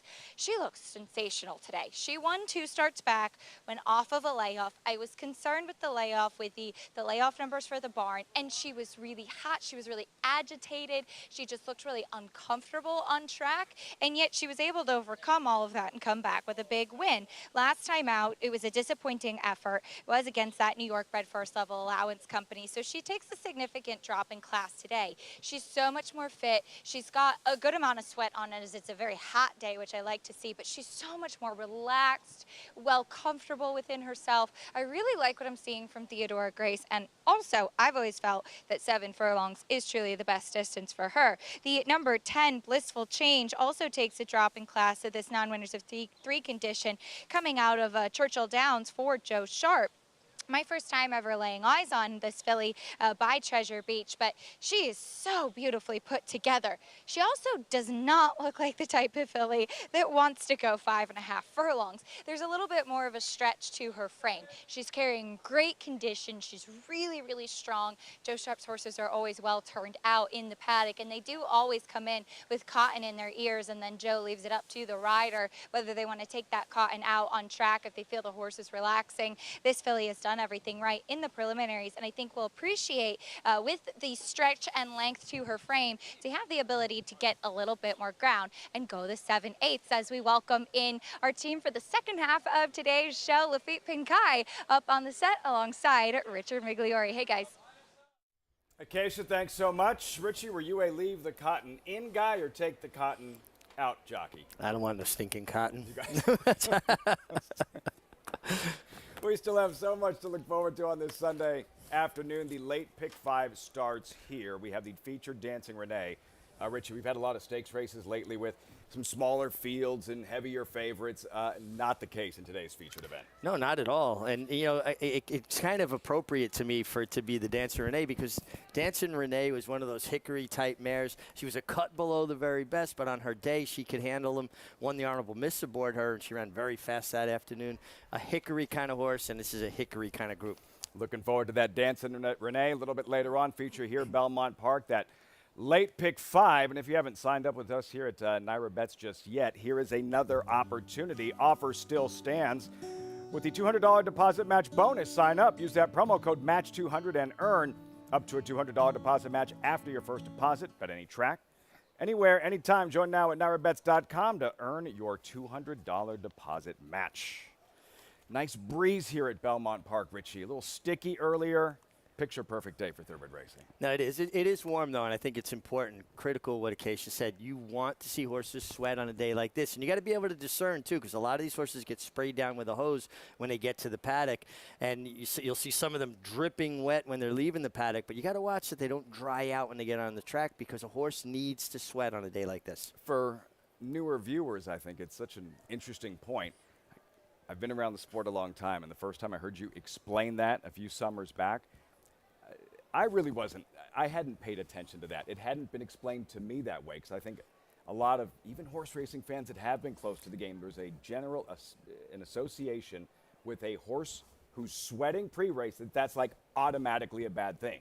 No, and it's not. On warm days, it tells you the horse's natural coolant system is working properly, that they're properly hydrated. Horses that are dehydrated will tend to dry up, and then they overheat. And those are horses that will show speed for 3 furlongs and fade. You want to see a good little sweat on. I'm not talking about being lathered up, Lafitte. Right. But a nice, moist coat that shows you they have a sweat on. And we'll monitor throughout the course of the afternoon. To our viewers on SNY, we will be saying goodbye in a couple of minutes. For everyone else, sit tight. Very challenging, very good late pick 5 sequence starts here. Post-parade race 5, there is Theodore Grayson, leading rider Dylan Davis. It did win off the bench for a barn that doesn't really crank their horses up to win off of layoffs. They usually race into condition. Probably regressed a little last time, could rebound.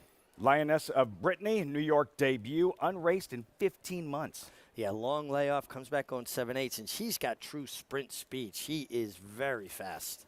Jacadra's Devil, first after the claim, Linda Rice. There she is late on the scene. Yeah, and, you know, sometimes trainers claim a horse with a specific idea about this horse. Obviously, Linda feels turf is going to be a big benefit to this filly.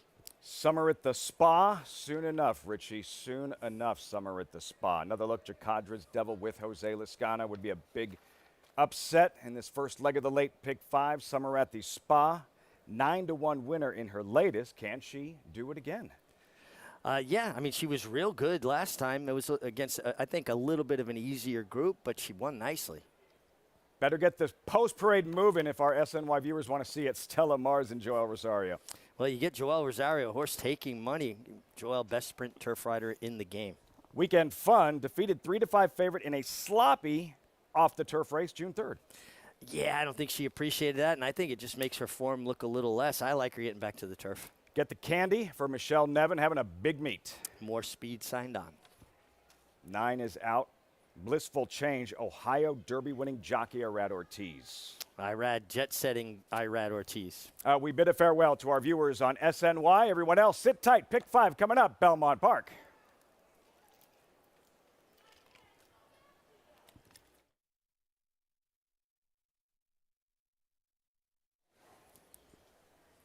Post-parade for this 5th race. Everyone still with us. America's Day at the Races. Acacia Court, Acacia Clement. You're going to have to start, like, tasing me every time I do that, Richie.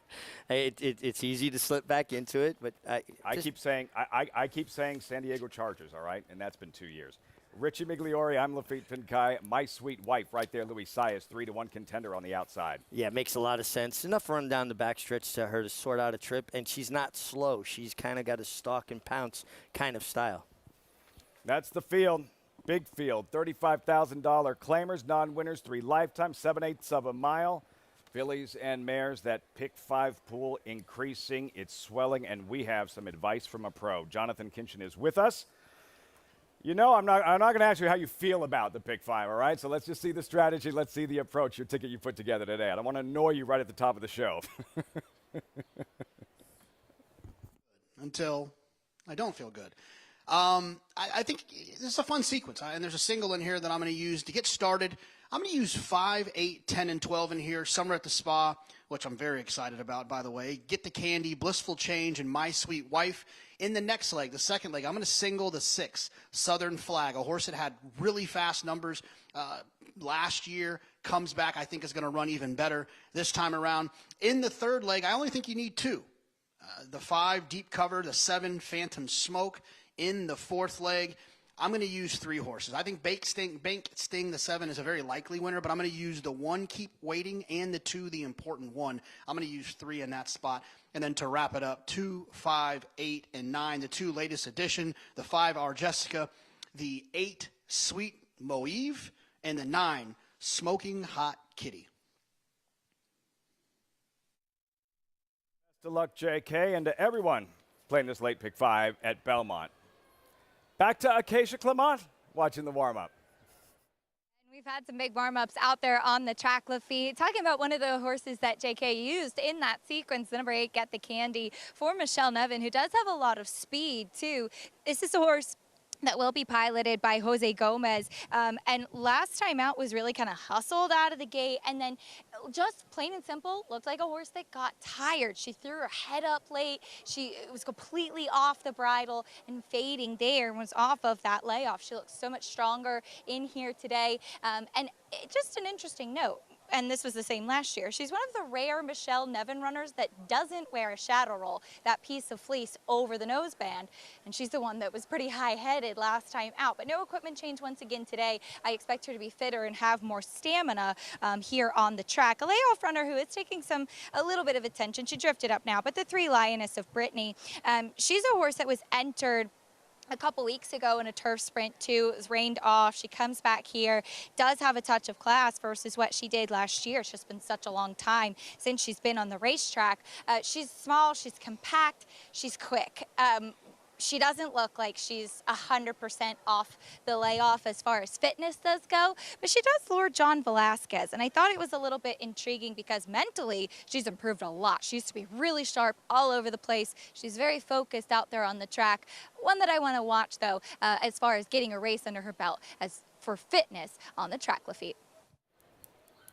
15 months, Acacia. Been a while. Lioness of Brittany, what will she do in her return? Richie, what will Summer at the Spa do here? Who you like at a big price, 14-1 in Manny Franco? I like her because I think there's going to be a hot pace, and she's more of a natural closer. Michelle Nevin has her, and she also has Get the Candy, that's speed. They complement each other's style. Lioness of Brittany, she's got 5 furlong speed. She's got a sub-21 quarter going 5 furlongs. That's fast. That's very fast. And now off of a layoff going 7 furlongs, she's going to be sharp. I mean, I don't see Johnny Velasquez being able to restrain that kind of speed. So I'm counting on things getting a little bit hot on the front end, and maybe a filly that I think is going in the right direction with that last run, 3rd off the layoff now. Maybe she picks up the pieces. Coverage is always brought to you in part by Run Happy, champion sprinter. Always race medication free. Standing at Claiborne Farm, making Little Run Happy's crossing over to the turf course here for this first leg of the late pick 5. 2-1 now. Blissful Change. Irad Ortiz, big day yesterday at Thistledown. 3 wins in Ohio Derby victory. Richie, Blissful Change, if she's going to be effective, where should Ortiz have her placed early? Well, I think she's going to get outfooted a little bit too early. She's faster than my selection, the 5 Summer at the Spa, but she should get a good stalking trip. One thing you know about Irad, he likes to get inside position on turf. He's not a guy that's content parked out 3-4 wide. Part of the reason he wins so many races on grass. Star jockey Irad Ortiz, Blissful Change.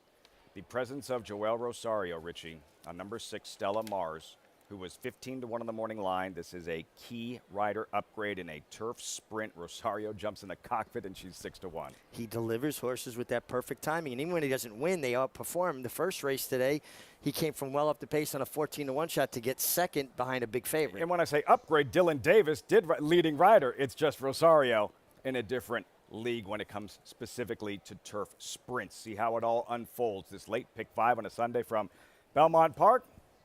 John Embrial standing by. Post time.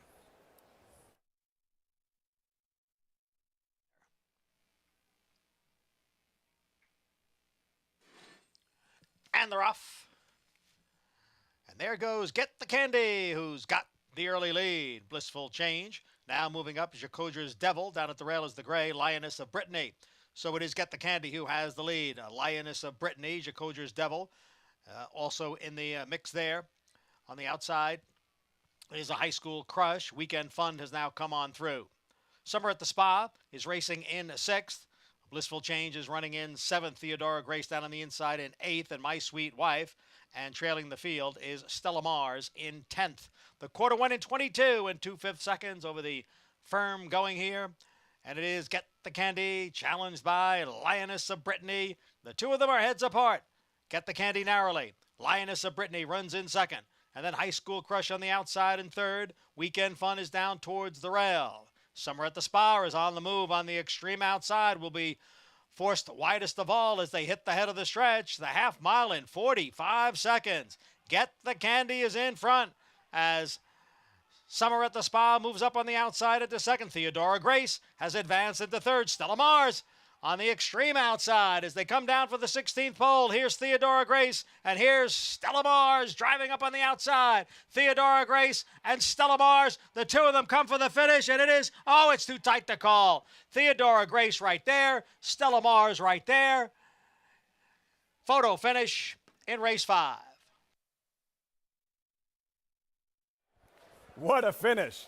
In this 5th race at Belmont Park, Theodora Grace, Dylan Davis, Stella Mars, Joel Rosario hitting the wire simultaneously. Got desperately tight at the very end here. Looked like the one Theodora Grace was going to hold her at bay and then gets one final surge at Stella Mars. Watch this head bob. Inside got all the head bob. I think Theodora Grace.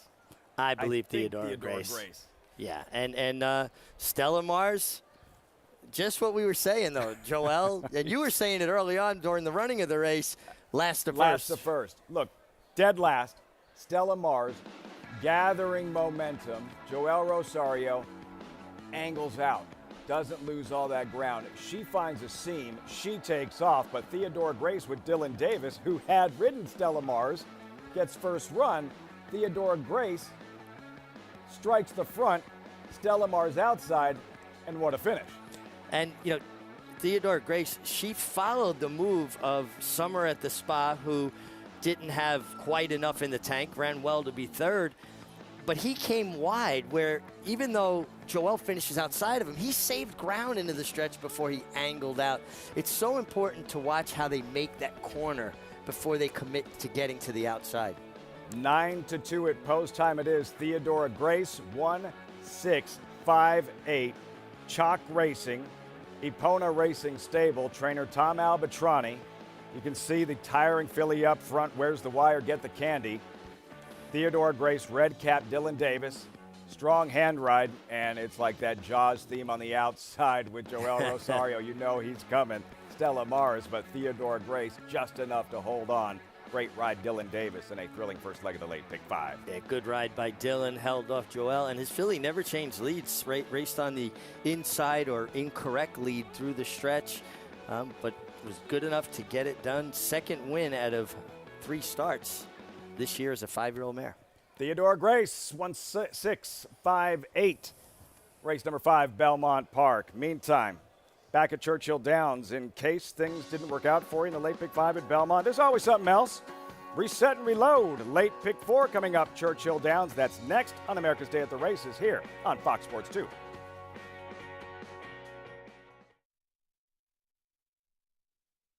The ultimate accolade for a racehorse is to be named Horse of the Year.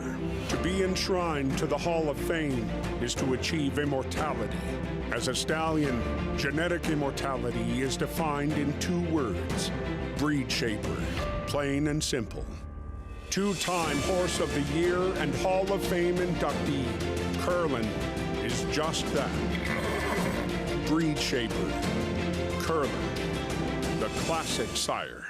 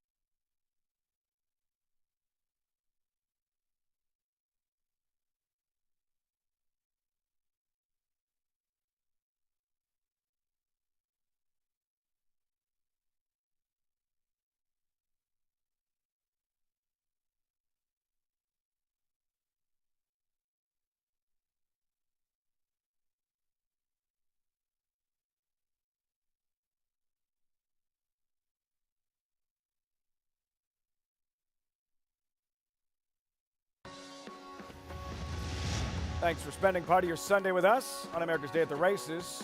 Brought to you in part by Hillendale, Adelapa. Gorgeous day out in Louisville beneath the twin spires at Churchill Downs.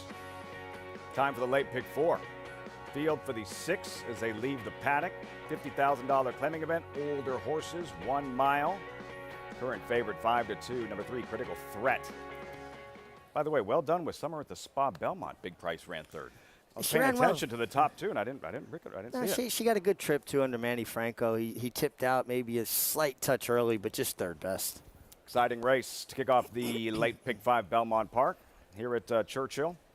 Post parade, and you'll see the favorite now, Kingmeister, at 2-1. 5-year-old gelding by former Kentucky Derby runner-up Bodemeister. There he is. Strong connections. Cortland Farm homebred. Asmussen, Gaffleon. Getting back to the dirt, last time on the dirt at Oaklawn, that race certainly would be very competitive here. Aggressive in the post parade. Number 2, Blue Jays, becoming popular at the claim box. See horses that constantly getting claimed. There's something attractive about that horse. The Horseman. Horse ran a good race last time around 2 turns. Critical Threat. Ricardo Santana won yesterday Chicago with Lady Rocket.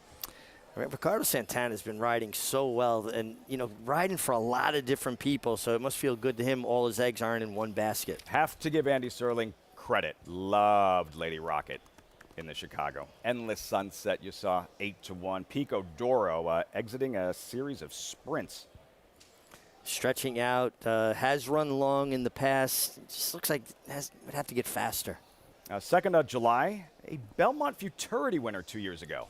Yeah, that was on turf. His one lone dirt try left a lot to be desired. Highest distinction make the rider Joe Talamo. Not too close in 3 tries this year. Yeah, no, would have to kind of turn it around. Has races, but on the turf, that would be good enough. Number 8, Policy Option. Back to dirt for the first time in a while. Back to dirt, first time in a while. Actually has run well enough on dirt. The one start on a fast dirt track was 3rd. Well drawn outside. Rafael Bejarano seeking a second win this afternoon. Policy Option field for this 6th race. Churchill Downs. Late pick 4 starts in a couple of minutes. And let's circle back to the favorite, Kingmeister. As you saw, aggressive in the post parade, as mentioned, the right people in his corner, Gaffleon, Asmussen, etc. Never mind the last race, that was on grass. This was his latest on dirt, May 6th, Oaklawn. Richie Kingmeister, 9-5 favorite, makes the lead, slow pace, and they're still all over him. Yeah, but they came home running. They came home the last quarter in 24 and change. And a dirt race, that's a fast finish for a 2-turn dirt race. Sometimes I wonder if riders don't make the mistake, Lafitte, of maybe slowing horses down too much. You allow the closers into the race. And in essence, your strategy becomes, I'm going to outclose the closers. I'm going to outkick Dave Waddle. I need to make some separation. Like there should have been a cushion built. Right. That wasn't built for Kingmeister. That easy lead, he was favored, and he coughed it up late. Paulie, so what are we doing in the 6th race, Churchill Downs? We're looking at Kingmeister. He does look great on the track. And then Critical Threat and Ricardo Santana coming off that big win yesterday in the Chicago with Lady Rocket. Yeah, Lafitte, I think Critical Threat is actually, no pun intended, the biggest threat here to beat your favorite, the one. I get where they're going with Kingmeister. He's had a couple races that fit here. When he came down to the claiming $50,000 level, he actually almost won that race. He lost by a nose. The race was voided a claim, so he's back in the spot for Steve Asmussen. Critical Threat, obviously a player in here in the drop-in class. My outside horse in here was Pico d'Oro, a horse for Caro Caramari. This is a horse that has some back numbers in the Bill Murray barn and is sort of cycling back into form. And JK, I can't play the Blue Jays, and the reason why is it makes me feel old, considering I played against Vladimir Guerrero Sr., I played against Dante Bichette, and I played against, obviously, Craig Biggio, and all 3 of their kids are superstars. Dang, Paulie, you're getting up there, man. I bet you one of those pitchers hit you with a pitch one time. That's really why you don't like the Blue Jays. But I'm sorry, I gotta pick the 2 Blue Jays. This horse's last 6 dirt races, all 6 of them arguably could win this race, and they were done with 3 different trainers. It just gives me, 2 different trainers, just gives me some confidence that this horse actually has a little bit of talent. We'll see how the horse adjusts to the new barn. I like Adam Beschizza as well. So from a speed figure standpoint, this horse makes a little bit of sense. We'll need to work out a trip, a horse that comes from out of it. Not my favorite in dirt racing. I prefer my horses to be a little bit closer. But it all starts with speed figures for me. And if you look at Blue Jays speed figures, they fit right where they need to be. Blue Jays 9-2. See, I grew up watching like the Dave Steed Blue Jays, Jesse Barfield, George Bell, Rance Mullenix, Lloyd Mosby. And I love seeing those powder blues now that they've gone back to that we're seeing more of in Major League Baseball. I'm going to take your word for it. Blue Jays here, and owned by Larry Rogers. No connection. Rogers Center. Blue Jays at 9-2 by Street Sense Derby winner. What do you make of his chances, JK's top pick here? Well, I like what Jonathan had to say, just how consistent the horse has been running. And I always pay attention when a horse starts getting popular at the claim box.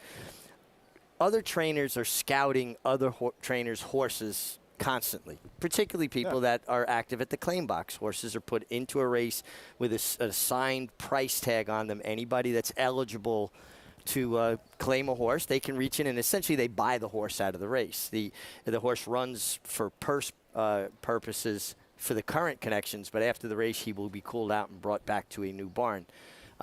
When they start getting claimed on a consistent basis, you know this horse is catching people's attention and they see something that's very attractive about him.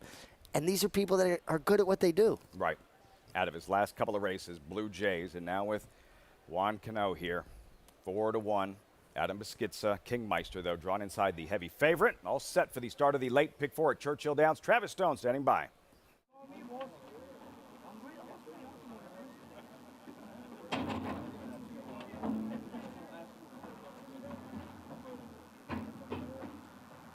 They're in the gate.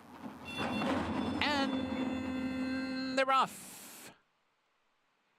Picoduro mid-pack bounces out on top. Kingmeister showing speed. Critical Threat is there. So too 2nd of July. Up the chute they go. Kingmeister setting the pace. Picoduro comes on with 2nd of July. Those 3 across the track early. Highest distinctions not far behind them in the clear 4th. A margin of 3 from there to Critical Threat, who's away 5th. Policy Option racing in 6th. Blue Jays on the move from 7th. Endless Sunset, the trailer, in 8th. 9 lengths off the lead. 5 furlongs to go. The opening quarter clicked off in 22-4. Kingmeister shows the way and is unopposed on the front end, heading for the far turn. Leads by a length and a quarter with 4 furlongs to go. The opening half in 45 1/5 seconds. Picoduro cranking up the pressure now, turning it up indeed, and 2nd of July is right there too. Now 3 across the track with 3 furlongs to go.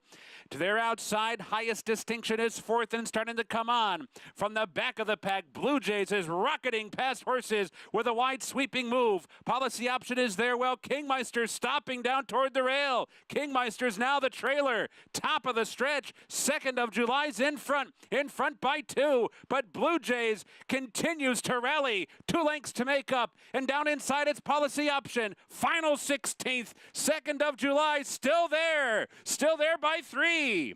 Policy Option runs up the inside, Endless Sunset, and Blue Jays, 2nd of July won it. A hard-fought win it was over Policy Option, Endless Sunset, and Blue Jays. The former Belmont Futurity winner, 2nd of July at Churchill Downs in this 6th race. Favorite rounding the far turn had the hazard lights on. Kingmeister was spent. 2nd of July takes advantage and strikes at 10-1. Well, 2nd July had 1 race on dirt and was beaten 24 1/4 lengths and ran a 43 Beyer speed figure. 2nd of July, well, I guess he liked the 26th of June because this was a performance I could have not foreseen coming. Upset. Had the right people in his corner. Brian Hernandez, Kenny McPeak. 2nd of July. Wow, the 4-year-old gelding lightly raced. 9th career start, a 3rd victory. At some point, I'd like to take a look at what was going on rounding the far turn. And Kingmeister, you saw Tyler Gaffleon waving his crop. What did that mean to you, Richie? Well, his horse had really put on the brakes. He had stopped and was backing up quickly through the field, and it looked to me like he was trying to bear out at the same time, and I think it was Tyler's way of trying to keep the horse straight, and at the same time, let the guys around him know, like, my horse is trying to get out, you know, to try right to there. Yeah, and you could see, like, the way his head's cocked and what he's doing with the stick there. To me, he was trying to keep him as straight as he could so as not to avoid anybody running into him as he backed up through the field so quickly. It felt like you're on the freeway and a car is out of gas, a car is breaking down, and you throw the hazard lights are blinking. Right? Basically letting the guys know behind you, like, I'm coming back to you quick, you know, try not to run up on me. So King Meister, the favorite, towel thrown in, rounding the far turn, 2nd of July at 10-1, 6-8-4-2. Results forthcoming. Churchill Downs, horses in the paddock, Belmont Park, and that first-time starter is live on the board. Accretive, currently 2-1, the favorite. Seth Klarman, Chad Brown, Irad Ortiz. Acacia in the paddock. What are you noticing from this debuting Practical Joke gelding? Yeah, it's a very interesting race here, Lafitte, as we'll look at the first-time starters. I gave the camera order 3-7-8, but as you did start with the number 8, Accretive, we'll kick things off there to the outside. I really like what I see of this son of Practical Joke. Sold for $180,000 at the Keeneland September sale as a yearling. Doesn't debut till the 3-year-old season, and you will see that this one was training down at Monmouth. Chad Brown has many horses. I really do not look at that as a concern, even a little bit. And the way that he spots his horses, where he trains them, they show up ready no matter where they come from, whether it's Belmont, Monmouth, or up at Saratoga. This horse actually looks like he could handle a little bit more ground down the line, but he's super fit. He has that intensity that you would want of a horse debuting at 6.5 furlongs as well, and just dappled out from head to toe. He looks ready and has run on his mind. We'll go next to the number 3, Happy Bob, a son of Run Happy, who's been working sharp out of the gate in his last couple. Typically for first-time starters, back-to-back gate works before the first race is usually a bit of a negative for me. Also looking at the clocker report, it seems that he has been breaking slowly, but he has kept some good company in the mornings too, including Dancing with the Stars, a talented runner for the barn. He is very sharp in here. He's very, very big. He looks like he's a handful. My theory with him, and I'll watch him on track, is that given a horse of that size and with that energy level, sometimes they can just take up so much space in the starting gate and maybe not be completely balanced to break well. So the job of Kendrick Carmouche, who is a very strong gate rider, will be to have this horse settled in the gate to be able to break moving forward. He also carries a lot of condition, and maybe just one that I'll watch for fitness, but he looks like he could be quick. Hopefully he gets out of the gate in good order. The number 7, Impulsiveness for Todd Pletcher. The dam was 0-1, but this is a horse that sold at the OBS June 2-year-old sale for $280,000 as he worked 10 flat at that 2-year-old sale. Was in the center of the track, had a lovely stride on him, just really doing it so easily. In the second generation, a second dam Flanders was a Breeders' Cup Juvenile Fillies winner and 2-year-old champion. She also produced multiple Grade 1 winners Surfside and a champion 3-year-old filly. So there's a lot of strength in the female family on the bottom side, not to mention a quick 2-year-old work. He does come in looking fit. I would say that I would like to see him maybe just a little bit more defined. He's strong behind the saddle. He's been very professional here in the paddock. I'll watch him on the track to see if we see that energy perk up a little bit, but some really intriguing first-time starters in this race, Lafitte. Great stuff. Great info as always, Acacia. If our viewers want to be entertained during our commercial break, go key up that 1994 Breeders' Cup Juvenile Fillies. Watch Flanders and Serena's Song throw it down. One of the best moments in Breeders' Cup history. When we come back, though, you have the late pick 4 coming up. Belmont Park. Exiting the paddock, riders up. Post-parade brewing. 6th race next from Belmont in 7 minutes.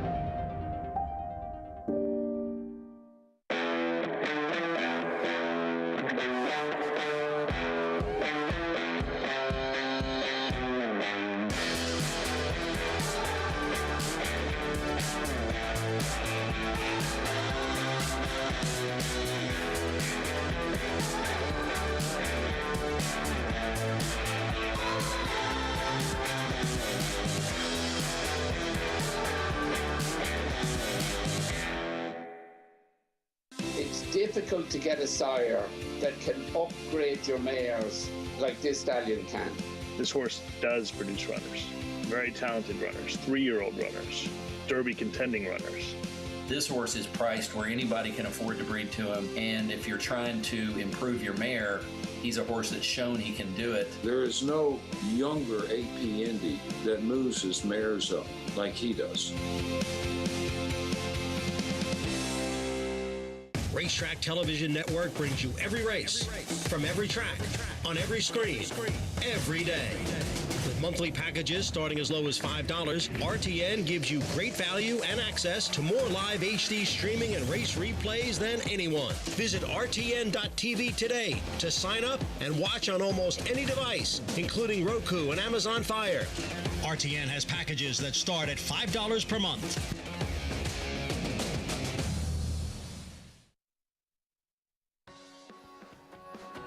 Back just in time. Post parade, Naked and Famous, first-time starter. They're going to have to be more specific with that name.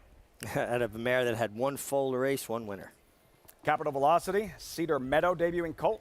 Comes in off with a sharp gate work last time, the last work before the race out of the gate. He is a big boy. The run happy first-time starter. Happy Bob. Comes in off of 2 consecutive sharp gate works back-to-back out of a mare that had 3 fulls to race, 2 of them winners. Proven Hope finishing has been his issue thus far. Luis Saez rides number 5, Sul Pharaoh, 3-year-old debut by Triple Crown winner, American Pharaoh. It feels like they're still trying to figure out what this horse wants to do. Turf, dirt, back and forth. Southern Flag, year and a month since his last start. Long layoff. All his races as a 3-year-old were good enough to be very competitive here. Impulsiveness, $280,000 quality road debuting colt. Yeah, mare's had 3 fulls, all winners. Grand Dam is the case you talked about, Flanders. Accretive, first-time starter, favored for world-class connections. Yeah, by Practical Joke, who was a grade winner for Klarovich, grade 1 winner for Klarovich and Chad Brown. In a moment, you're going to have to locate your remote and change channels. Saying goodbye to our Fox Sports 2 audience. Coverage continues Fox Sports 1. You won't miss a race, we promise. America's Day at the Races on FS1.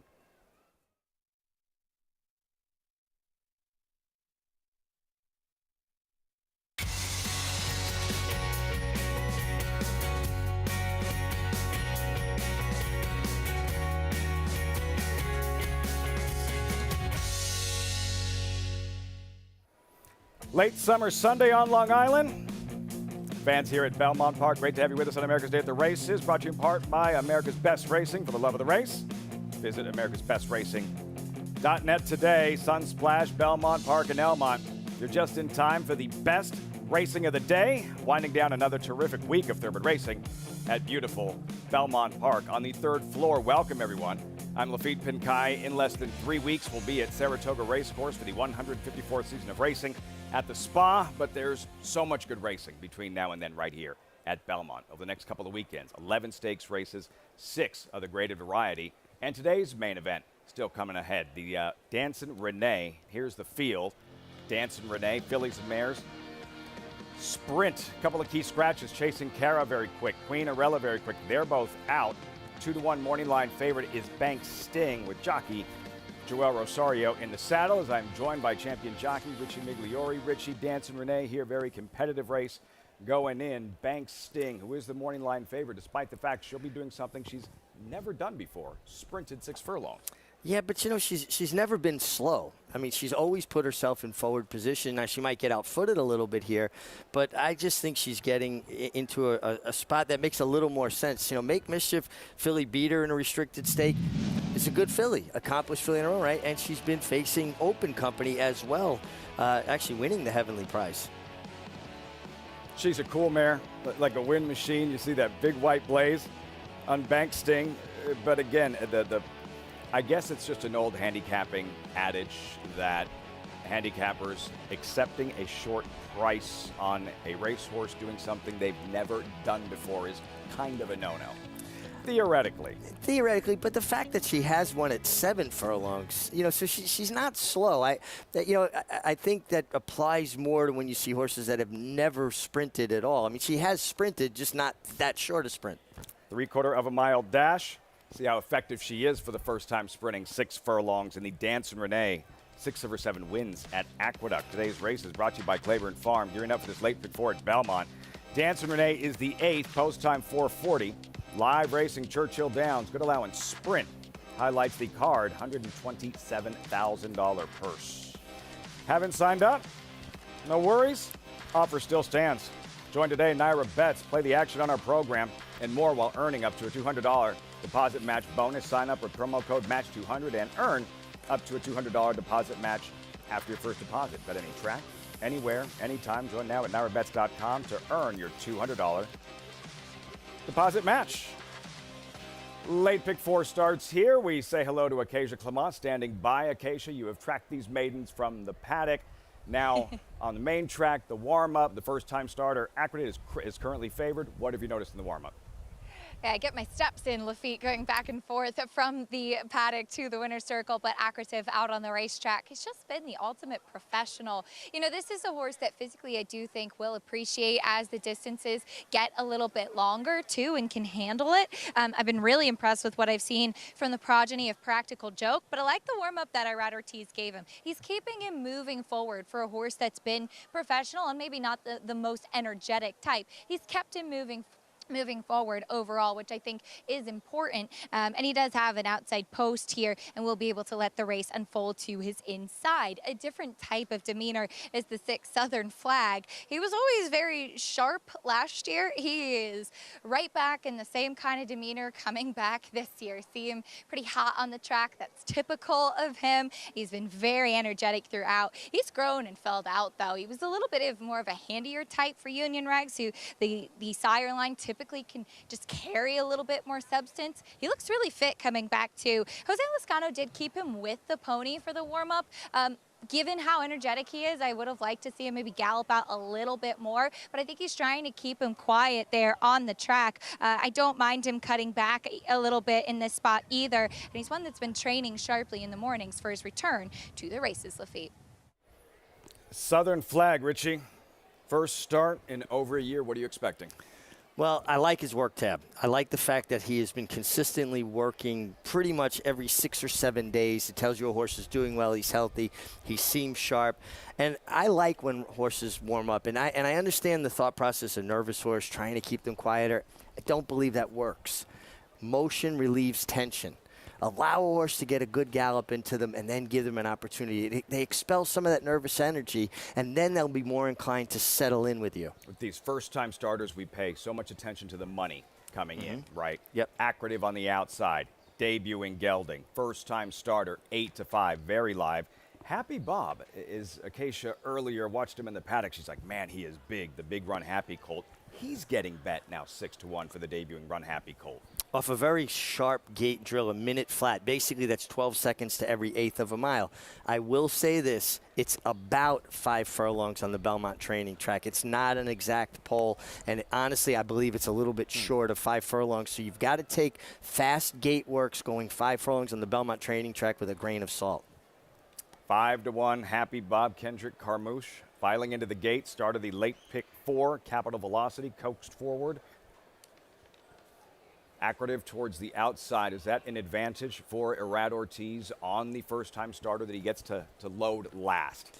Yeah, it's less time in the gate. Also, first-time starters, even if they've broken well in the morning, it's a little bit of a different speed in the afternoon. They're going to leave there running. So if he doesn't break 100% sharp, just a half a step slow, he's not going to get squeezed between 2 horses. He's got room and time to get him into a rhythm, into a good stride. Happy Bob in. Seth Klarman's Aqueduct, star jockey Irad Ortiz, world-class connections, trained by Chad Brown. 8-5 at post time. John Ambrial with the call. Race 6, kicking off the late pick 4 at Belmont Park.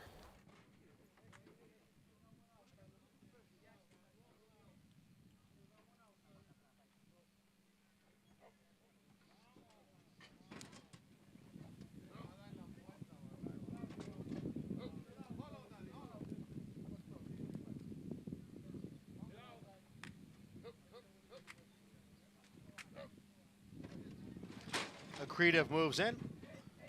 Just about set for race 6. And they're off. Slow start for the 2. Capital Velocity. A good beginning for Naked and Famous from that inside post position. Sul Pharaoh is right there in second, and Southern Flag runs in third. Accretive on the outside in fourth. Pass there, down towards the rail by Happy Bob, who is moving up. And then comes Impulsiveness racing in sixth. Capital Velocity is seventh after that slow start. And Proven Hope is the trailer. Naked and Famous leads here by a length and a half. Sul Pharaoh next in second through a quarter in 22 and 2/5 seconds. Southern Flag is on the outside next in third. And then comes Accretive. The favored firster is in fourth, 3 lengths from the front. Happy Bob is down towards the rail and racing in fifth. And the field is coming for the top of the stretch. And here comes Accretive on the far outside. Naked and Famous continues to battle on down at the rail. Sul Pharaoh is in between horses. Happy Bob looking for a way through. The half in 46 and 1. Accretive now takes the lead with 3/16 remaining. It's Accretive in front. Happy Bob moving up on the outside. Sul Pharaoh is down at the rail. It is Accretive with the lead. Happy Bob giving chase in second. Accretive in front, and Accretive is going to win his debut under Erod Ortiz Jr. Accretive by 4.5 lengths. Happy Bob was second. Sul Pharaoh finished third. However, we're going to pronounce his name. He was impressive. Accretive in his debut, the practical joke gelding, the money showed up on the board, and he delivered 6-5 at post time. Chad Brown, horse taking money, first-time starter out of a sire that he trained to multiple Grade 1 victories. He won the Grade 1 Allen Jerkins as well as the Grade 1 Champagne, the sire practical joke. And the outside post did him a big favor because he did break a half a step slow, but he was able to get into a good rhythm. He came wide, but he really got into a perfect position without having to be hustled off his feet because of that outside post, and he drew away well. Happy Bob ran extremely well. The runner-up, another first-time starter by Run Happy, was kind of all dressed up with no place to go around the turn. Kendrick Carmouche had to be on pause until he finally got room, but he came up second best today to Accretive. The fresh faces, the first-time starters, where the money showed up. Accretive over Happy Bob, 8-3, 5-4. We're always trying to gauge like what we just saw. That's just one race. And sometimes we see, for example, impressive first-time starters, 2-year-olds at Saratoga, and it's easy to get caught up, right? So here's a 3-year-old gelding making his career debut. Based on what you just saw from Accretive, like how good do you think he can be? How impressed were you by that? And looking at his pedigree, where do you think he'll excel moving forward? Well, it was impressive because he won first time, and it's a difficult thing to do. It's a whole new set of circumstances, but we've seen how proficient Chad Brown is at preparing horses for their first start. It was a very good first start. I'll withhold judgment. It was good. He did everything asked of him. It didn't make my jaw drop. Were you impressed by the first-time starter earlier? The other division of this race, St. Tappan, beautifully bred, Super Stallion Tappet. Mom was a horse of the year. Mom was a rock star, Ava de Grace, because this guy, and they were both 3-year-olds, basically both just ran the exact same time for 6.5 furlongs. I thought they both were good debuts. I guess you have a tendency to get a little more excited about a son of a champion like Havre de Grace, right? So we're fans to begin with, well, right? Well, immediately you start, well, wow, what the mom was, what could be. But these horses are going to change, and they're probably going to improve off of their first start. So, and here's the thing. They could face each other in an A other than in Saratoga. Yeah, that's the kind of A other than you get up there. We'll see you at the spa. Erod Ortiz won the Ohio Derby yesterday at Thistledown. What a pro. Accretive taking it all in. And a successful debut at Big Sandy, 8-3-5-4. When we come back, horses in the paddock for the 7th at Churchill. Riders up. Always intriguing 2-year-olds. Good maiden race with a wrinkle. Makes these races more competitive. We'll explain. Leading rider Tyler Gaffley on looking to pad his stats. A Grade 1 winner of nearly $2 million, Silver State hails from the sire line of legendary Claiborne stallion Danzig. And his second dam is full sister to Kentucky Derby winner Monarchos. After winning the Oaklawn Handicap, Silver State defeated Knicks Go in the Grade 1 Metropolitan Handicap. On the board in 12 of 14 starts from ages 2 to 4, his career included a 6-race winning streak. Grade 1 winner Silver State, standing at Claiborne Farm.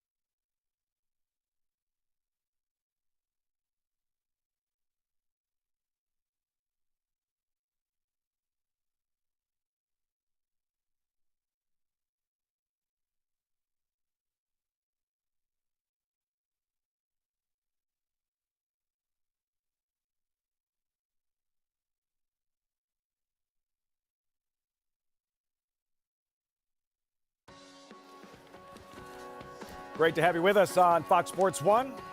America's Day at the Races, brought to you in part by Claiborne Farm. 100 years doing the usual, unusually well. An hour-and-a-half drive to the west, Churchill Downs in Louisville. Updated odds for the 7th two-year-old maiden sprint. That wrinkle is for 2-year-olds, last sold for $45,000 or less. So these 2-year-olds don't have to face the million-dollar super freaks, right? You love this condition, keeps these races more competitive. Mardukas pictured by 2017 Derby winner Always Dreaming. Yeah, comes out of a race that Clear the Deck was in. Clear the Deck is your favorite here, but he was well beaten by Clear the Deck. Number 2, Missing Curfew, another fresh face, first-time starter by Palace. Not taking a lot of money. The mare was lower level, and she has not produced to date. Number 3, Cravens, Bill and Corrine Heiligbrot's debut in Colt. Well, a stable that knows how to get horses ready and is taking enough money to make you believe this horse has been showing something in the mornings. Number 4, In Spite of Trainer. I'm sure trainer Chris Davis loves the name. Yeah, owner with a sense of humor. I like the way this horse frames up on the warm-up. Look at the way he bowed his head. I really got to look to him on the racetrack. And make the rider Mitchell Merle on the 4. Clear the Deck, the favorite here. Solid debut here 3 weeks ago. Solid debut. Took a lot of kickback, rallied up the inside, learned a lot out of that race. Should be better for the experience. Number 6, Ghent, Tom Van Meter, first-time starting homebred. In the first foal out of this mare as well, get Farron Peterson aboard. Midnight Dreaming, 8-1 in his first crack and ran 6 of 7. Yeah, it comes out of the same race with Clear the Deck. Did drift out a little bit. Goes to a journeyman rider as opposed to the apprentice, Rene Diaz. Cortese, aside from wiping out a bunch of horses at the start, his first race was pretty good. Yeah, first race was pretty good. Was a bit erratic at the break. Hopefully he learned something out of that experience. Number 9, Doc Ballard at 7-1, spun his wheels in his first race last month. Yeah, and, I see more of a turf pedigree there, and obviously they don't have turf racing right now at Churchill Downs. And number 10, Let Him Do, flash speed and stopped in his first appearance. Yeah, and really stopped, taking a bit more money this time than the first time. Maybe it'd be better for the experience. Keith DeZormo, a guy who has done extremely well buying lower priced horses and making them into very good racehorses. Preakness winner, Keith DeSormo, those colors, Exaggerator, 2-year-old, 7th Churchill. Clear the Deck, we mentioned that debut. Strong connections, Brian Hernandez, Kenny McPeak. This was on the 8th of June. Clear the Deck was bet 9-2, Richie, and watch him rally on the inside from last. Yeah, and he really found his best stride coming to the 8th pole, I thought. Really figured it out. Oh, I know why I'm here. I'm supposed to go catch those guys. And he just ran out of time. I think he showed a lot of courage, a lot of determination.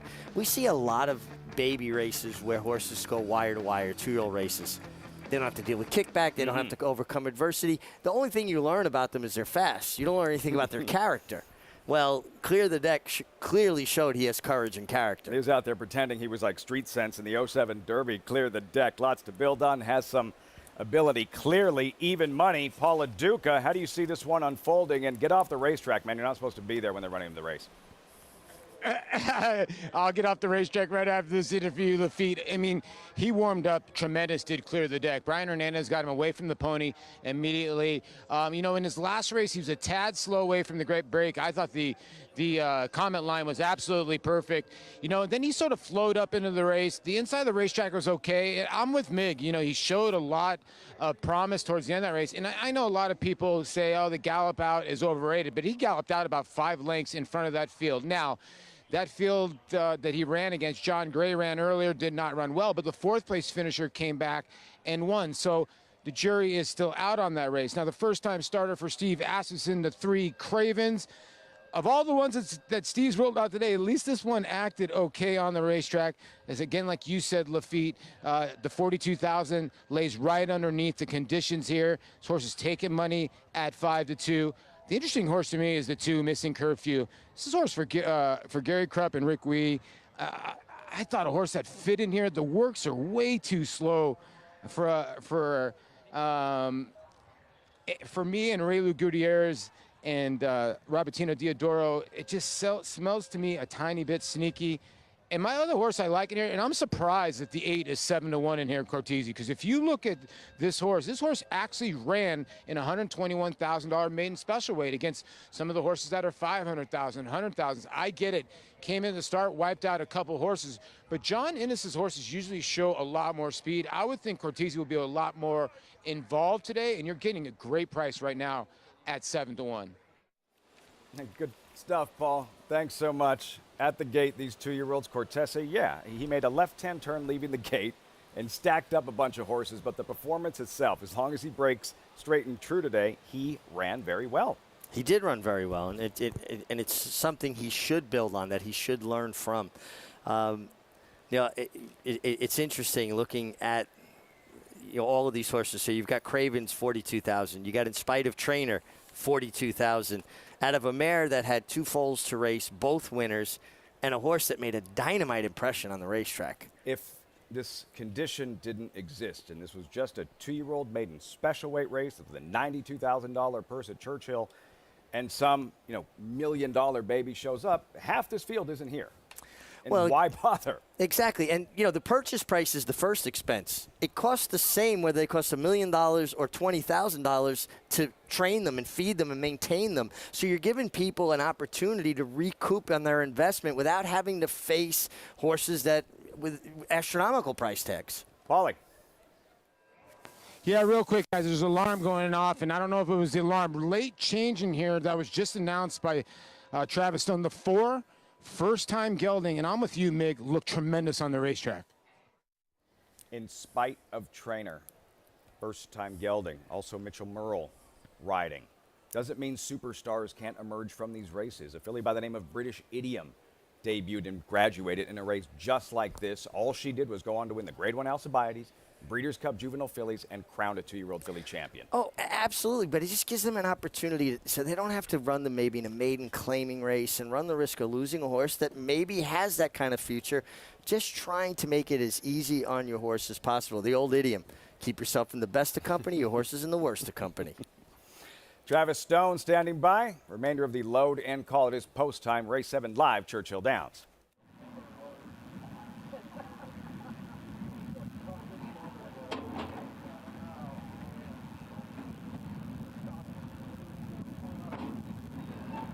Last one will be Let 'Em Do.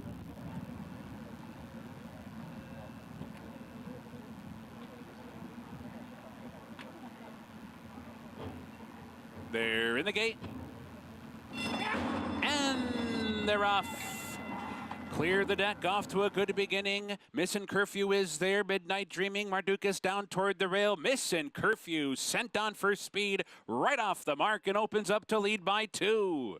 Missin' Curfew down the backstretch run. Cravens comes on to grab second. Mardukas toward the inside third. Cortese on the outside of Midnight Dreaming. They're together 4th and 5th. Clear the deck. Shuffled back toward the rail. Racing 6th. Ghent is now 7th. Let 'Em Do is 8th. In Spite of Trainer down inside 9th. 5 lengths back to Doc Ballard, the trailer. Round the far turn. Missin' Curfew pumped on to hold that lead. Cravens is there in tight toward the rail. Mardukas trying to squeeze on through. Very tight indeed. Off the turn into the stretch. Cravens in front. Mardukas toward the rail. Clear the deck in tight as well. Cortese is there. And down the center, Let 'Em Do's coming with a late run. 1 furlong to go. Mardukas short lead. Cortese's right there. Clear the deck. Farther back In Spite of Trainer. Down to the final 100. Mardukas still with a short lead. Cortese clear the deck. Here's the wire.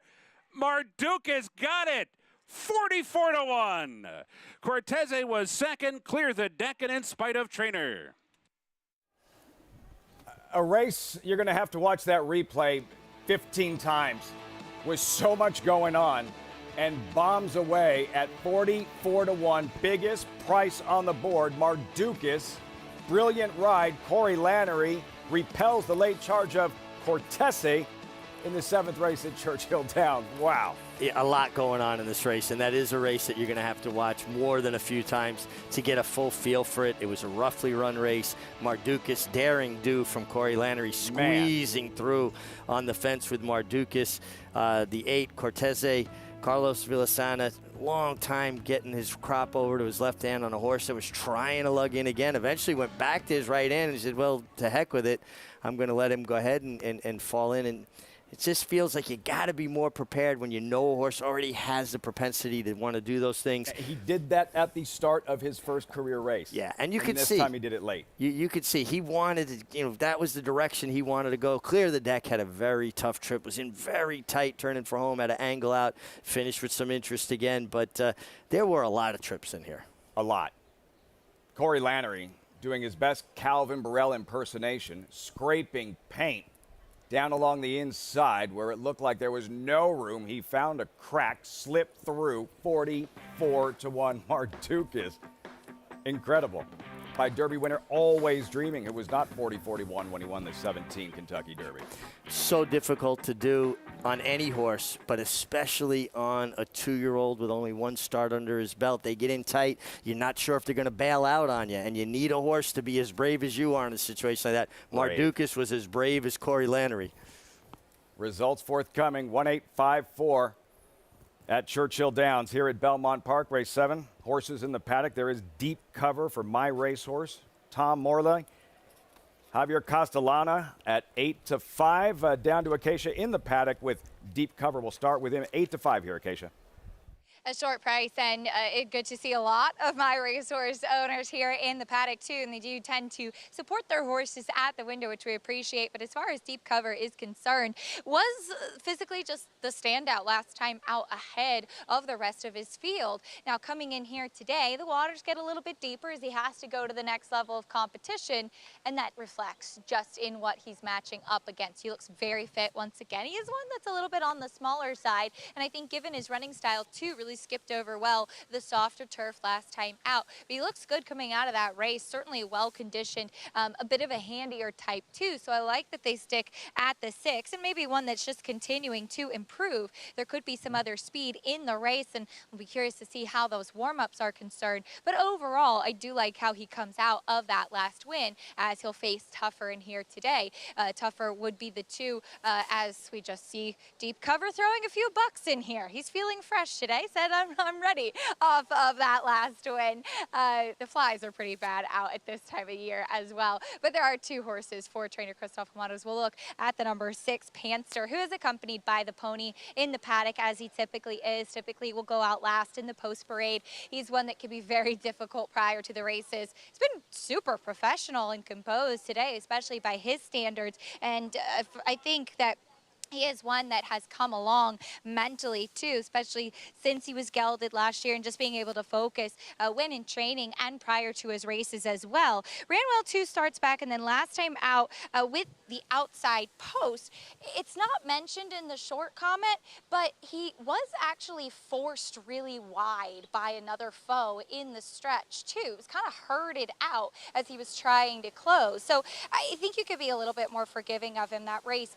There was some sneaky trouble that's not mentioned there. He's also a rare Christoph Amatos that does wear a Houghton bit, that extra bar underneath the chin for horses that have the tendency to lug in or to drift a little bit, and he's one that has the tendency to hang on his left lead. The number 7, Phantom Smoke, the other one for the barn, comes back off the layoff and comes back as a gelding as well. He's a horse that's tricky to train because he doesn't show anything on the main track and then really comes alive when on the turf. And being up at Saratoga, you do have the opportunity to use the turf infield to get fit over a deeper Oklahoma training track coming in there. And he certainly looks fit coming back to the races and has been gelded too. This is a surface that he wants to run on, running some big races last year, and we'll see if he's able to fire off the bench. Is one that has always run well off of a layoff and did win at First Asking as well, Lafitte.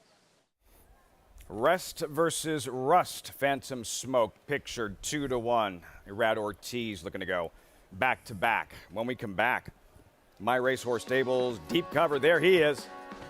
Looks great. Settled down now, big boy. Arrives with momentum. Blowout front running win in his latest. Can he do it again? How much heat will he face? We'll find out in 9 minutes. You're watching America's Day at the Races on Fox Sports 1.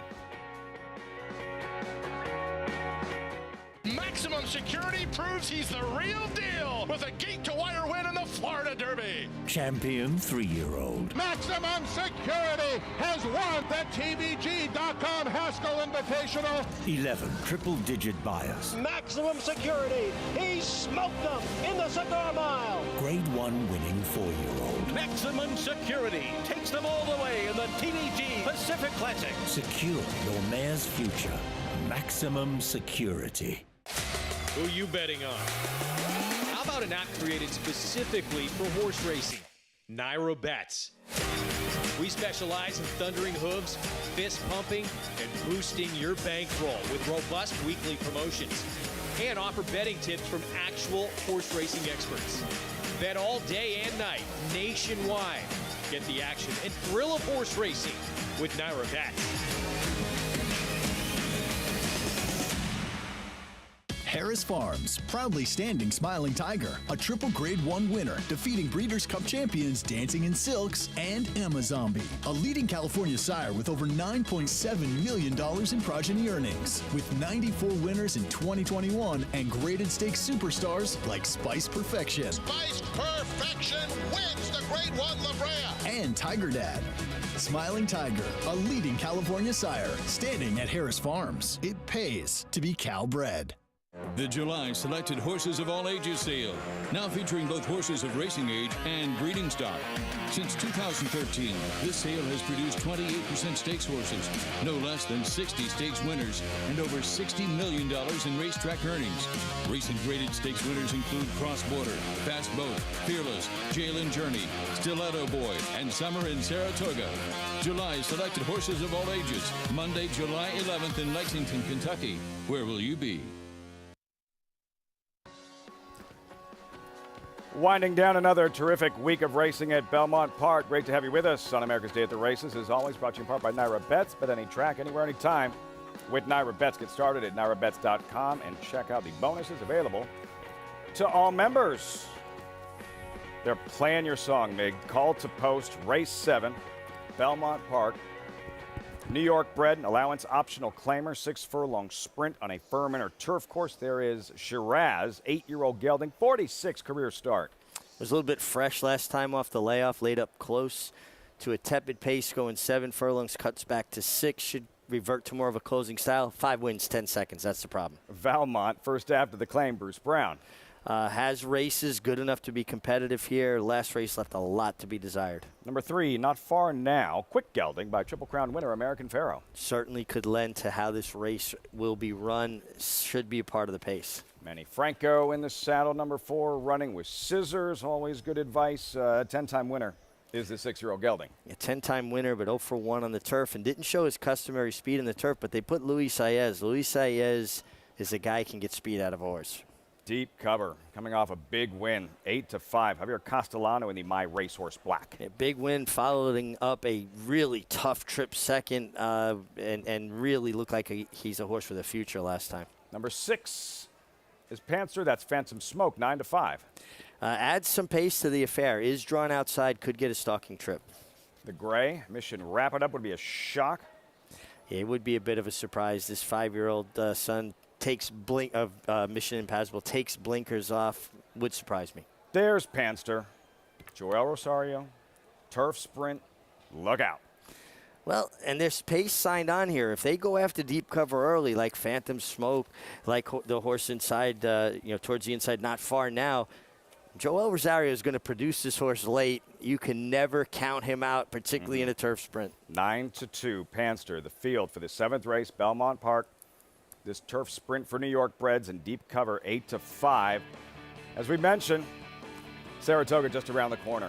Get ready with us at Naira Bets and their 5-time-a-week bonus. Starting tomorrow, play the races each weekday, and you'll get a $20 bonus on Saturday. You get the details and opt in today, nairabets.com.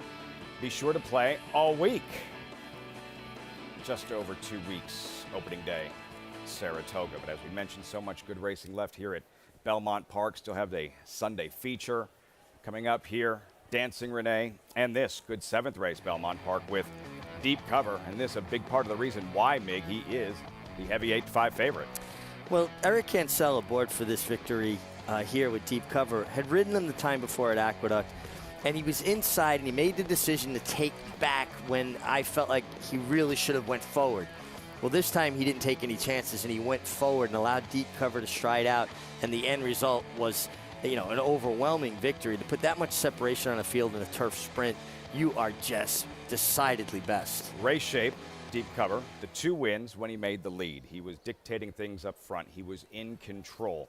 On paper, number 3, Not Far Now is quick. Does he have enough speed to apply some pressure to deep cover here to make things interesting early on, make him uncomfortable early on? Well, I think he does, but the fact that deep cover's drawn outside of him, I don't necessarily think deep cover needs the lead.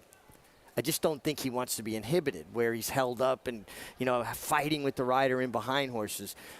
There's a difference between a horse that needs the lead and a horse that's a free-running horse. A free-running horse, as long as they place themselves and they're content and they're using their stride efficiently, is different than a horse that needs the lead. That's more of a mental thing. A lot less experience than many of these. Deep cover here, just his 5th career start. Acacia, not the case with Shiraz.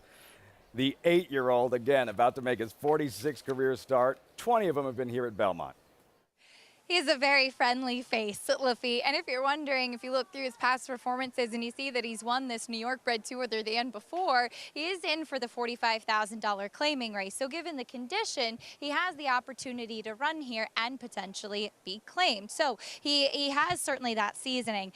He comes back out of an open company race last time out. My question with him that day was that he just is a horse that didn't look great coming back off the layoff. His coat was a little dry. I didn't like the 7 furlongs for him either. I like him cutting back to the 6 today, and he looks like he's more fit. His coat has come in nicely as he's been adapting, coming back here to the racetrack too, and training at Belmont Park as the weather has gotten nicer as well. He's not one that I would trust as far as a win candidate, but he could be kind of in that stalking spot, and he's pretty trustworthy when it comes to finishing in the money. At a big price, if you are intrigued by the favorites, and he's 9-1 with Flavian Pratt aboard, I would say that he's a horse that you can kind of count on to potentially hit the board in this spot. Liffey. 23 in the money finishes with 5 wins in his career. Shiraz and star jockey Flavian Pratt, 9-1, trying to upset deep cover at 6-5 here with Javier Castellano. And even though he hasn't done it yet, Richie, you're not concerned that if denied the lead, that he would be equally as effective? Yeah, and I have no doubt, especially if you go back and watch the race 2 back at Aqueduct when he had all that trouble, he still finished with interest. All right. And a horse that needs the lead encounters that kind of trouble, they throw in the towel. He did not throw in the towel, and he still tried to finish. If he's not on the lead, he's going to be stalking comfortably from the outside. Deep cover, 7-5 here. 6 furlong sprint on the inner turf course. Firm inner turf course, New York breds, $45,000 allowance. Optional claimer to his outside in Panster with Joel Rosario. And as you mentioned, he is hoping that things are pretty quick early on to set up his would-be late kick. Oh, absolutely. And again, with Joel Rosario aboard, you know he's going to be sitting cool. He's going to take his time, and he's going to come with that big run that he always produces and seems to produce it consistently with impeccable timing. Now, world-class trainer Christophe Clement, represented by a pair to his outside. Panster's outside, number 7, Phantom Smoke. You see him there in the West Point colors, gold there with Irad Ortiz. Strong second choice at 9-5. And listen, he's run some very good races. He's a horse, though, coming off a bit of a layoff, that I always get concerned about how fit he has to be, because he is a horse that gets involved. He has to run more of the race, and if he was a more closing type, then I think it's easier for them to be ready off a layoff. If you're Irad Ortiz, don't you staple yourself, try to glue yourself as close to deep cover as you possibly can? Well, again, depending on what the 3 horse does as far as the speed goes, Not Far Now, I want to be right behind him, though, and I want to grab him by the throat latch by surprise. If I'm right behind him, we turn for him, and the 3 horse falls away, I'm not giving him a chance to get a breather. I'm going right for him right then. If there's strictly one horse to beat, if you have a heavy favorite, which deep cover is 9-5, Phantom Smoke, again, strong second choice, 9-5. If you're one of the other riders in the race, would you take it upon yourself to make things as difficult as possible on the best horse in the race on paper? Oh, absolutely. That's your job. A jockey's job is to compromise his competition as much as possible within the boundaries of the rules. You don't groove fastballs, make it tough. See how tough it is early on deep cover. Who is the heavy favorite? It is post time for the 7th at Belmont. Here's Johnny I. And the gray Mission Wrap It Up moves into that outside post. We are set for race 7.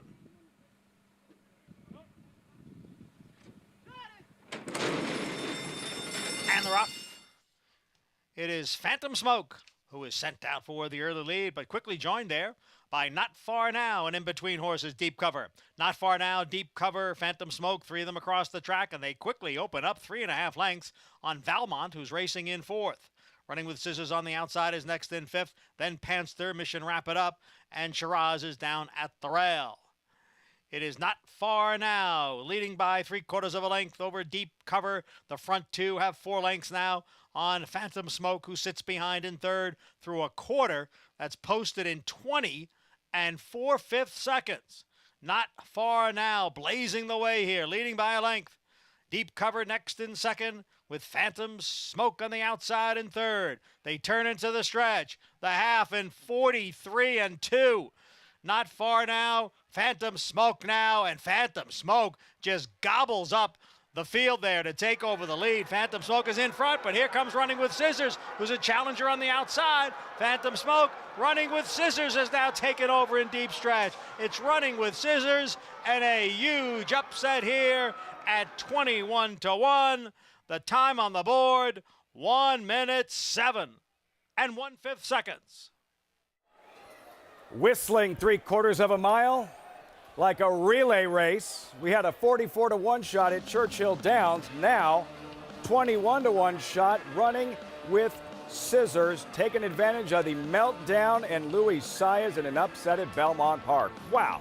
Pace makes the race. Not Far Now blasted off out of the starting gate. How often do you see a sub 21 first quarter? If it's we were wondering if it was accurate.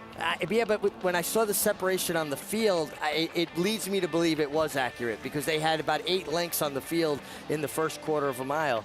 And, you know, you've got Deep Cover attending that fast pace. Phantom Smoke backed off it after breaking sharpest of all. It looked like he was making the winning move, but it was just way too fast to pace, and Running with Scissors took advantage. Pace makes the race. That was a perfect example of a pace meltdown. Yeah, you saw Phantom Smoke like he was shot out of a cannon. Luis Saez there exchanging pleasantries with Flavien Prat and Shiraz.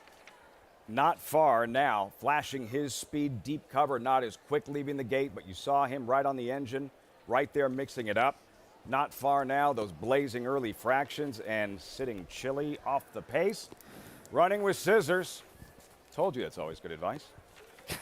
At 21-1, Luis Saez Running with Scissors. Big upset here in the 7th race at Belmont Park. Results, reaction when we come back. Also stakes racing coming up from Belmont a little bit later on with the Dancing Renee and the favorite Bank Sting looking for another stakes victory. You're watching America's Day at the Races on Fox Sports 1.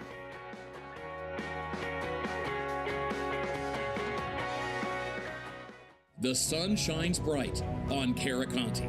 His first crops of racing age are showing brilliance on the racetrack with a high percentage of stakes winners. His versatility is evidenced by winners on all surfaces across the globe. And his offspring are lighting up the sales ring. With his biggest and best quality of books in the pipeline, the sun shines bright on this value sire. Caraconte, standing at Gainesway.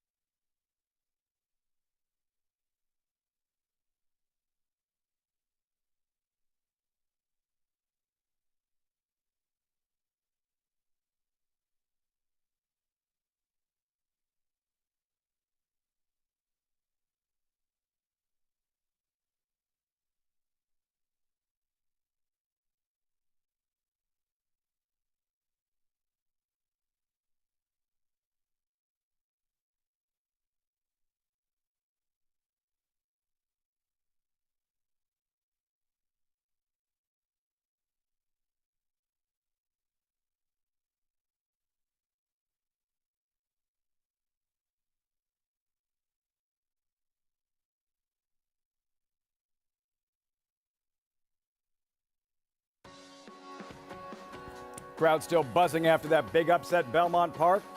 Secretariat statue looking great. This is America's Day at the Races, is always brought to you in part by Run Happy, champion sprinter, always race medication free, now standing at legendary Claiborne Farm. Running with scissors, 44.60 if you need them. Big upset, as you mentioned, pace makes the race. Perfect example of just that, Richie.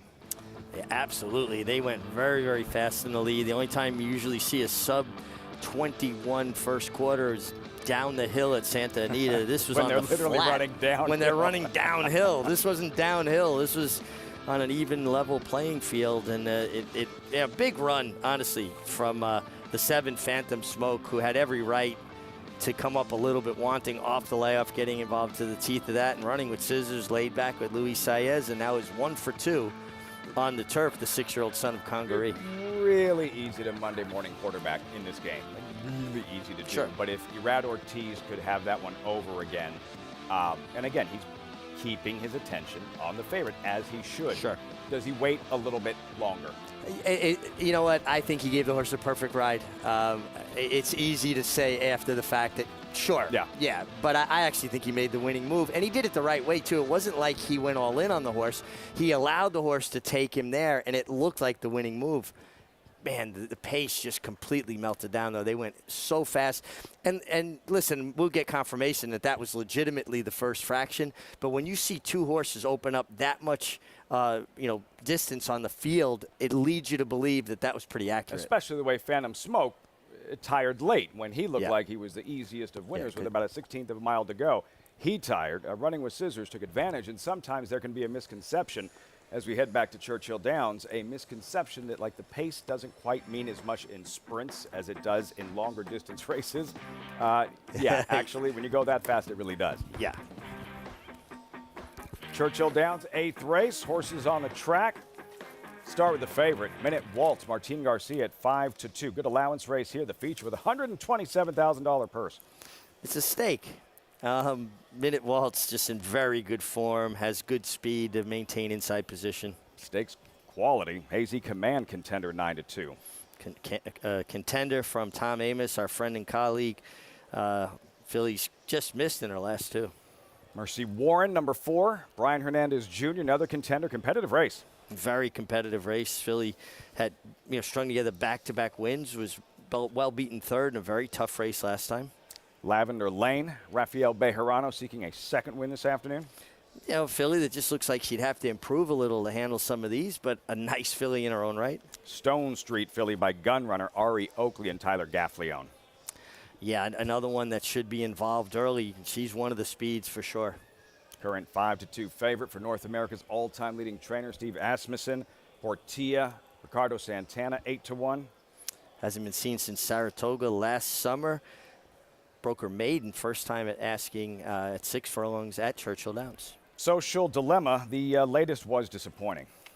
Yeah, I don't really know what happened to her. A previous couple of starts would certainly make her a good fit. Maybe that big run off of the layoff made her regress. They take the blinkers off. Maybe they felt she was too close to the pace last time. Revert more to that closing style. See what she does today. Social Dilemma, she can bounce back. Paulie, Minute Waltz, drawn inside with Martin Garcia coming off that solid effort off the bench in her latest.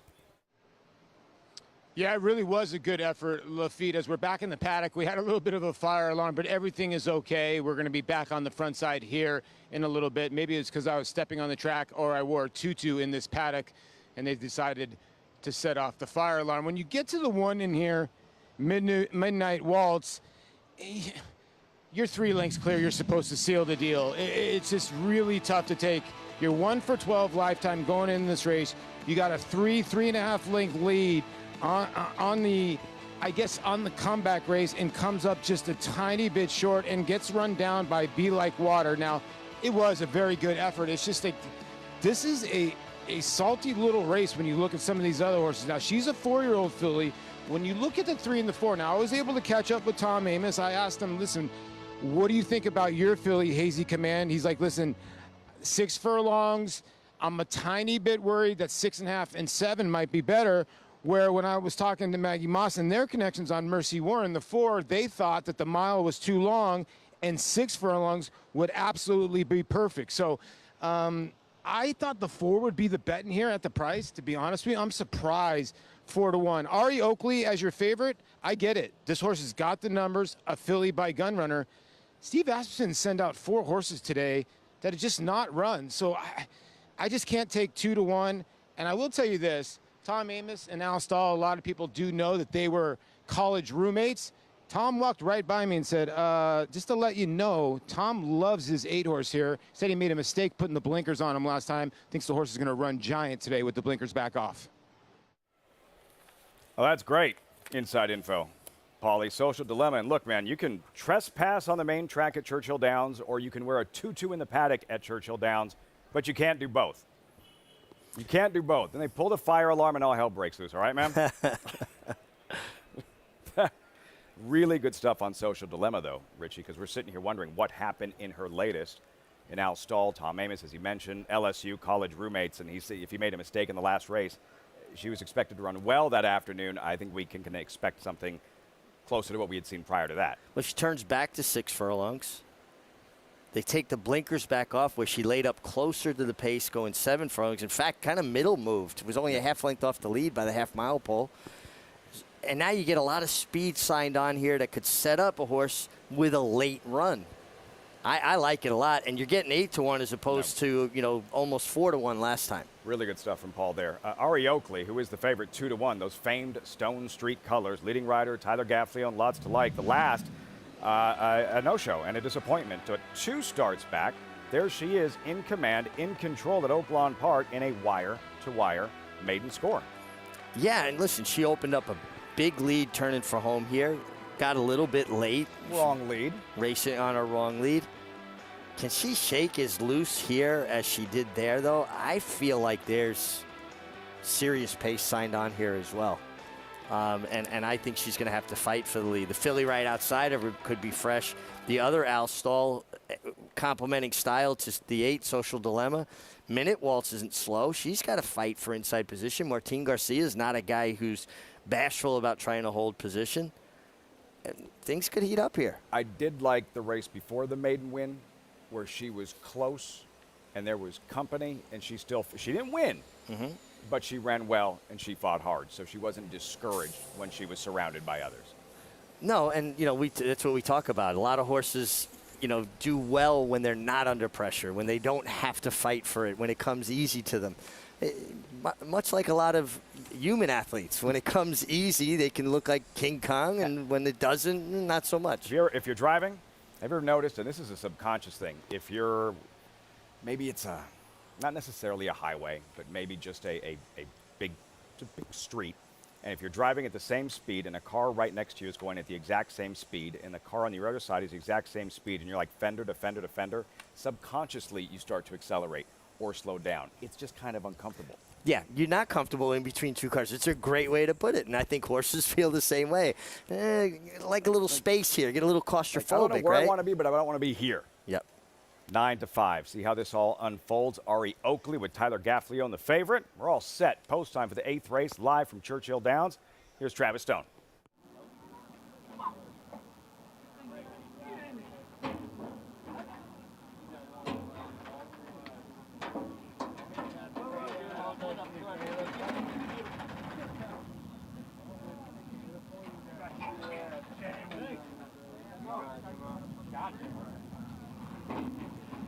They're in the gate. And they're off. Ari Oakley bounces out on top. Minute Waltz down toward the rail is there. Portia's not far behind. Mercy Warren and Hazy Command all chasing Ari Oakley down the backstretch run, who angles over toward the rail in front by a length. Portia comes on to grab second. Mercy Warren between them while third. Minute Waltz and up close fourth and toward the rail. Lavender Lane moving up outside of Hazy Command. They're in the clear for the far turn run. And Social Dilemma is the trailer. The leader, clear-cut leader, Ari Oakley onto the far turn. Tears through a quarter, though, in 21-2. Ari Oakley fleet-footed around the far turn with Portilla in hot pursuit, seconded outside. Mercy Warren comes on 3 wide. Hazy Command 4 wide. Minute Waltz toward the rail. Lavender Lane and Social Dilemma. They're off the turn. They're into the stretch. Ari Oakley cut the corner, holds on to the lead. Portilla to the attack. Portilla fully extended, trying to get by Ari Oakley, who's still there. Ari Oakley digging in. Portilla's lifting now. Portilla coming after Ari Oakley, who still's in front. Here comes Portilla on the outside, surging late. It's going to be close. Ari Oakley, a determined winner. Portilla was second, Hazy Command was third, and Lavender Lane was fourth. Determined winner is right, Travis Stone. She still won't let her by.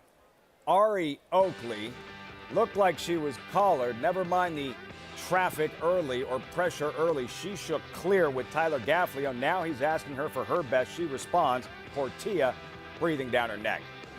Had the length of the stretch to get by her, and Ari Oakley just refused to yield. They both fillies jumped back to their left lead mid-stretch. They were straining so hard and giving everything they had on the right lead. It was like both of them said, hey, we got to do something different. And they both almost simultaneously jumped back to their left lead.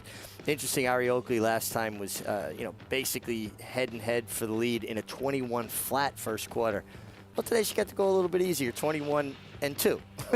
Yeah, that Ari Oakley broke sharp, flashing her speed, and Portilla, that one's frustrating. Does everything but win at 14-1, trying to pull off the upset, Ricardo Santana. But Ari Oakley showing that class, digging. When she swapped back to her left, I'm like, there's a fumble, there's an interception. She coughed it up. But as you mentioned, Portilla wrong lead as well. It's a mechanics thing. Ari Oakley able to hold on. Stone Street, Asmussen, Gaffleon. Yeah, just a really good stretch drive. Both of these fillies wanted it, and Ari Oakley just wanted it a little bit more in the last 70 yards. 6, 7, 3, 5 in those Curlin colors, those Rachel Alexandra colors as the sun just came out at Churchill Downs. Results forthcoming. And here at Belmont, where the sun's been out all afternoon in a gorgeous Sunday afternoon of racing, time for the feature. In this race 8, and Bank Sting, who is now 9-5, Danson Renee. Stakes, 6 furlongs, fillies and mares. Competitive race, Acacia. What are you noticing from Bank Sting, the favorite? She cuts back to 6 furlongs for the first time. I'd love her if it was 7/8, but I do also think that she has a lot of quality. Maybe we're making just a little bit too much of the distance. I don't mind her going shorter than the mile too. She is a little bit of a smaller type. Sometimes with sprinters, you typically kind of look for those shorter couple types of builds. They tend to have shorter backs. They tend to be stronger in their hindquarters. She has a lot of length to her frame, though she's not the tallest horse, and I think that's why we've seen her running longer distances. That said, she's a horse that has been facing super tough competition, ran behind Search Results and Royal Flag 2 back in the Ruffian, is an open stakes winner in the Heavenly Prize back in March, and last time out she really was just second best, but Make Mischief was also a horse that was coming out of Graded Stakes Company. She's a lot of quality, and you can see that from her here in the paddock. Given the fact that she does also have a little bit of natural speed, mentally she's come a long way too. She used to be really tricky prior to her races, acting up prior as well, and while she's sharp here, saddled outside the stall, she's been the consummate professional. The number 1, Kept Waiting, is another horse that could be a little bit quirky. You see her held by the pony as she was brought in, escorted by the pony rider, hasn't really been touched by human hands except to be saddled, and she is sharp and on her toes. This is always how she is. She gets pretty hot, she's energetic. She, too, is coming out of back-to-back Graded Stakes tries. She's a horse that did win nicely at 6 furlongs a couple times after previously being a turf horse, and I see why they were running her on the turf. She is a little bit of a lighter frame type and seems to be one that kind of lives on her nerves a little bit. So the key is to keep her settled in here, and Kendra Carmouche likely will have her forward from that inside post, especially given her demeanor. But a filly that's very, very fast, or mare I should say now, coming back as a 5-year-old, is the important one. towards the end of 2021, her weight wasn't doing that well. She was a little bit lighter. She wasn't great in her coat. She looks very, very solid coming back. She looks really powerful and very fast too. She is that quintessential sprinter build in that she's compact, really, really strong in the hindquarters. That's where the engine is. They push from behind, and I like that she's gotten on her toes coming back here too. Excited to see her back and on what I think is her best surface and distance, Sophie. The important one, the fast one, the one to catch, and a couple of key scratches with Chasing Cara, Queen Arella both out, could set things up beautifully for the very quick, important one. As for Bank Sting, are we making too much of the lack of experience at 6 furlongs? We're about to find out. All she does is win races. Bank Sting, the current 8-5 favorite in the Sunday feature, Dancin' Renee.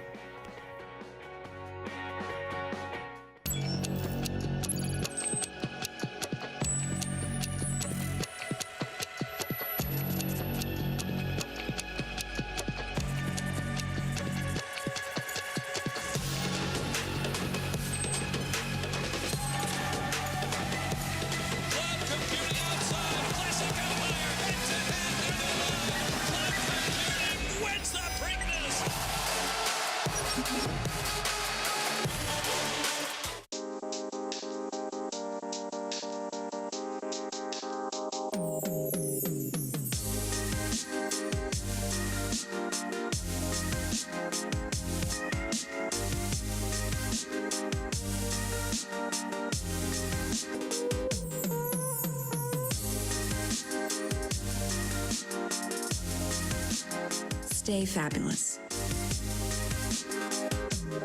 Resorts World.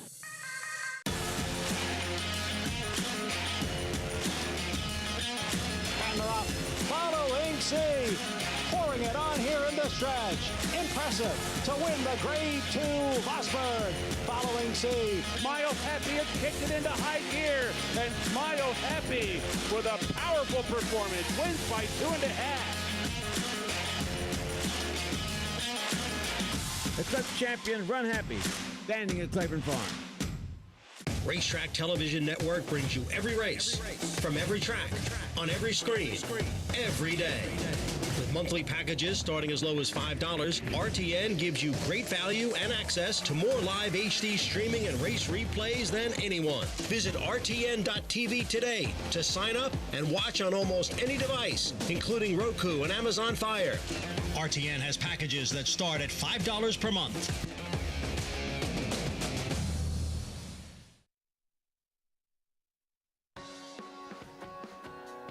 Strength of the New York breeding program. For more information, go to nybreds.com.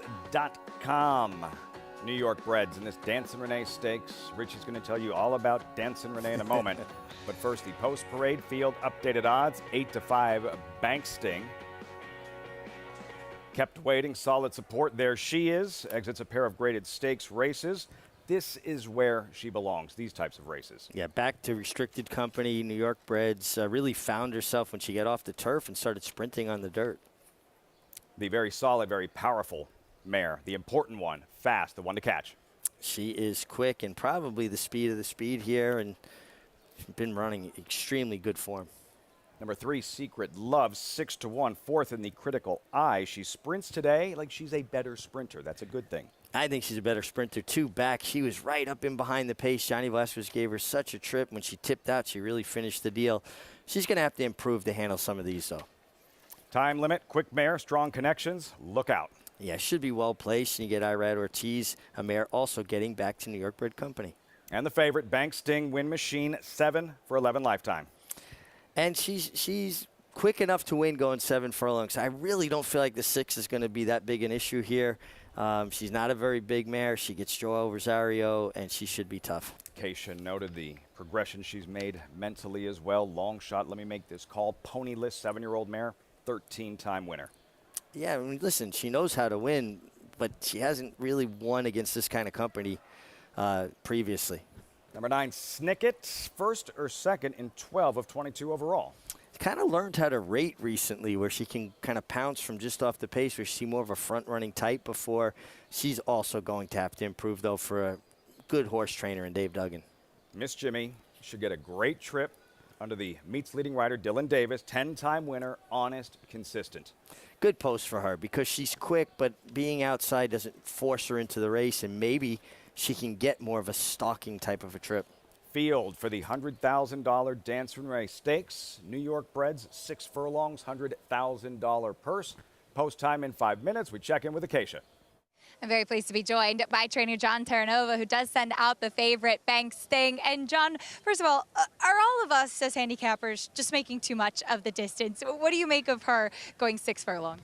You know, she's been versatile throughout her career. This is the shortest we've run. She's quick. She's got a lot of class. So, you know, as far as the distance goes, you know, we're just hoping her class gets her there. Talk about how far she's come mentally, too. She's really progressed, and now as a 5-year-old mare, she's just the ultimate professional before the races. She has. You know, you never know. I mean, she could throw a fit at any moment. You know, we're always ready for it one way or the other. But, you know, you never know what you're going to get with her. And as far as the gait goes, too, that goes for that, too. She's usually a little temperamental in there. Hopefully it goes smooth and she'll settle in. Our crew does a great job here, and they know her really well. So just hoping everything goes good and a good, safe run for everybody. And, you know, hopefully her class can do it. And a New York bred mare that's 7 for 11, been successful against Open, and talk a little bit about just the trip that she's taken you on. She's been a sweetheart. We're so grateful to Joe and Ann McMahon and the boys at Hidden Brook Farm and everybody. And she's just been, you know, like I said, she's a runner, and we just kind of keep her happy and try and stay out of her way, and that's it. And she's done the rest. Well, appreciate your time as always, John. Best of luck. Thanks so much. Bank Sting, the favorite, all about that class, Lafitte. Just wins. John Terranova, Bank Sting, hoping to see a repeat of what we saw in the Heavenly Prize at Aqueduct, where she has done most of her damage, Richie. That was her most recent victory, the Heavenly Prize at Aqueduct. Again, 7 lifetime wins, 6 of them at the Big A. Yeah, and she had to work for it. You know, she made the front, and it looked to me like she had a little bit of a tendency to kind of wait on horses a little bit. Dylan Davis, you know, just how strong he is in the finish was on full display here. And he, you know, he's holding off a closer after he had did most of the hard work. Here comes Battle Bling, a fresh challenger, and you can kind of see she meets the challenge, finds a bit more, lengthens her stride again. And, you know, the ruffian, grade 2 search results, etc., that's understandable. That's a grade 2 company. Yeah. The critical eye, I thought the trip was odd.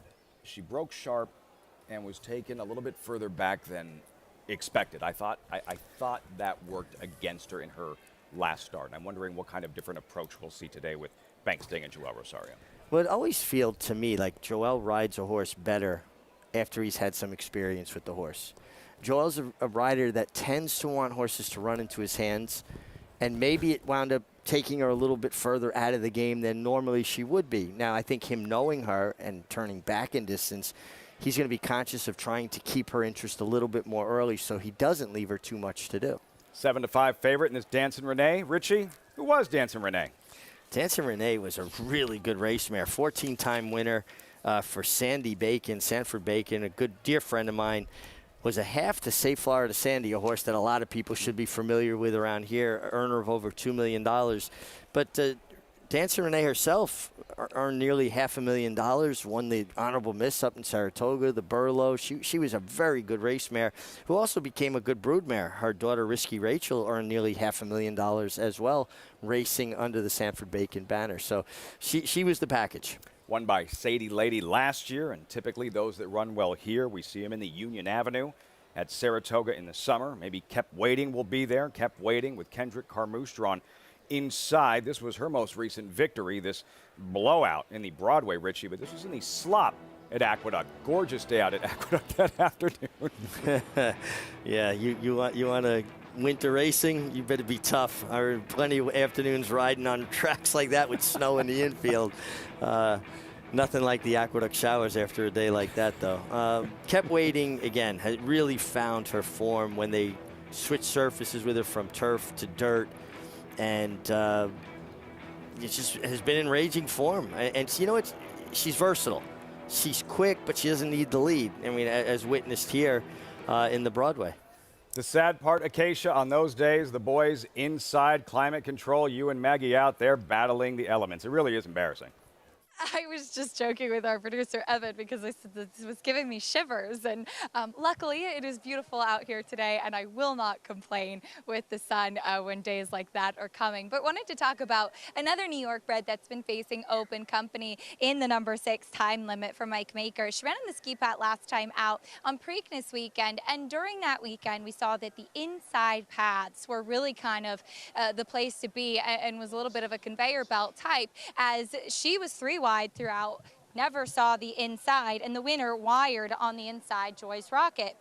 She was totally against the flow of the racetrack and actually finished okay, all things considered. She comes back into New York bred company in here. She's a big burly daughter of Bustin' Stones, as the progeny of Bustin' Stones often are, and haven't seen her in a while, but she's actually filled into herself really nicely now at the age of 5. And when horses turn the age of 5, that's when they are physically mature. And you do see Joelle Rosario off the 7 Bank Sting, as we just heard from John Terranova. She can be a little tricky in the gate. This is kind of a typical of her. She has been a previous gate scratch in the past at Monmouth Lafitte. How much does that complicate things for the rider, Mig? Well, you know, the gate crew knows him so well. I'm sure the first thing he said, okay, Joel, you got to get off. We'll load her in, get her in. And not to disparage the Monmouth gate crew. I'm sure they're very, very good, but they had less familiarity with this filly, where this gate crew knows her and kind of handles her with kit gloves. You know, be careful not to set her up. Some horses, you definitely do not want to try to boss around or manhandle. If you pick a fight with them, you are going to lose. They are bigger than you. They are bigger than you. Some of them know it, too.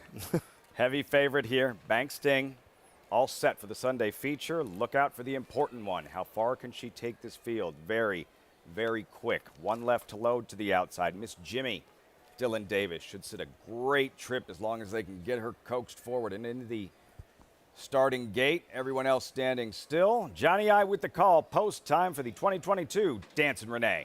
The Dancin' Renee Stakes.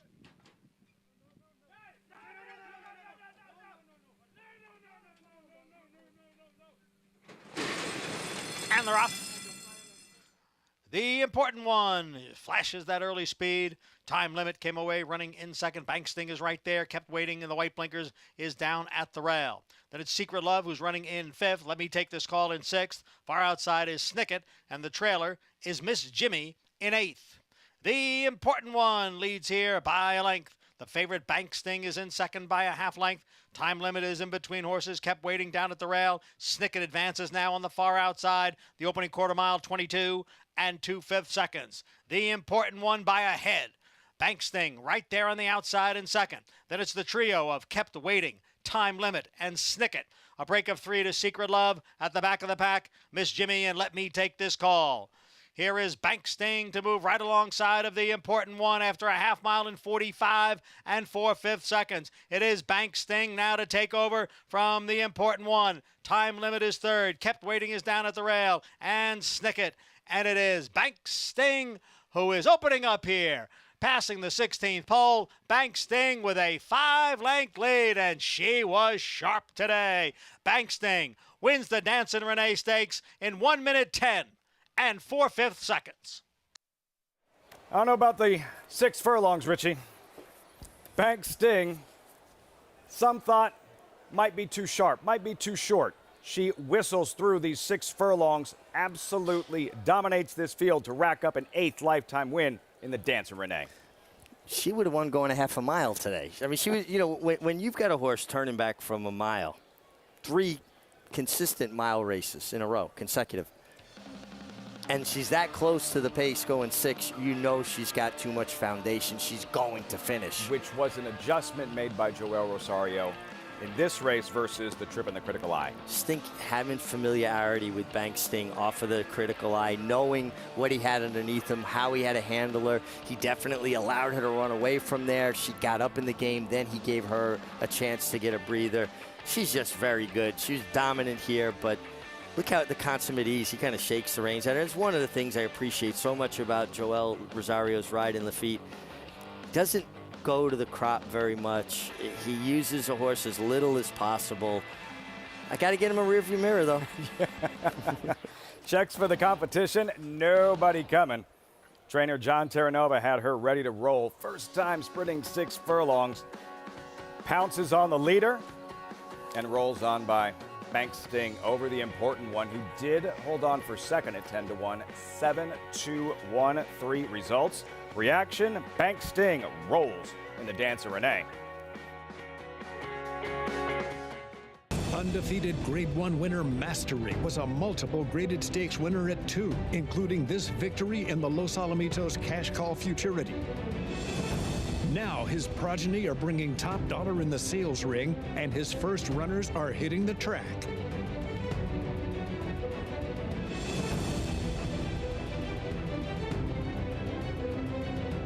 Mastery, standing at Claiborne Farm.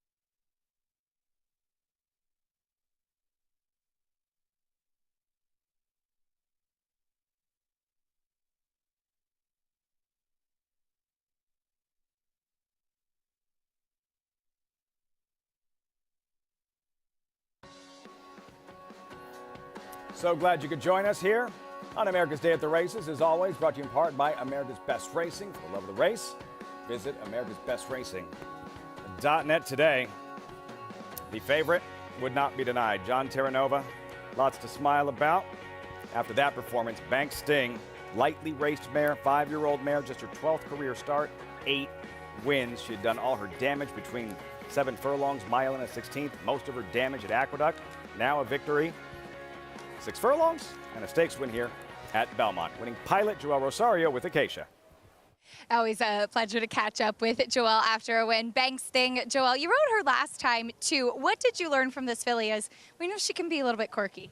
Yeah, she can be, a little bit nervous when she gets the gate and stuff like that. But I mean, she was a little bit like that. She's more relaxed today, and yeah, she did better today. I think the last time she got out of there really quick today, so that helped. That was good. Yeah, she wasn't too far off of it. And when you asked her, she really just responded so beautifully. Yeah, she did. She just looked like, she was enjoying what she was doing up there. And, yeah, it looked like the whole time I was just the passenger. And she was always there for me, so that was nice. Do you feel like you have more confidence in a horse when you've ridden that horse before and you kind of know what to expect, their quirks and whatnot? Yeah, that, that can help, just so you know the horse, actually. But, sometimes it is what it is. But, yeah, it definitely is better when you know what can they do or not do sometimes. Well, she was impressive today, Joel. Congratulations. Thank you so much. Bank Sting, that class that we talked about before, Lafitte, showing through in here today. You mentioned Acacia, how she had progressed mentally as well, without a ton of experience. Again, just her 12th career start, but just an absolute win machine. 8-time winner, Bank Sting, and proving she can do it here at Belmont and proving she can do it sprinting 3/4 in a fast time. Yeah, when she set herself up into the race so close, coming off of those longer races, you know that she's going to finish. I thought the race was over by the half-mile pole because she was right where she needed to be, and she wasn't having to be hustled to be there. She was doing it the right way into his hands. Joel always has horse. Joel Rosario, one of the very best in the game. John Terranova, maybe the Union Avenue next. I think that would logical landing spot, Saratoga, perhaps, just speculating. I think a very logical spot. Maybe we can get John Terranova to shave his Stanley Cup You're not beard by approving. then. Ah, he's a good-looking guy. He should lose that. You can get away with saying that. I can't. John will show up here on the 3rd floor. Wait for me after the show. 568 into the pool. We had that big shakeup with Running with Scissors, $44. Bank Sting, restoring order for chalk players, $360. Favorite delivers in the featured Dancing Renee at Belmont. One left Belmont Park in the nightcap. Churchill Downs are on the track. Maidens, 6.5 furlongs. Fillies and mares, $120,000 purse. There is Dorothea Godolphin, filly 10-1. James Graham aboard. It comes in with a nice work tab off of long extended layoff and gets Lasix for the first time. Hot Rumor, the hot filly, 8-5 first-time starter. Yeah, first foal out of a graded stakes winning mare from Brad Cox barn. Knows how to win with firsters. Course Runner, debuting Calumet filly. By Gun Runner, very hot sire. Mare was more turf. I'm seeing more turf pedigree here. No turf racing right now at Churchill. That filly has the edge in experience, St. Eros Girl. Yeah, ran big at Pimlico. That was for maiden claiming. Had some trouble, too, and just missed. Number 6 at 15-1, first-time starter. Timetable, Cold on the board. Cold on the board, another one that gives me more of a turf impression pedigree-wise. Dance at number 7. Steve Asmussen looking for back-to-back winners. Turning back in distance, is that going to be the key? She did lay up close last time before caving in a little bit late. Number 9, Leave It Be, pictured off the board in her first 2. Those were on grass. Yeah, now she gets to try the dirt for the first time, but I feel like it's more a function of the fact that you just don't have that as an option. And finally, a Beautiful Farewell, 11 race maiden, currently 7-1. Yeah, she's had plenty of chances, and she's tried dirt, turf, and synthetic. Is the 12th time the charm. Maidens, 6.5 furlongs, fillies and mares, 3-year-olds and older. That's coming up in the 9th race here. Churchill Downs, yesterday's feature was a 7-furlong event. It was the Grade 3 Chicago. We billed it as a Grade 1 event because you were talking about some of the best filly and mare sprinters in the game. Wisconsin and Bell's the one going head-to-head. They did factor, but this filly, Lady Rocket, was just too quick for all of them, Mig. She was. You know, and every time like I've started a question where maybe Lady Rocket's lost a step, she proves me wrong because then all her speed's intact, and she kept finding. I did have some questions about some of the other horses in here and how much 7/8 really helped them, where Frank's Rocket was already very accomplished at 7 furlongs, and she just ran them off their feet. We covered the race yesterday, previewed it. Right when we were done, I got a text from Andy Serling. Lady Rocket is a cinch. A cinch. And the way she ran yesterday, Ricardo Santana digging. You thought Bell's the one Wisconsin for both of them, with all the history and everything they had accomplished, that 7 furlongs wasn't tailor-made to suit their best. It just looks like they're better races. Listen, they're all good, and they're consistent. They're hard knocking, and I respect both mares. I'm a fan. But their best races have been at 6 furlongs, and I think that other 1/8 of a mile makes a difference. And I guess Andy Serling lost my phone number. Yeah. Maybe he texted Paul LaDuca. Paulie, what did you think about yesterday's Chicago and Lady Rocket's performance? Well, I mean, when you looked at Lady Rocket, Brad Cox hit the nail on the head after I interviewed everybody after the race. He said, Paulie, listen, this is the kind of horse that I wish they could run on pavement because he would run 120 by her. You look at his record, and the only time he's ever gotten beat on a fast racetrack, or she's ever gotten beat, was Bella Sofia. And she went to the nose to her start. She stumbled badly that day. But when she gets a dry track and a lonely lead, she's an animal. And I talked to Mitchell Morrell after the race on Sconson, and she said Sconson was lugging out towards the end because she was just getting tired of chasing the Brad Cox charge. She ran dynamite. She's a type of horse. And Brad even told me, he goes, you know what, from now on, I'm not going to waste any bullets. She just does not like a track that has any wetness in it. But if it's playing speed and if it's hard as if it's really a hard racetrack, she's really tough to handle the feet, and she showed it yesterday. Right in that winner's circle, and for Ricardo Santana, Paulie, the big win in the stakes race, and you saw him smiling in the post parade moments ago. He's riding Hot Rumor, the first-time starter here, the heavy favorite, the debuting filly. What'd you come up with in this 9th and final at Churchill?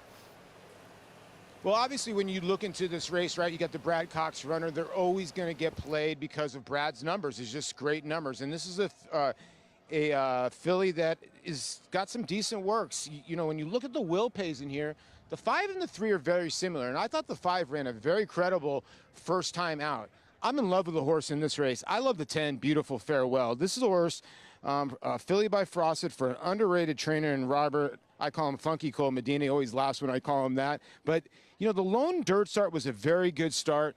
She has trouble at the gate every once in a while. I think if she's the last one to load, I would think she's going to be tough. You're getting 7-1, and I think she's got a great shot in here. And Lafitte, I wanted to give you one story. We were talking about Vladimir Guerrero, and I can remember I was in A-Ball, the old West Palm Beach Expos.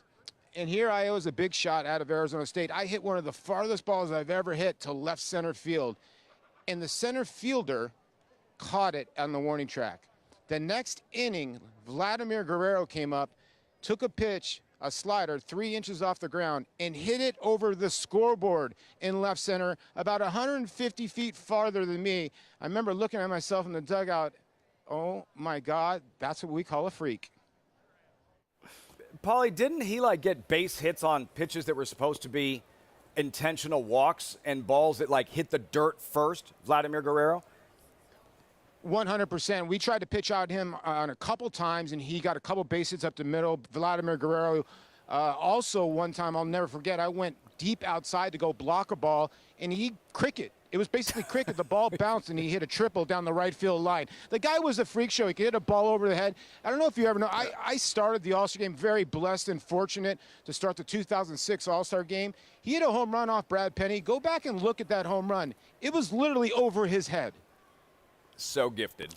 No batting gloves. Like, never saw like a pitch he didn't like. Vladimir Guerrero, it was like a helicopter up there. I mean, literally trying like a pitch out. But I like that. No frills, no fluff. Just go up there and hit the ball. And talk about a good sire, good stallion. His son might be even better than he is, Vladimir Guerrero Jr. Incredible. Said it was like cricket.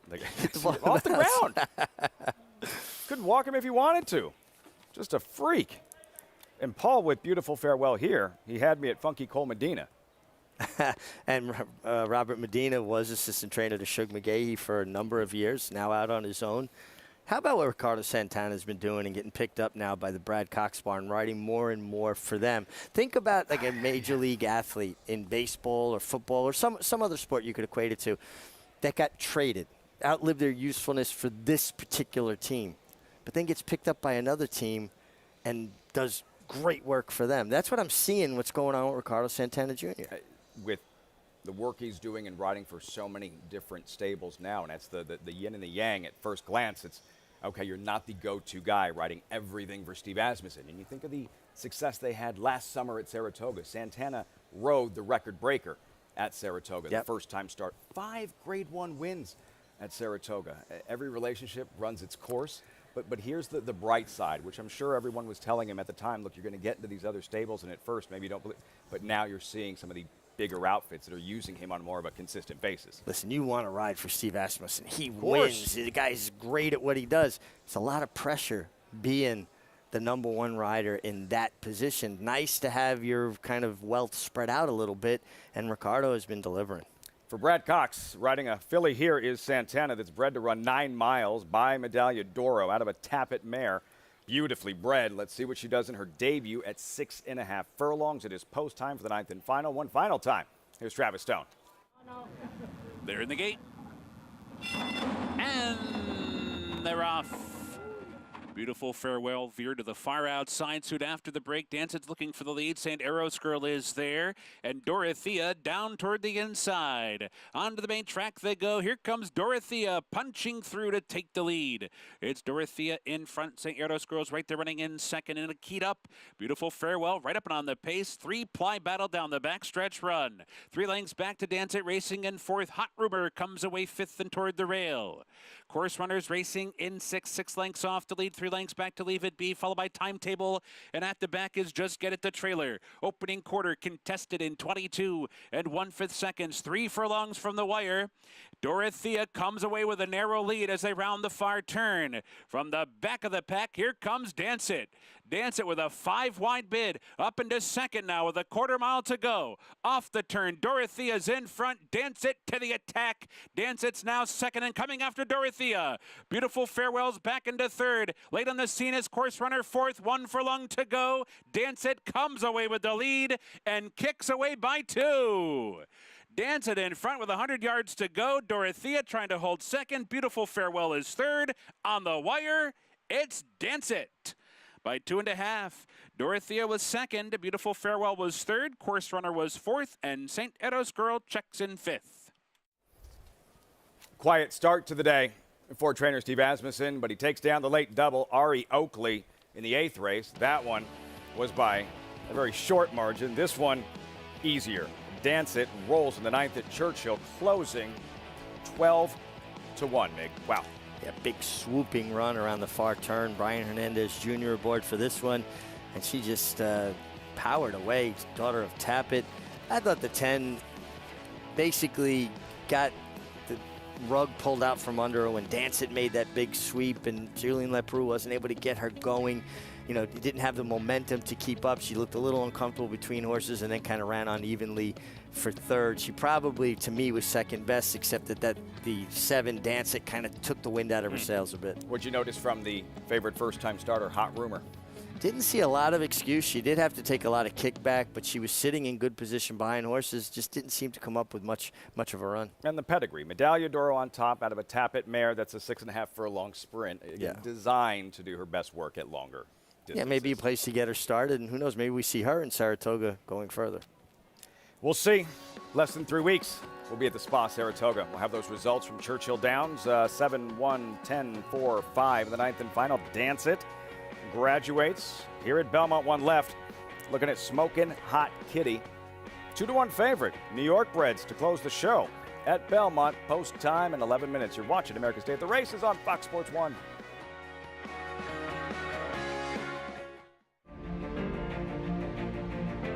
Idol perfectly timed. Idol gets up under Joel Rosario to win the big gap. It's known agenda for St. Elias Stable. Race and the race, scintillating performance in the TVG Delmar debutante. And Clariere will win the cotillion. Down to the wire. Who's going to win it? It's Mala by a neck. Curling, the classic sire. Who you betting on? How about an app created specifically for horse racing? Naira Bets. We specialize in thundering hooves, fist pumping, and boosting your bankroll with robust weekly promotions. And offer betting tips from actual horse racing experts. Bet all day and night, nationwide. Get the action and thrill of horse racing with Naira Bets. The breeding industry is governed by one principle. Performance determines success. And Constitution has won! Now, he's earning his stripes by siring stars. Independence Hall wins the Hagyard Bayette. Law Professor just in front and Law Professor. American Revolution, fireworks in the stretch here in the Cigar Mile. Constitution, a natural-born leader. Now more than ever, it's time to get with the program because New York Breds start with an advantage. New York Breds run for serious green. At Belmont and Saratoga, New York Bred maidens run for up to $75,000 and allowance horses for up to $85,000. And serious New York Bred owners can collect awards of up to $20,000 per horse per race in open company. So get back with the program. Seriously.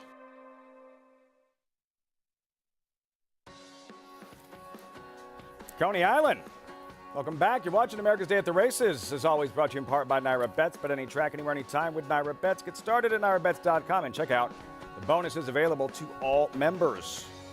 Cyclone Richie, hot dog eating contest July 4th. It's a great area. I lived right down the street from there when I was very young, and my Uncle Bill was the curator of the New York Aquarium right there down the street from the Cyclone. No more roller coasters for you. No, they're out. They're out. My neck and back won't allow it. Not that I was ever a big roller coaster guy anyway. You get on here. You go around and around and around, and you get off here. I'll just stay here. Now you have an excuse, like literally a built-in excuse. Yeah. Joey Chestnut still doing his thing? Yeah. We're going to have Acacia handicap the hot dog eating contest 4th of July. First, we're going to have her give us her paddock report for the 9th race at Belmont. Acacia.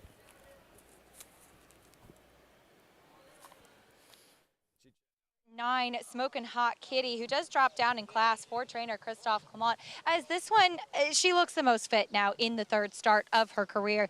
She kind of broke out into the gate last time between traffic and then just kind of flattened late. She's one that I think should appreciate the drop in class. And I don't mind her going the flat mile. I wouldn't want much further than this, but I don't mind the distance for her. The number 5, our Jessica, also drops in class. She had a tough trip last time out. She actually broke moving forward and then was checked back really sharply in the early running of the race and got really headstrong and tough to handle after that. I think she just expended so much energy early on in the start, and not to mention Dave Donk's barn has been in a really good groove right now. I'm willing to give our Jessica another chance as she drops in class. The 4, Burn Rosie Burn, gets on the turf for the first time, which I like. She's by Freud, the dam one on the grass. The sibling was 1 for 7 on the turf. So a minor pedigree, but certainly these Freuds on these New York turf courses have been proficient, and she looks so much more fit today. At a price, I'm intrigued by Burn Rosie Burn, switching surfaces. Lafitte? 9-1, Burn Rosie Burn. Acacia, thanks so much. And the post parade, the 3 Colleen's Stable filly pictured. If you're noticing, it's because I didn't want to pronounce her name. Well, filly that's been a little bit slow early and will have to get a bit more involved, but does drop in class. Trevor McCarthy aboard. Number 2 here, latest addition off the board in her debut. That was also maiden allowance. Certainly can improve with the run under her belt, dropping in class. First-time starter, cold on the board, number 3, Vintadude.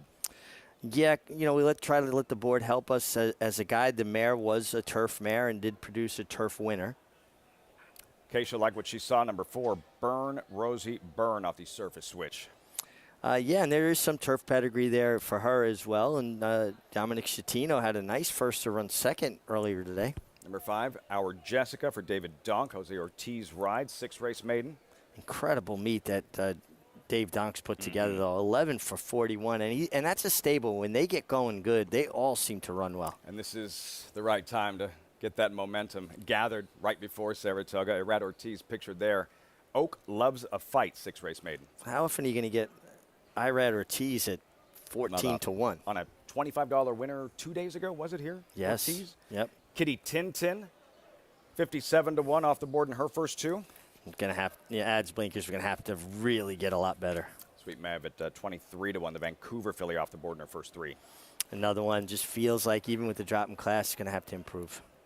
Jose Lascano rides, ponyless, strong contender, strong second choice. Number 9, Smokin' Hot Kitty. Yeah, I mean her races are okay. She's stretching to the mile. There's progression 6 to 7 to a mile, and dropping in class for strong connections. Christophe having a terrific meeting. Dixie Kitten, number 11 at 14-1 off the board. Her first 2 on race since last summer. Yeah, but did improve in her second start. Get a 5-pound apprentice, Jose Gomez, that I think's been riding really well and drops in class. So I'll go all in on the outside. 27-1, 7-race maiden by former Wood winner Outwork. Yeah, her turf race back in December of last year would put her squarely in the frame, but her 2 races back so far have been left wanting. And KT Gal on the outside would be a big, big surprise by Belmont winner Palace Malice. Yeah, it would be a big surprise. 9th and final, 5 minutes out. Who'd you come up with in this 9th race? This was a tough one for me. I thought that the 9 Smokin' Hot Kitty made the most sense. I also think Dixie Kitten is a horse that's got to look at a much bigger price. 9th race here in New York, Breds, $40,000 maiden claimer, running a mile on grass. Yesterday, the featured event was a 1 1/16 affair on the main track on the Mother Goose Stakes. Richie, you said this was like more chess, or at least for Gerrymander and the ride here, that was chess. Joel Rosario versus the others playing checkers. This is Joel Rosario at his best. Gerrymander burst out of the gate, goes to the lead the first quarter of a mile, and then she's engaged down the backstretch. Now, he had inside position at that point, And it's very difficult to not get caught up, to go forward to kind of hold your position. Not Joel. Joel, nah, you know what? My horse is in a good rhythm, a good frame. You guys want to go on, go on. They went the second quarter in 22-4, I believe. And Joel just let them go on and sat in the pocket and eased out later. And it was as cool and confident a ride as you're ever going to see. How does he sense that? Is that just a jockey's clock in his head? How does he sense that? Well, it's definitely a clock in your head and understanding that the race is speeding up. But then to have the calm, the cool, the discipline to say, no, that ain't right for me, because if she doesn't win then, and let's say runs a good second closing or gets in some trouble and doesn't get it done, he's open for all kinds of criticism. Why didn't he hold his position? Why didn't he go forward? Joel doesn't think like that. Joel goes, no, this is what's right for the moment. This is what's right for my horse. This is what I'm going to do. And it works out more often than not. And the times it doesn't, he's got a personality that's strong enough to take the criticism. I know what it was right. I did what I thought was right. And he can leave it alone. Some guys don't have that intestinal fortitude to be able to just do that. I know I struggled with that. You need a short memory, like a quarterback throwing absolutely an interception. Forget about it. Acacia, I thought it was interesting in your post-race interview with Chad Brown. I know we had some concerns about Gerrymander in terms of distance. He told you he thought all along she would thrive at longer distances moving forward.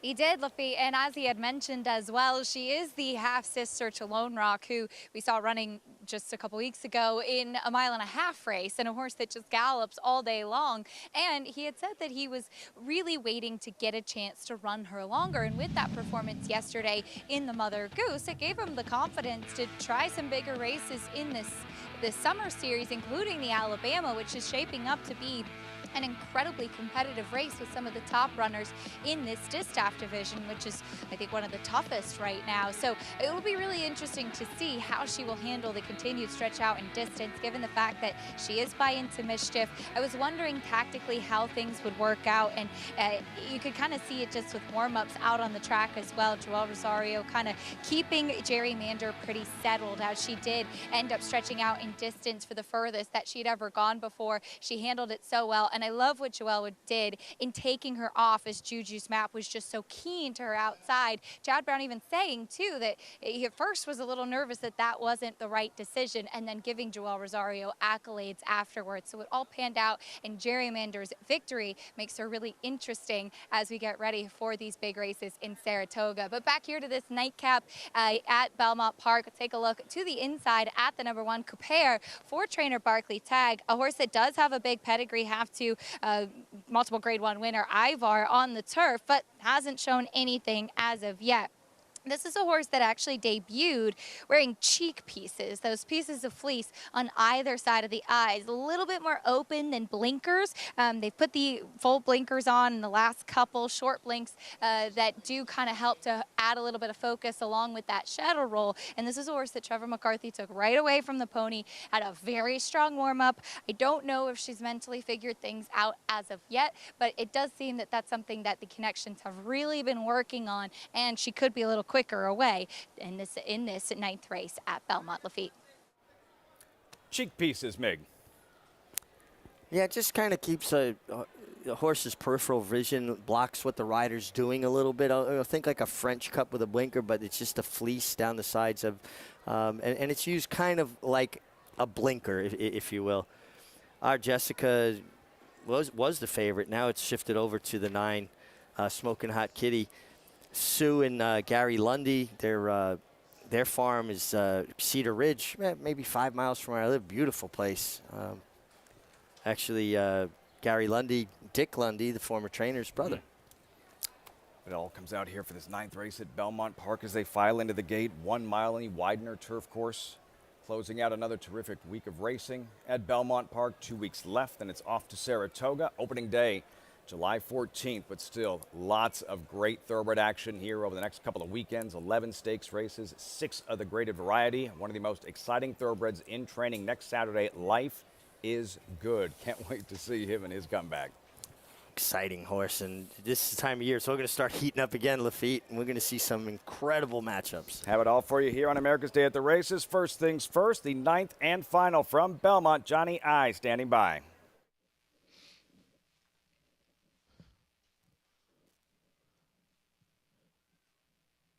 in the gate for the 9th.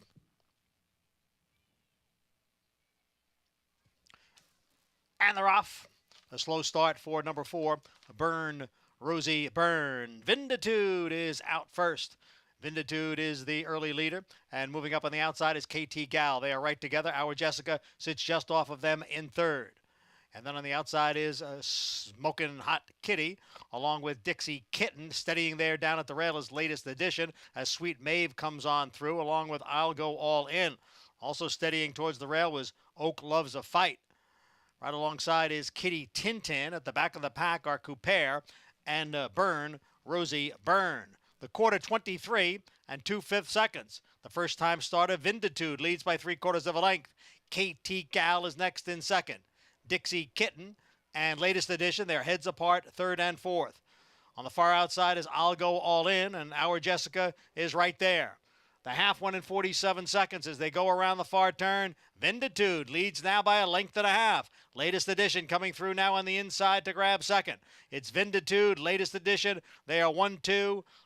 Followed by KT Gal. Our Jessica has moved to the extreme outside. Oak Loves a Fight in the white blinkers down towards the rail. And then Smoking Hot Kitty, 3/4 in 1:11. It is still Vinditude with latest edition giving chase in 2nd. Our Jessica now moving up on the outside from 3rd. And then it is Smoking Hot Kitty and Oak Loves a Fight. But in the meantime, Vinditude has built a 3-length lead. Vinditude is going to win first time out, and she's going to do it at odds of 30-1.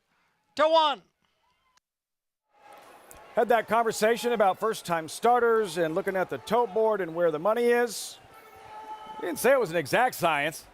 30-1, this debuting filly, Vinditude, shakes things up in the nightcap at Belmont Park. Well, certainly had a turf pedigree to kind of back up what she just did.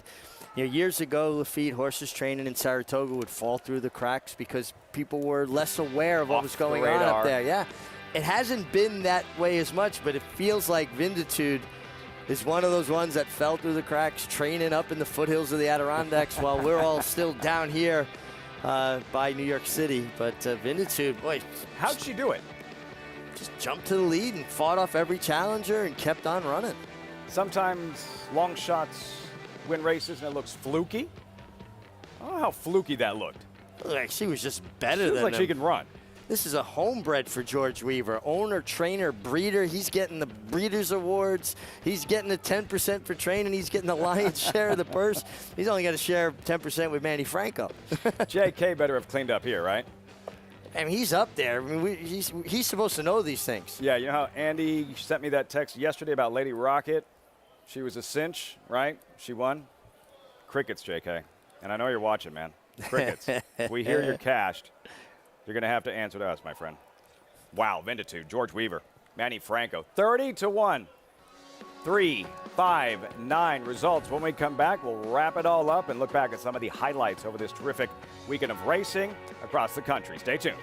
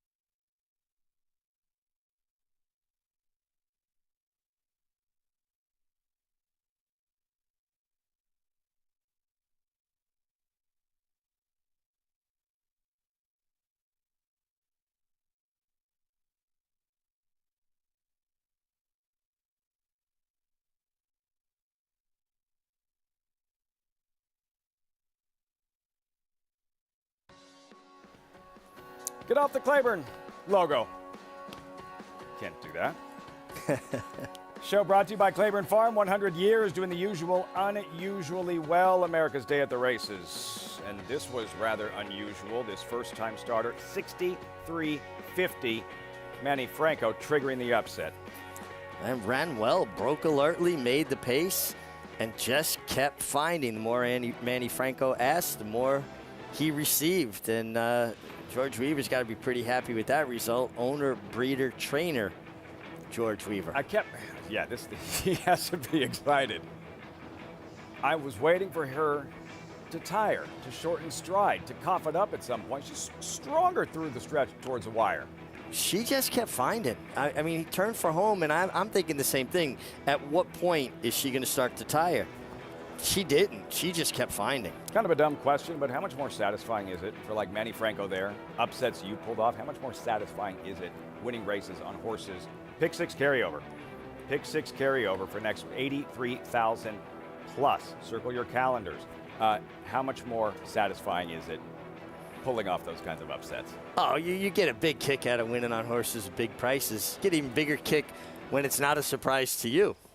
Might be a surprise to everybody else, but you knew a little something about the way the horse was training, or maybe you figured out a certain different way you needed to ride a horse, and then the horse would produce like that. Those were the ones that, really you got a kind of a big kick out of. And we saw a couple of big upsets in this pick five sequence at Belmont Park. We had Running with Scissors, 44.60, Vinditude, 63.50, 34,000 plus big. That'll work. And at the top of the show, you and I jumped on right before the late pick five. It had that feel with the bigger fields, deep competitive races, and a couple of big upsets in the process. Yeah, absolutely. And a horse like this, she just slipped through the cracks. I mean, she's a first-time starter, so you didn't have anything to go on. You try to let the board help you a little bit, but she's been training up there in somewhat anonymity, at Saratoga. George is pretty crafty, and we didn't hear from Jonathan. Lifetime at Saratoga. Yeah. Yeah, listen, you know what? Listen, he spotted her well, too. This maiden 40, didn't go for a maiden allowance. He said, let me try to see if I can find a little bit of an easier spot for her. But she did the running. A debut they won't soon forget, Vinditude. And next week here at Belmont Park, right back at it in some of these stakes racing. Saturday, the John Nehru and the return of Life is Good. More on that in a moment. The Dwyer 3-year-olds gearing up for some of the 3-year-old races at Saratoga. Jim Dandy, eventually the Travers. But Life is Good in the John Nehru Pegasus World Cup, an absolute laugher, Richie. Yeah, I mean, listen, he's fast, he's exciting, he's a take no prisoners type. He's going to throw down the gauntlet. This is what I'm going to do. I'm going to run fast. If you try to run with me, you're not going to have anything left, and if you let me alone, you're not going to catch me. That's his game.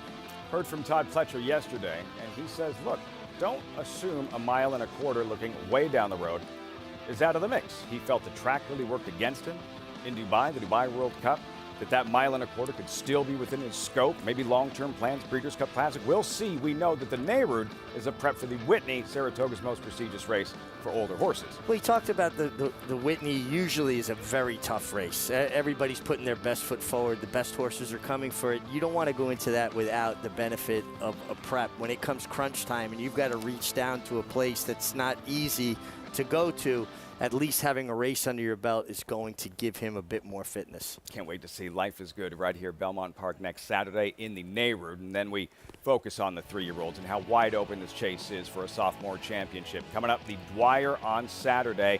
And, of course, the 2 key Travers prep races, back-to-back days. The Curlin on a Friday, Grade 2 Jim Dandy. That was the path for essential quality last year. And the Run Happy Travers on Fox. Charge It. Second in the Florida Derby here to White Abario, who ran second in yesterday's Ohio Derby. Charge It, who looks like a colt who's really going to develop and sitting on a big half of 2022, Richie. Yeah, I mean, here's a horse that had to cram a lot in a short period of time. You weren't trying to give a horse every opportunity to be a Kentucky Derby horse, and now he's had an opportunity to kind of regroup and develop and mature a little bit more. And, we've seen this consistently with Todd, where horses will just get better when given that opportunity to do it in increments. Vino Rosso comes to mind, like maybe a cut below the very best 3-year-olds, brother of Justified Triple Crown winner, but at 4, he won a Breeders' Cup Classic. Flower Alley, another that comes to mind, who was second tier perhaps around Derby time, but eventually right there, a runner-up against older horses in the Breeders' Cup Classic. That's Charge It, Richie. What about Nabokov, and perhaps a name our viewers should be becoming familiar with? Yeah, I mean, a horse that was very impressive breaking his maiden, and I think this was a very strong maiden group that he was in. This was a maiden race that I think a lot of horses were well intended. He took the lead, he ran them off their feet, and he just kept finding. You know, I read Ortiz here shaking the reins at him, tapping him down the shoulder, and he kept finding. Only his second start. Certainly a lot of improvement there. He's the son of Uncle Mo, typical of the Uncle Mo offspring, that stride, right? That head out, down, reaching him, you know, having AP Indy in his pedigree, and how that's kind of passed on through generations, a very distinctive way of running. How much potential moving forward from what we've seen thus far? And I know this is asking you to speculate, but long term, and Chad Brown is loaded with 3-year-olds. We know that. Jack Christopher et al., the Preakness winner, early voting. Zandon third in the Kentucky Derby. Nabokov, is this a colt you think we could be talking about? I don't know. Come run happy Travers time. Well, the fact that Chad Brown thinks enough of this horse to go into the Dwyer in his third start, I think speaks volumes. Chad's not a guy that rushes horses into situations he doesn't feel they're ready for. And he's shown he has a lot of talent. He's been very good around one turn, big, long, striding horse. So I think the Dwyer is going to tell us a lot more where he stands, where he's at. But, you know, Chad Brown, people love to give people labels. You know, riders. Oh, he's a speed rider. Oh, he's a closing rider. Oh, this trainer trains 2-year-olds. This trainer trains, you know, grass horses. They train the stock given to them. Dismiss all of that now, especially here in Brown, who's still really wanting that first Travers victory, having grown up in Mechanicville, just miles from Saratoga. The 3-year-olds going towards the Travers Stakes. So that's the Dwyer next Saturday. Yesterday, the $500,000 Ohio Derby, and featuring 3 horses exiting the Kentucky Derby. Their first start since White Abarrio, Florida Derby winner Tawny Port, ran very well in the Kentucky Derby, really starting to come into his own here. Ambushes White Abarrio rounding the far turn with Irad Ortiz. It's a perfect word for it, ambush. Because Irad said, no, I'm not easing to this horse. And I think, you know, you've seen White Abarrio's been a fighter. He's a horse that will fight you for it. Absolutely. So he went to him with a rush, with full momentum. And then he drifted away from him on purpose. He didn't want to be down next to him. You know, think Freehouse and Silver Charm? Silver Charm, right? You want to get away from those kind of horses. You don't want to be on top of them. And he purposely kind of went 3 paths away from him so he wouldn't re-engage. He wouldn't hook him and make him game, make him fight. Think a boxer has the bout won in the last round. Just wants to stay away from him. Don't let him catch you with a shot. And that's, it was thought out. Great plan. The poise, the presence of mind for Ortiz to recognize who that is, and I get it, White Abarrio kind of stands out, but still in that split second to recognize who his challenger is, who he has to beat, and to make that decision right then. That's why Irad Ortiz is at the top of the heap. He thinks this way. He knows going in who the competition is. You have to prepare. You don't prepare, someone else is, and you're in trouble. He was ready. 3 wins yesterday at Thistledown, Ohio Derby victory, winner's share of a $500,000 purse. That's going to wrap things up for us on America's Day at the Races.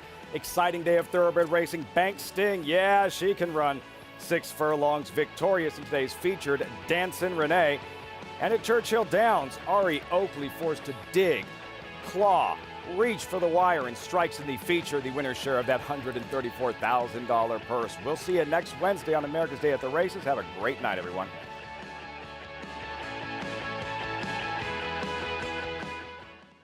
The momentum continues for War Dancer. Following a triumphant Saratoga meet as the #1 second crop sire, his progeny have posted 14 more wins in 2022, like Pop the Bubbly. And it's going to be Pop the Bubbly. You Should Be Dancing. On the outside, You Should Be Dancing, the winner. And Fun While It Lasted in an 8-length blowout. Final furlong, it's Fun While It Lasted until the 16th left has 8 lengths on them. Now with $3 million in progeny earnings on dirt and turf going long and short, War Dancer is a sire on fire. Join the momentum today at wardancerstud.com. The Thoroughbred Owner Conference is back in person for the first time in 3 years and is being held in the new 1863 Club at Saratoga Racecourse, July 25th and 26th. Attendees enjoy 9 ownership topics with an impressive list of speakers, along with social events to meet other owners and network, an opening reception at the National Museum of Racing and Hall of Fame, a conference dinner, and an afternoon of racing at Saratoga. It's the 2022 Thoroughbred Owner Conference, July 25th and 26th. See you in Saratoga.